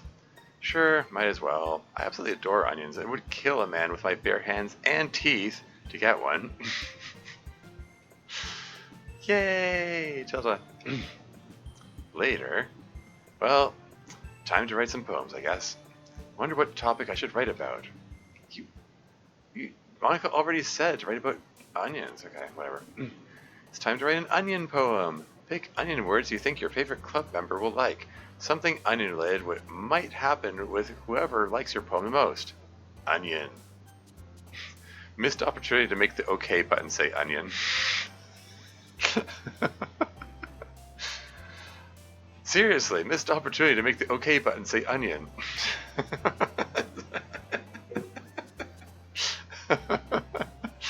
Sorry. I feel the first time Monica showed this mod to Yuri, she was internally like, my god, this is sublime. Yeah. That would require UI work I did not want to do. Deb, please fix. Yeah, I mean, you know, I'm fair enough. Like, honestly. I would have to rack my brains to figure out how to replace the OK with onion. And yeah, this is very last minute, last stage of the game here. I mean, it would be objectively better, but this is a shitpost mod. Yeah, fair. Fair.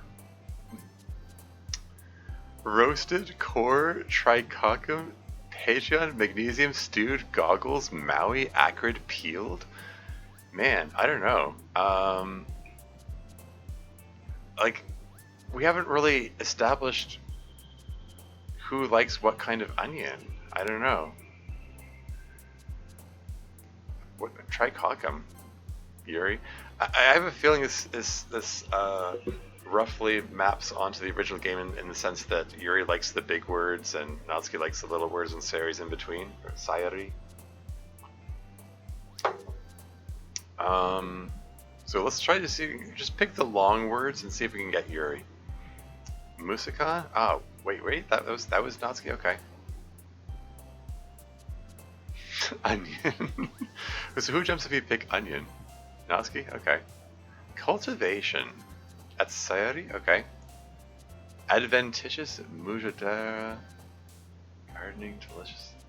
Irrigation. There you go. Refrigerated, cleaned, Welsh. Sevens, Weep, Decorticate. Tasty, powdered, shallot, salty. It seems that each page has more words I haven't seen before. It must be an impressive collection of words in this. Anyway, how about Decorticate? There you go. I'm getting some Yuri words in there. Agatum, raw dip, cry, quartered, osmosis, palpable, anthocyanin.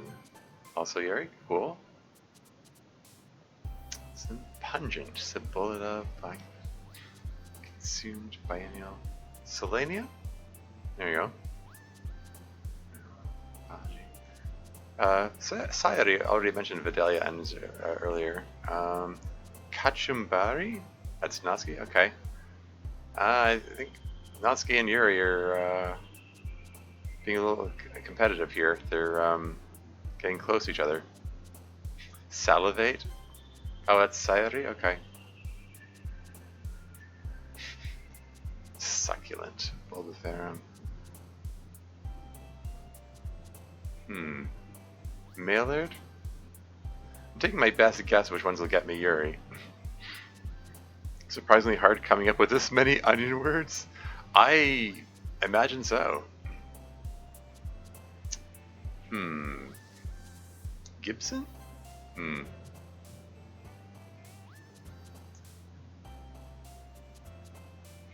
Frittata. Darn it. Okay, Natsuki's ahead now. I think. I mean, yeah.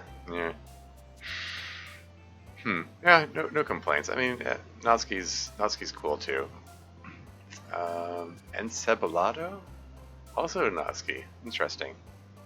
Zweibel Kuchen. Also Natsuki. Alright. I guess we're in for Natsuki here this time. Eelworm?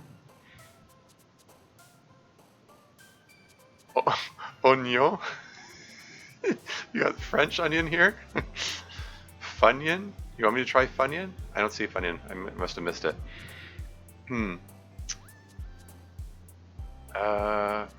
Botanical? Walla, roots, breath, sac, acidic. Just ripe, luck.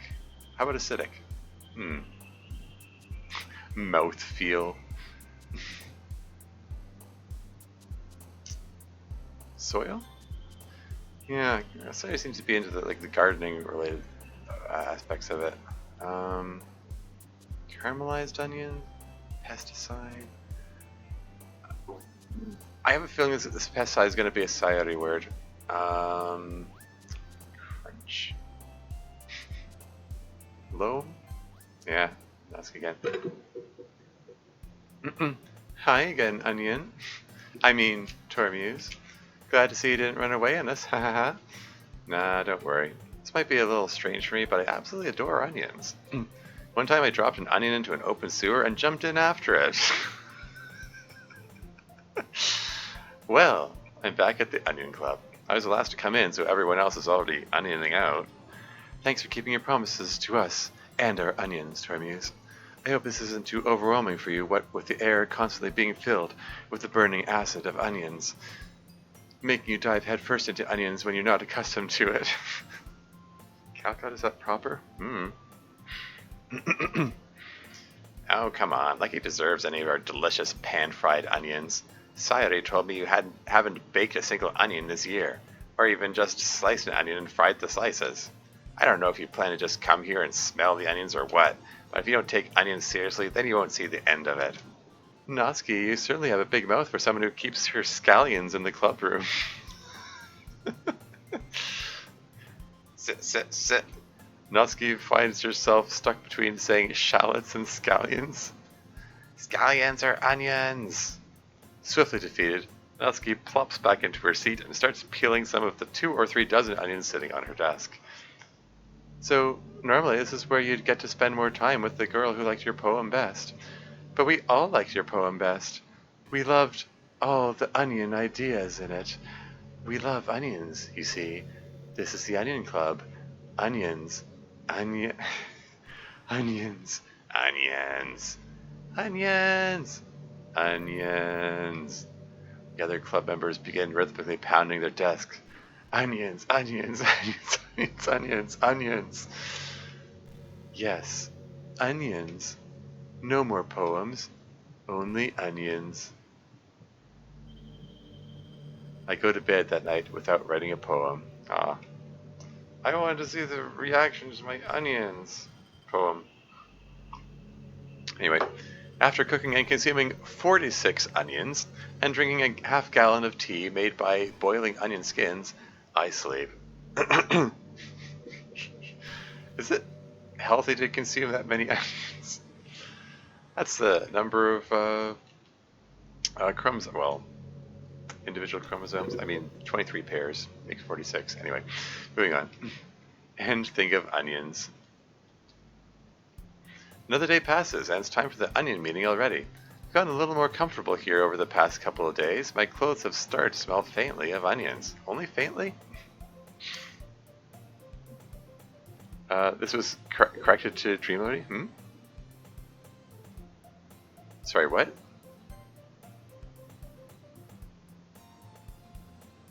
Oh, dream of onions. Yeah. Yeah, I get it. I've gotten a little more comfortable here over the past couple of days. My clothes so faintly of onions. Entering the onion room, the usual onions onion me. Onion. Are we just slowly replacing each word with onion until it's just the word onion over again constantly? In any case, it would be a crime if you did not release Onion Club as its own standalone mod. Like seriously. Seriously, how can you not? Although, I mean, I say that, but it could be a good thing to have just as a club meetings exclusive, so that people don't get the benefit of Onion Club unless they, download the whole DDoC, sorry. Oh. Yeah. Onion. Anyway, moving on. Hi, Tormuse. Yo, Sayori. Looks like you're in a good mood today. Tilda. I'm just still not used to you being in the Onion Club, that's all. I see. That's a pretty simple thing to get you in a good mood. It's not even onion related, which is suspicious. But I guess it's always the simple things with you anyway. Speaking of which, I'm kinda hungry for onions. Will you come with me to buy some onions? No thanks. And he's forcibly ejected from the Onion Club. It would be a crime to release Onion Club. Oh no, okay. Anyway. That's not like you at all. You love onions. Is that canon? Is that to that? I guess it is. Oh well. I have my reasons. Why don't we take a look at your purse, Sayori? Why that all of a sudden? No reason really. I just wanted to look at it. Sayori nervously retrieves her purse. She fumbles with the latch and gets it open. Then she turns it upside down and lets its contents spill onto the desk. A gigantic pile of onions falls out. Red onions, sweet yellow onions, white onions, green spring onions, an assortment of shallots and scallions, a true onion bounty. Just like, it's like, aha, you didn't really want to go get more onions. Anyway. Ha ha ha. I knew it. I can see right through you, Sayuri. You are translucent, like the skin of an onion. That's not fair. How'd you even know? It's simple. You literally have onions at all times. During the entire time we have known each other, I have never known you not to have an onion on your person, or more typically, a huge assortment of onions.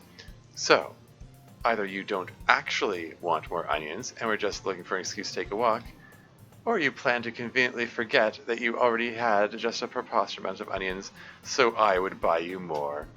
But there's one more thing. You always want more onions, so that only leaves the one option, the onion option. Onion. Onion, everyone. We're all done consuming our bare minimum 5 to 10 raw onions, right? Oh wow, I just noticed there are only 5 viewers watching. It was it was up to, I think it went up to 9 at one point. It was hovering at 8 for a while. Did we actually lose viewers for Onion Club? Like, why? This is peak quality content here. Like, I'm confused. Getting late? I mean, yeah, that's fair. Yeah, I really should. Yeah, I mean, literally, can I get better than this? Yeah. Yeah, I'm gonna press on. We're all done consuming 5 to 10 raw onions, right? I have something extra planned today, so if everyone could come sit at the front of the room. Okay, so this is day 3. Yeah, this is when they would be practicing their poem presentations. Is this about onions? Well, sort of, Tilda. It's about the festival. Do you really have to do something for the festival? Sorry. Yeah, okay. It's not like we can put together anything good in just a few days. We'll just end up embarrassing ourselves instead of spending the time consuming as many onions as is humanly possible. That's a concern of mine as well. I don't really do well with anything that isn't directly related to onions. Don't worry so much. We're going to keep it oniony, okay? You won't need much more than a few different types of onions. Sayuri has been working on buying onions from the supermarket, and I've been growing a few varieties in my garden at home. Okay, that's great and all. That doesn't tell us how we're actually going to be involving onions in this event. Ah, sorry. I thought you'd heard about it already. We're going to be eating onions. Eating them publicly? This is blush. P? What's this letter P here? Oh, P for publicly? Okay. It's normally Yuri's line here is P, short for performing. Anyway. Monica. Yeah, we're going to just get up in front of an audience with no background music or introduction and just start consuming raw onions in a vicious frenzy.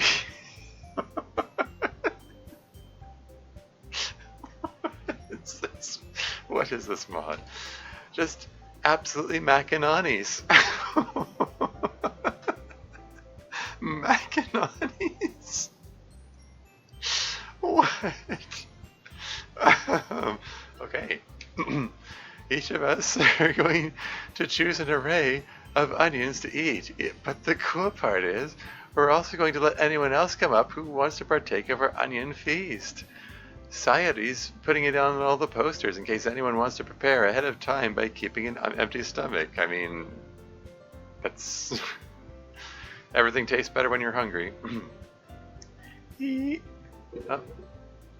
Are we worrying about set orders here? It's Sayuri's line, but she's behind Natsuki. I don't know. No base game posing? Okay, just checking. Sayuri, who's been coloring a poster, holds it up for us to see. It just has an onion on it, though. I put a comment after it. And the single word onion repeated about 50 times, scribbled childlike over the onion image. Okay, that looks a typo. I would assume that was supposed to be repeated. Bug already fixed? Fair. Are you kidding me, Monica? You didn't already start putting those posters up, did you? Well, I did. Out in the bug channel, yeah. I mean, I'm aware that there were, yeah, I did see some. I didn't scrutinize it, but anyway, moving on. Do you really think it's that bad of an idea? Dot dot dot question mark. Well, no, it's not a bad idea. It's a great idea. Who the hell doesn't love onions? If I didn't sign up for this, you know, I keep my onion eating private or among close friends. There's no way I'm going to be eating a bunch of onions in front of a group of people like that. I agree with Natsuki. I could never, in my life, eat onions in that way. Imagining it, Yuri shakes her head in fear, but she's also drooling because she's imagining eating onions. Guys, onions though. No, Sayori. I understand where they're coming from. Remember that Natsuki and Yuri have never eaten onions in front of other people until recently. They're used to eating them alone, hunched over in a dark corner, shoveling onion after onion into their slavering maws. Into their slavering maws with no one watching. It's a lot to ask. What is this? Sorry. It's a lot to ask for them to crunch some fat yuns in a public space. This is incredible. Truly a primal experience, indeed. This is, abusing vocabulary words for evil. Uh-huh. I guess I kind of overlooked that, so I'm sorry. But I still think we should give it our best. We're the only ones responsible for the fate of onions, not just in our possession, but everywhere on the Earth, and elsewhere in the plausible eventuality that there are space onions. If we start the event and each shovel down mad onions, then it will inspire others to do the same. And the more people who gobble onions, the better. Yeah! It's about expressing your onions, being intimate with onions, finding new onions, and having onions. I spend that evening thoroughly onioning my onions. And you may ask me, how do you onion an onion when it's already an onion? The secret lies within the onion. When you peel back the layers of an onion, you only find more onion. Contemplate this mystery. You will learn the truth. But as for me, I have many onions to get through before club tomorrow. Truly profound.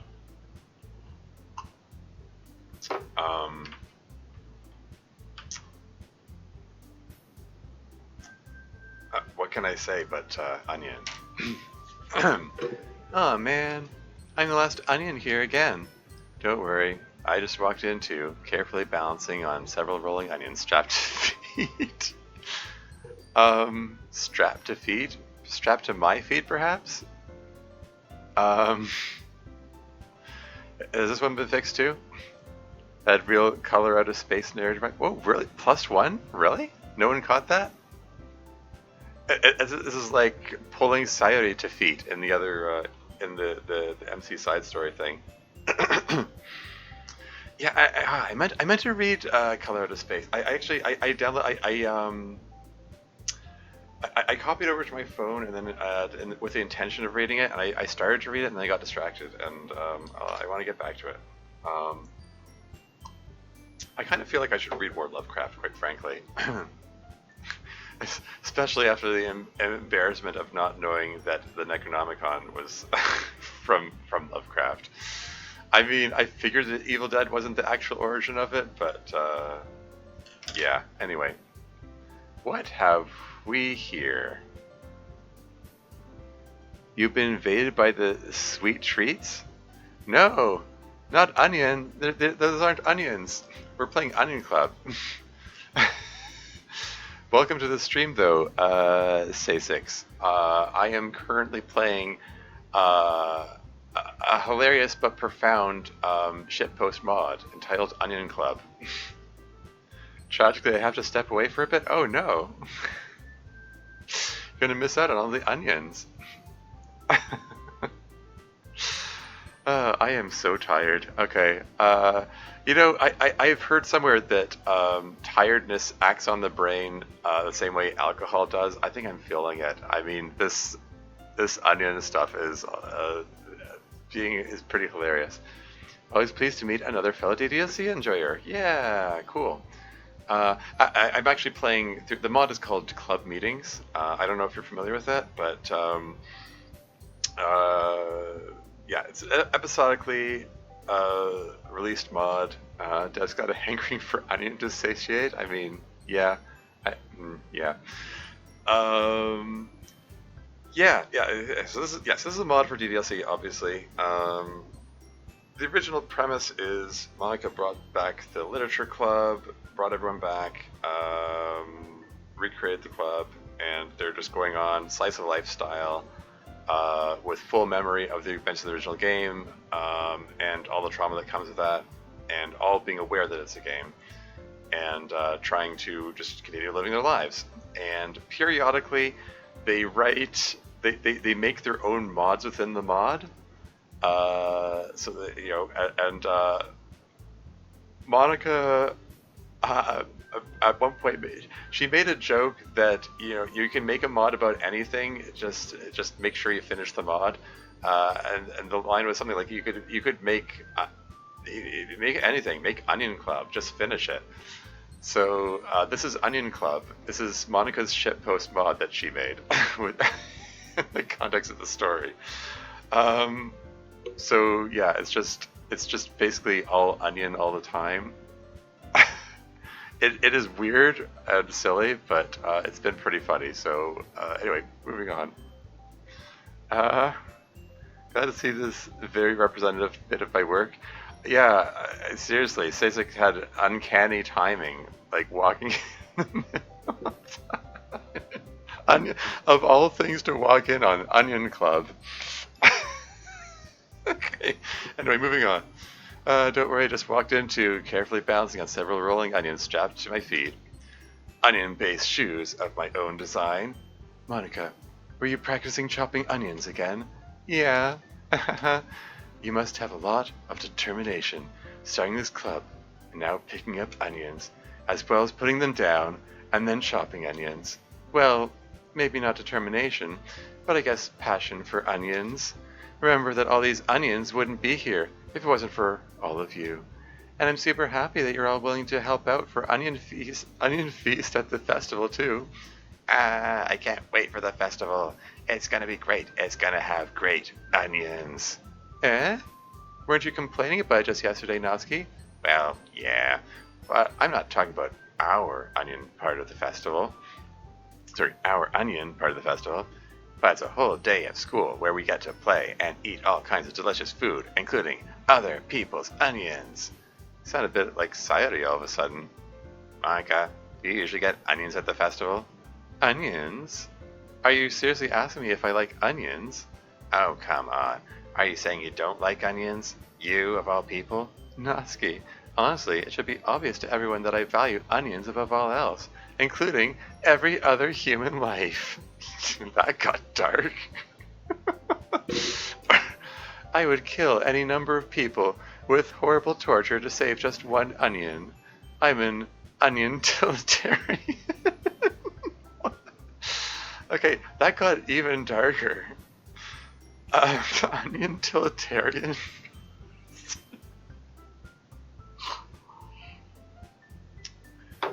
This just gets better and better. Moving right along. Besides, what do you mean by you of all people? Because it's right in your name.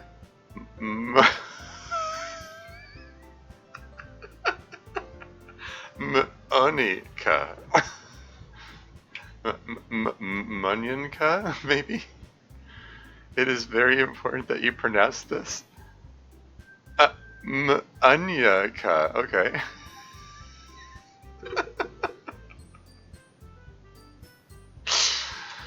Natsuki pronounced the onion in Monica's name as it is pronounced in the word onion. Onion. Maniaka? Okay. Onion is pronounced onion, by the way. Eh?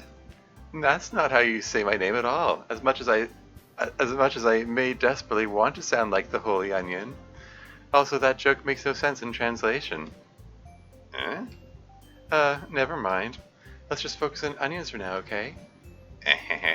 Fine, fine. Your reactions aren't as Funyun as Yuri's or Sayori's anyway. Excuse me. Where is Sayori anyway? Oh, there you are. Excuse me. Sayori is sitting at a desk in the corner of the room, looking down at her pile of onions. Translation. Yeah. I walk over to her. Hey, Sayori. I wave an onion in front of her face.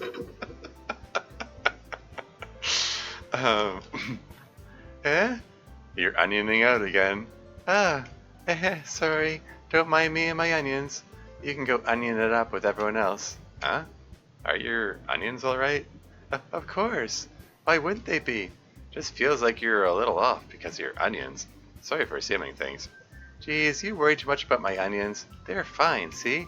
Sayori tears an onion in half with her bare hands and swallows one half whole without chewing. Like a snake.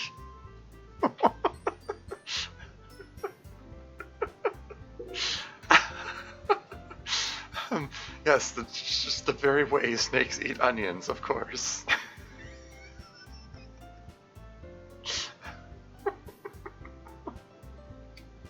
Moving on. Don't let me distract you from having onions with everyone. Well, alright, if you say so, onion. I worriedly glance at Sayori's onions before turning back toward everyone else. But the conversation is already dispersed, with everyone back cooking or eating their own onions. Maybe I should ask Monica if she's noticed anything about Sayori's onions recently. Since they've been preparing for the festival, they must be spending a lot of time together on onion agriculture. I timidly approach Monica, who is shuffling through some onions at her desk. Tormuse, what's up? Hey, this might sound a little strange, but have you noticed anything up with Sayori or her onions recently? Anything up with her onions? ... question mark. In what way do you mean? Maybe I'm reading into it a little too much, but she seems a bit unenthused by onions today. Oh, you think so? And time skip. Oh wow, we skipped just ahead of the argument, I guess. She actually wasn't feeling sufficiently packed with onions and went home early. Is that so? I hope she gets her onion quota. Seriously? Oh, there's no focus change. No focus change to Natsuki. I don't know if we're being picky about that sort of thing. I'm just gonna grab a screenshot just in case. Of all the times to not go home with her, you picked the time she hasn't had enough onions? So much for you two being all onionated. Wait, okay. No, she was focused, which means that she was already... I think that she must have been already focused before. Yeah, anyway. I guess the time skip threw something off. No, first of all, stop misunderstanding my co-onionship with Sayori. And second, she's kind of been avoiding me today, so I didn't want to force it. Onion? That Charlotic expression coming from Yuri, of all people? Calm down, guys.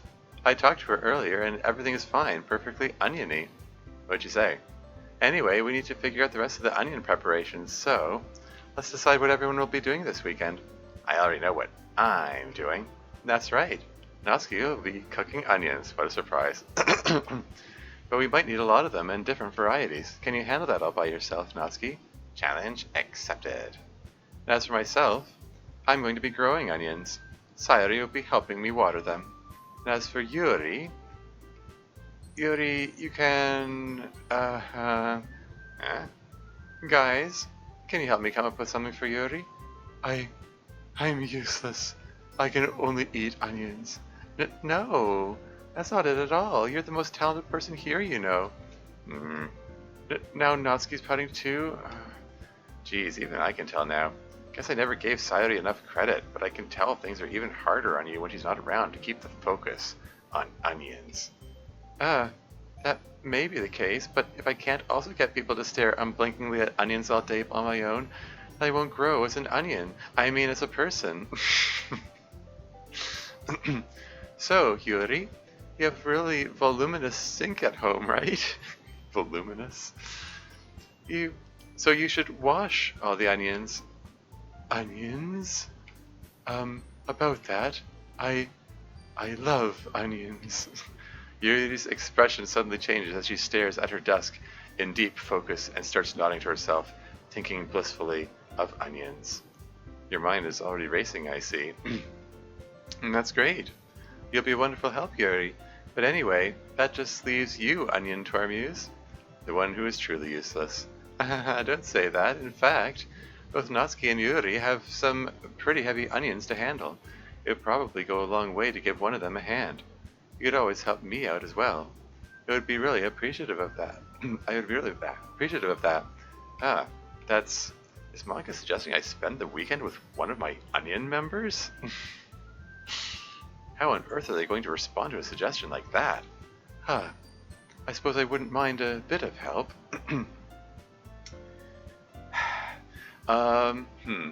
Yeah, too much laughter is giving me, my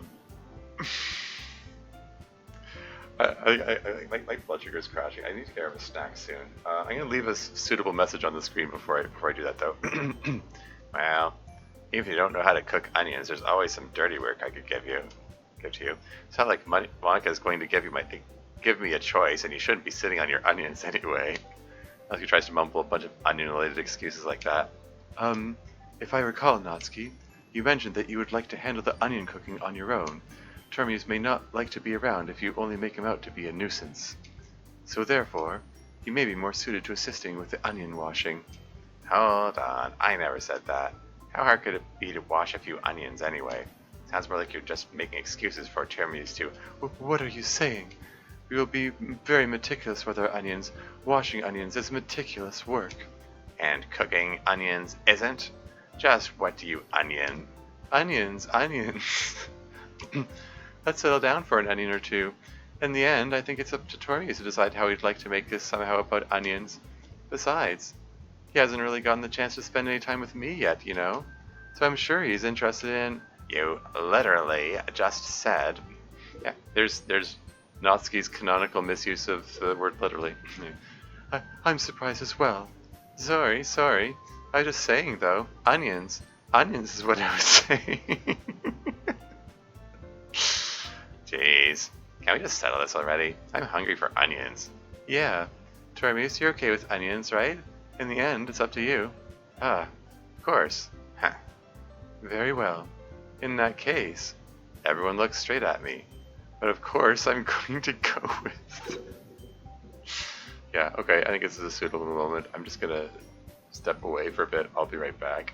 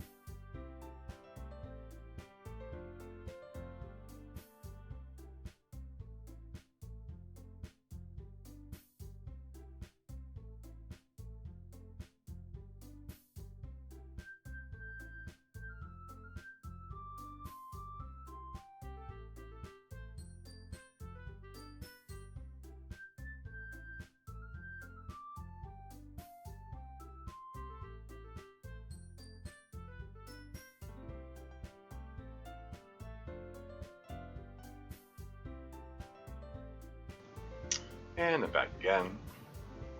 Yeah, I just grabbed a couple of those rainbow cookies in the interest of compliance. Yeah, I was starting to feel lightheaded. Too much laughter, I guess.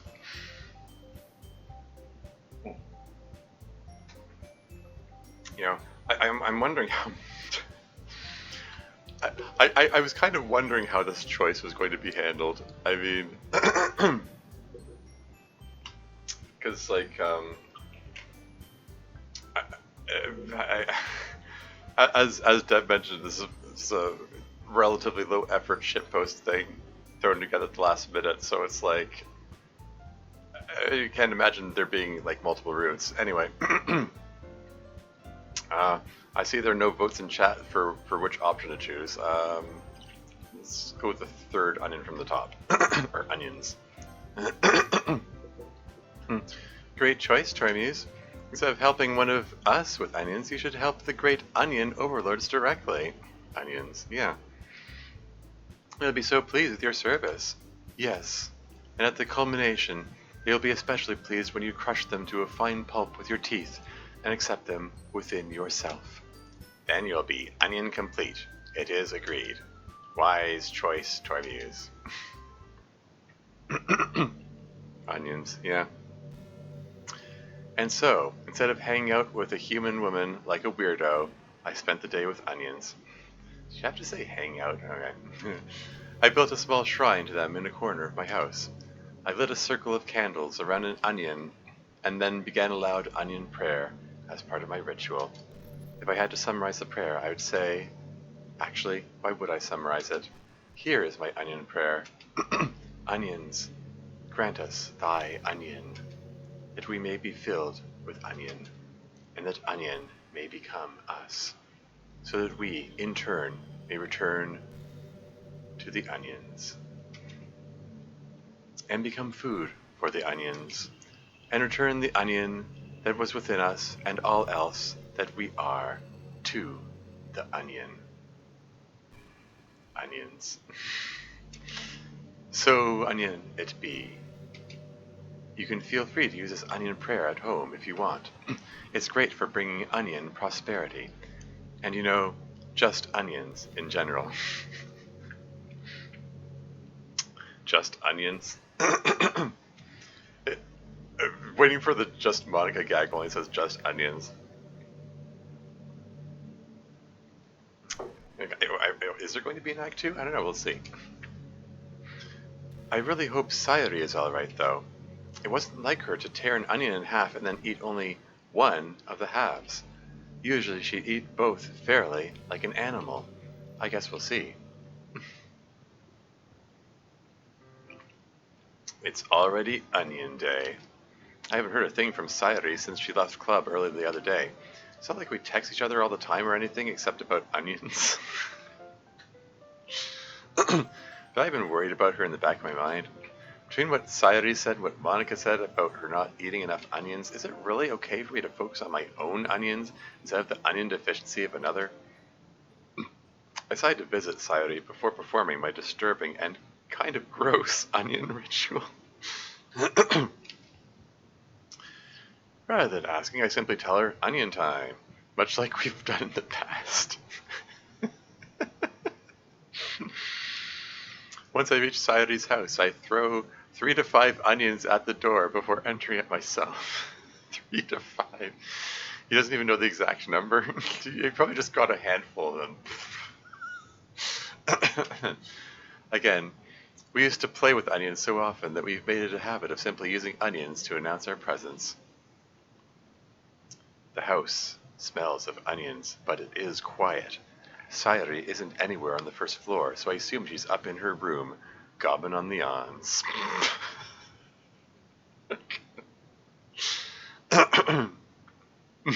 Okay. It's already strange of her not to run down, greet me, and force-feed me a whole leek stalk. I head up to her onion room, where I finally find her. Sayuri? Hi, Tormuse, Tilda. I sit down on the giant onion that serves her as a guest chair? Is that supposed to say serves as her guest chair? Or I mean, I guess this is technically grammatically correct. Okay, it's just not the wording I was expecting. Hmm? It serves her. Yeah, fair enough. No, it's perfectly grammatically correct. I don't know, my brain wanted the other arrangement of the words, I guess. Moving on. It's hard not to just eat it. Sayuri forced a smile, but it's easy to tell that she's different. She's not holding any onions, and her onion scent is faint. There's a minute of silence between us. You haven't come over like this in a long time, have you? I guess you're right. Has been a long time. Not many of your onions have really changed, has it? Uh, hmm? Not many of your onions have really changed. Has it? Or have they, perhaps? I mean, I don't know if you want to... yeah, okay.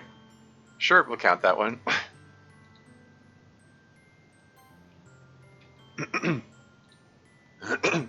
Sayuri's onion room is as cluttered with onions as it's always been.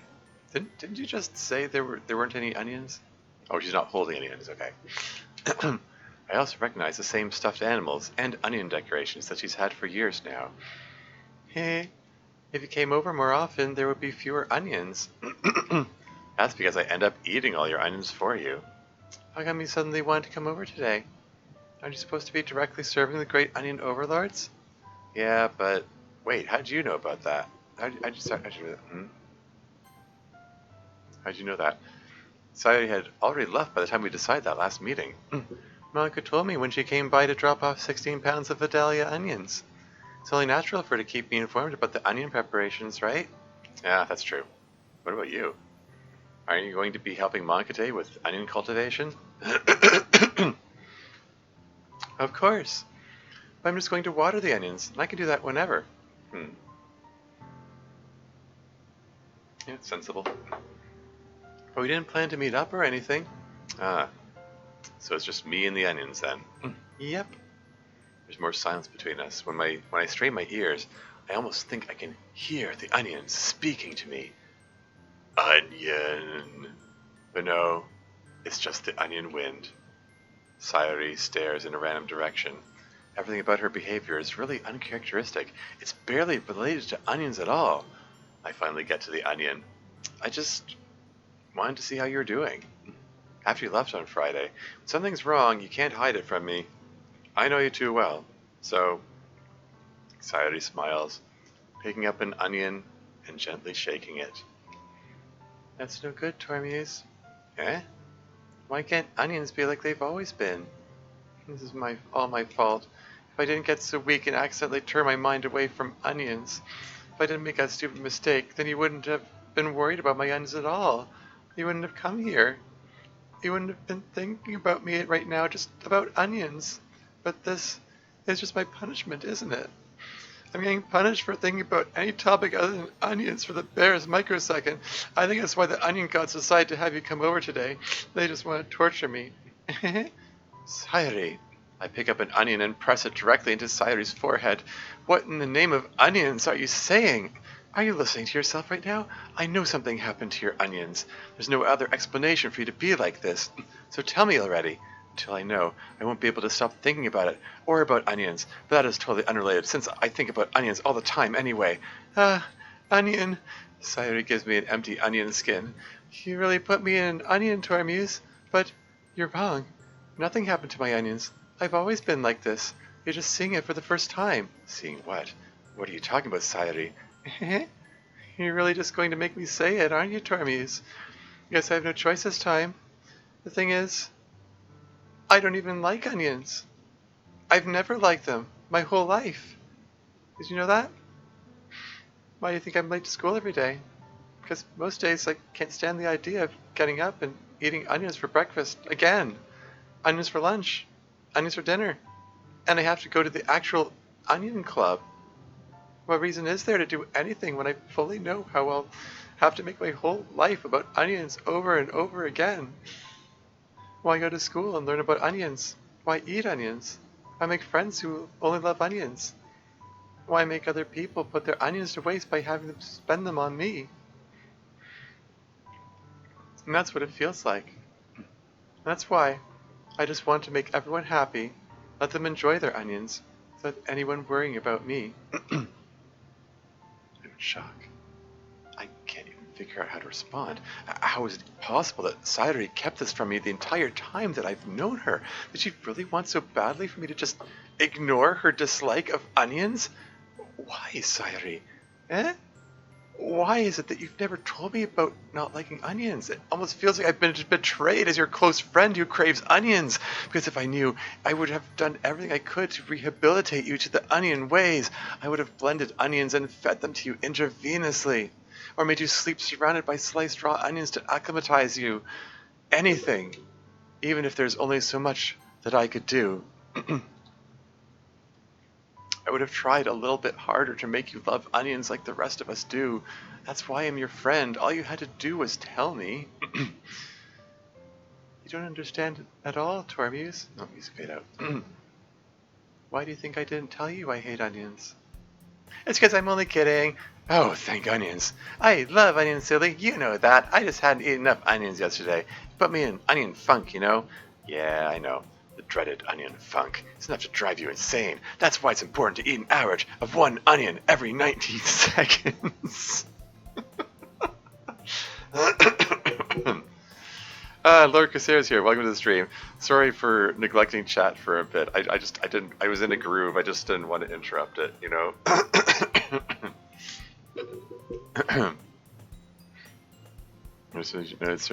Yeah. What? I think. Hey, welcome to Torby's new mod. Shock of the century, indeed. Sai doesn't like onions. What kind of bullshit did I just walk into?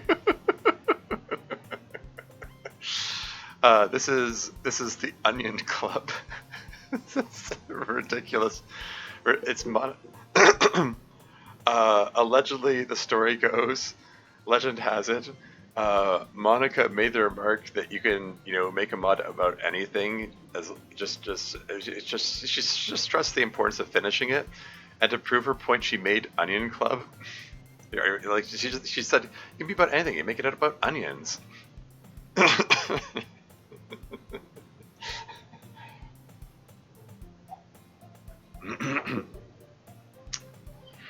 Anyway, Psych, this is so unhinged, like Sayori's jaw when she ate that half onion. So true.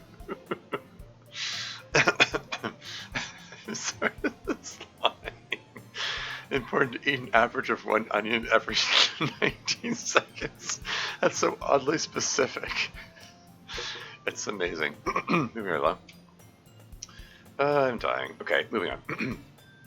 Anyway, why don't we all work together on onions today? Sounds like an onion, Sayori. Yes. Everything sounds like onions. Everything is onions. So true. I'd imagine an onion mod has many layers. Yeah, just like an ogre.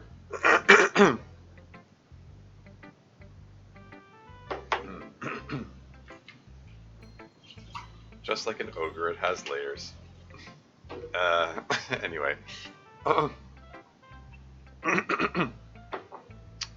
an onion. Onion, everyone.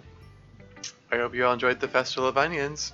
The onions were delicious. Hey, we actually made it to Festival Day. Yeah, I like the part where we liquefied several thousand onions, then immersed people in them, and forced them to drink the onions in order to avoid drowning in them. That's horrible. Okay. I like how nothing at all weird or bad happened and how all of us are still alive. Yeah? Me too. Yes, nothing weird or bad happened at all, and it's all thanks to the power of onions. Just like everything else positive in existence. Now, completely unrelatedly, I do have some news. I found out that we're living in a simulation, a video game in fact, a visual novel where a player observes the things we do and say, and occasionally acts through Tormuse here. I have a question. Sure, Tormuse, what's your question? Will this affect onions in any way whatsoever? Nope. Well then, I'd say that news is totally irrelevant. Monocunion. Monocunion. Yeah, so long as we can continue to chat out on huge numbers of onions all the time, it doesn't matter at all. Hey, guys. We all look expectantly at Natsuki. onions. Ah, ah. Well, I guess all's well that onions well. Are you kidding me, Tormuse? We're not done with this Doki Doki onion meeting yet. Oh, music stop. What's this? We have to check emails from the viewers in the super reality while eating onions. There were 2 onion mails today. Let's see the first. Oh yeah? Guess I should move the text box or chat box back again. Hey club, what's up? Onion Man 37. The club greedily consumes 2 or 3 onions each while reading this email's profound wisdom. Gah. Natsuki is almost incomprehensible with her mouth full of onions.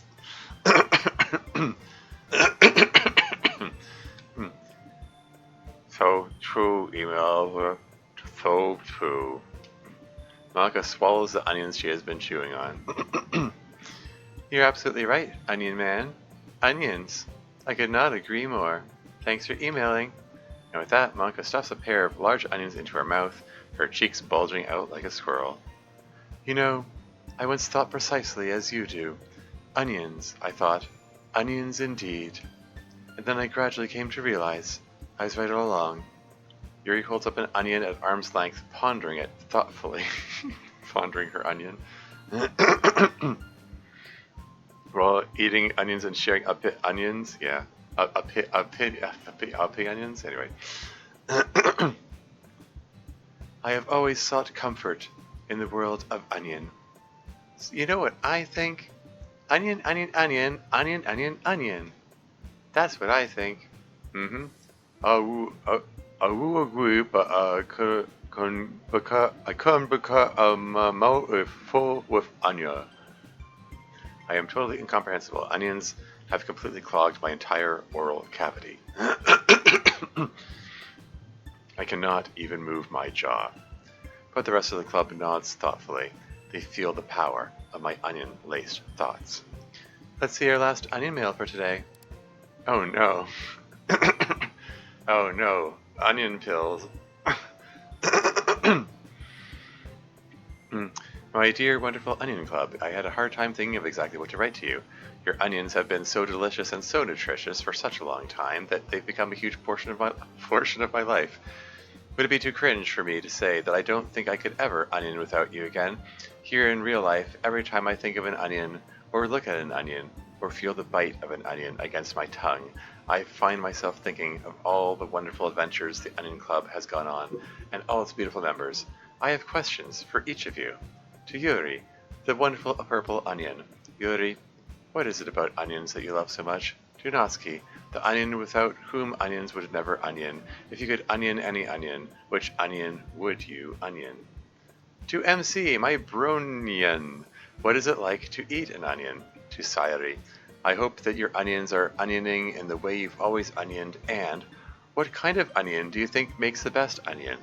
And finally, Monica, my beloved onion president, please know that if there were a way for me to cross over onto your onion, I would do so in a heartbeat. I hope that you will wait for me, because I will always wait for you, XOXO. I have a very important question for you. What is onion? Please accept so much love and best wishes from me, and believe me, I am truly always yours. Night Onion, the onion of darkness and light. Wow, this is a long one with onions for each of us. Yuri, do you want an onion? Yes, I always want an onion. It is my only desire. What is it about onions I love so much? I love the way they onion. When you look at an onion, you know, yes, this is an onion. Nothing else but onions has that onion quality, you see. That's what makes them onions. Thank you for your onion. Natsuki, you are onion. Let me onion here. Natsuki kicks an onion up off the floor as though it were a hacky sack, bumps it around the air with her feet a few times. So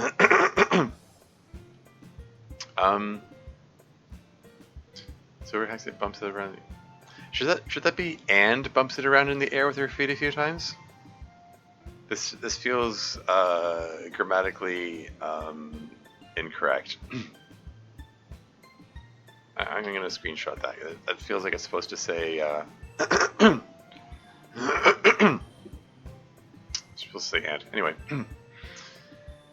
Then she kicks it high in the air. Oh, I just, seemingly typo. Natsuki kicks an onion up off the floor so where a hacky sack bumps it around it feels like and bumps it around the air with her feet a few times. I think it would be more grammatically correct. This is a full sentence. I think it needs that conjunction there.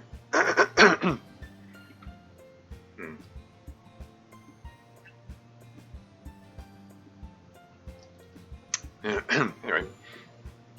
Then she kicks it high in the air, positioning herself under it to swallow it in one gulp as though this were a cartoon, which it is. Then? Yeah, that's what I thought.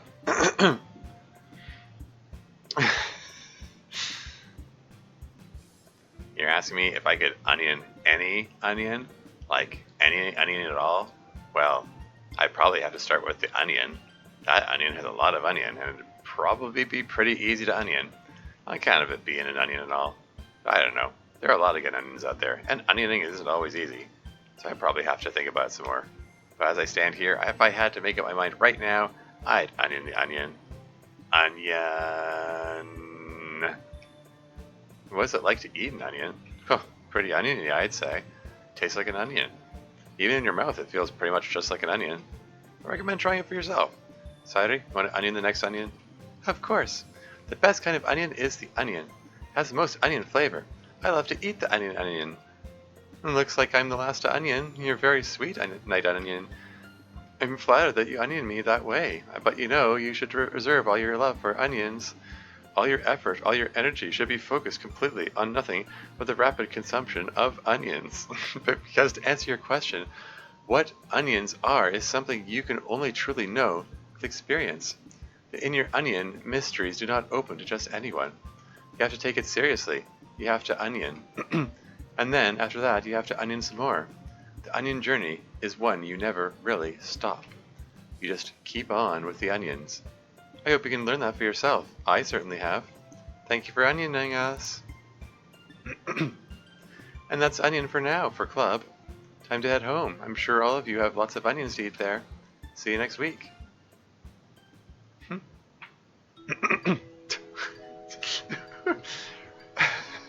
Gonna have this dramatic emotional scene in this context, okay? Got that dramatic MC Sayuri music going. As we walk home together, Sayuri seems unusually pensive, but I know that look means she's hungry for onions. So she eats it. She eats an onion. Sorry,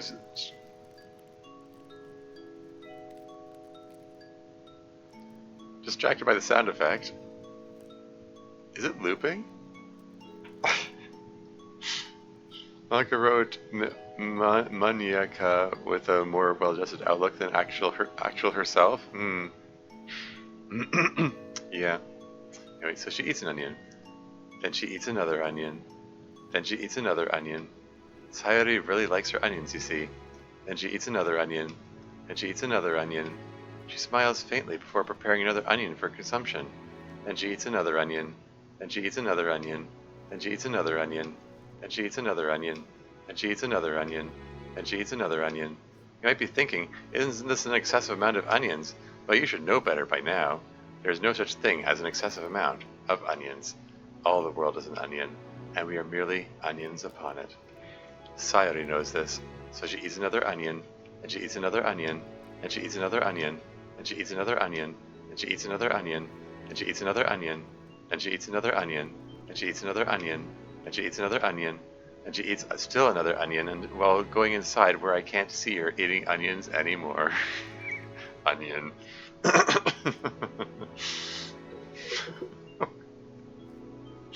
I don't know if I should bother clipping that, but...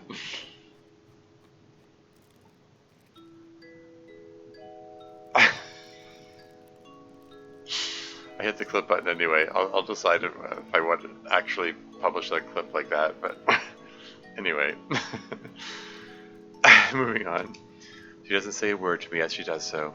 She just keeps eating onions. As well she should. But from through the door, I can hear her eating more onions. And now, I should eat some onions too. That's onion for now. Be sure to send Monica some onions at onion.onion.onion.onion.com. The constant stream of onion-related sound effects you just heard is from csun.org.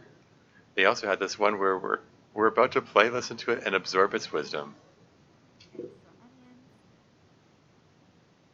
Extra onions. Extra onions. 2 more times. Thanks for watching Onion Club. See you never again, because we'll be too busy eating onions to ever make another one of these.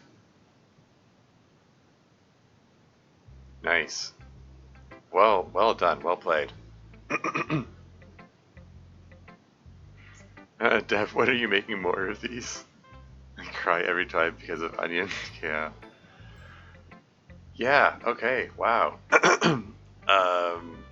What to say after that except onion? Because of onion, yeah. Onions. Onions. Then she eats another onion. Then she eats another onion. Yeah, I'm glad I finished with that and didn't just do the email bag for the entirety of stream. Cool. Yeah, I think that's a good full stream. I think that's a good note to end off on.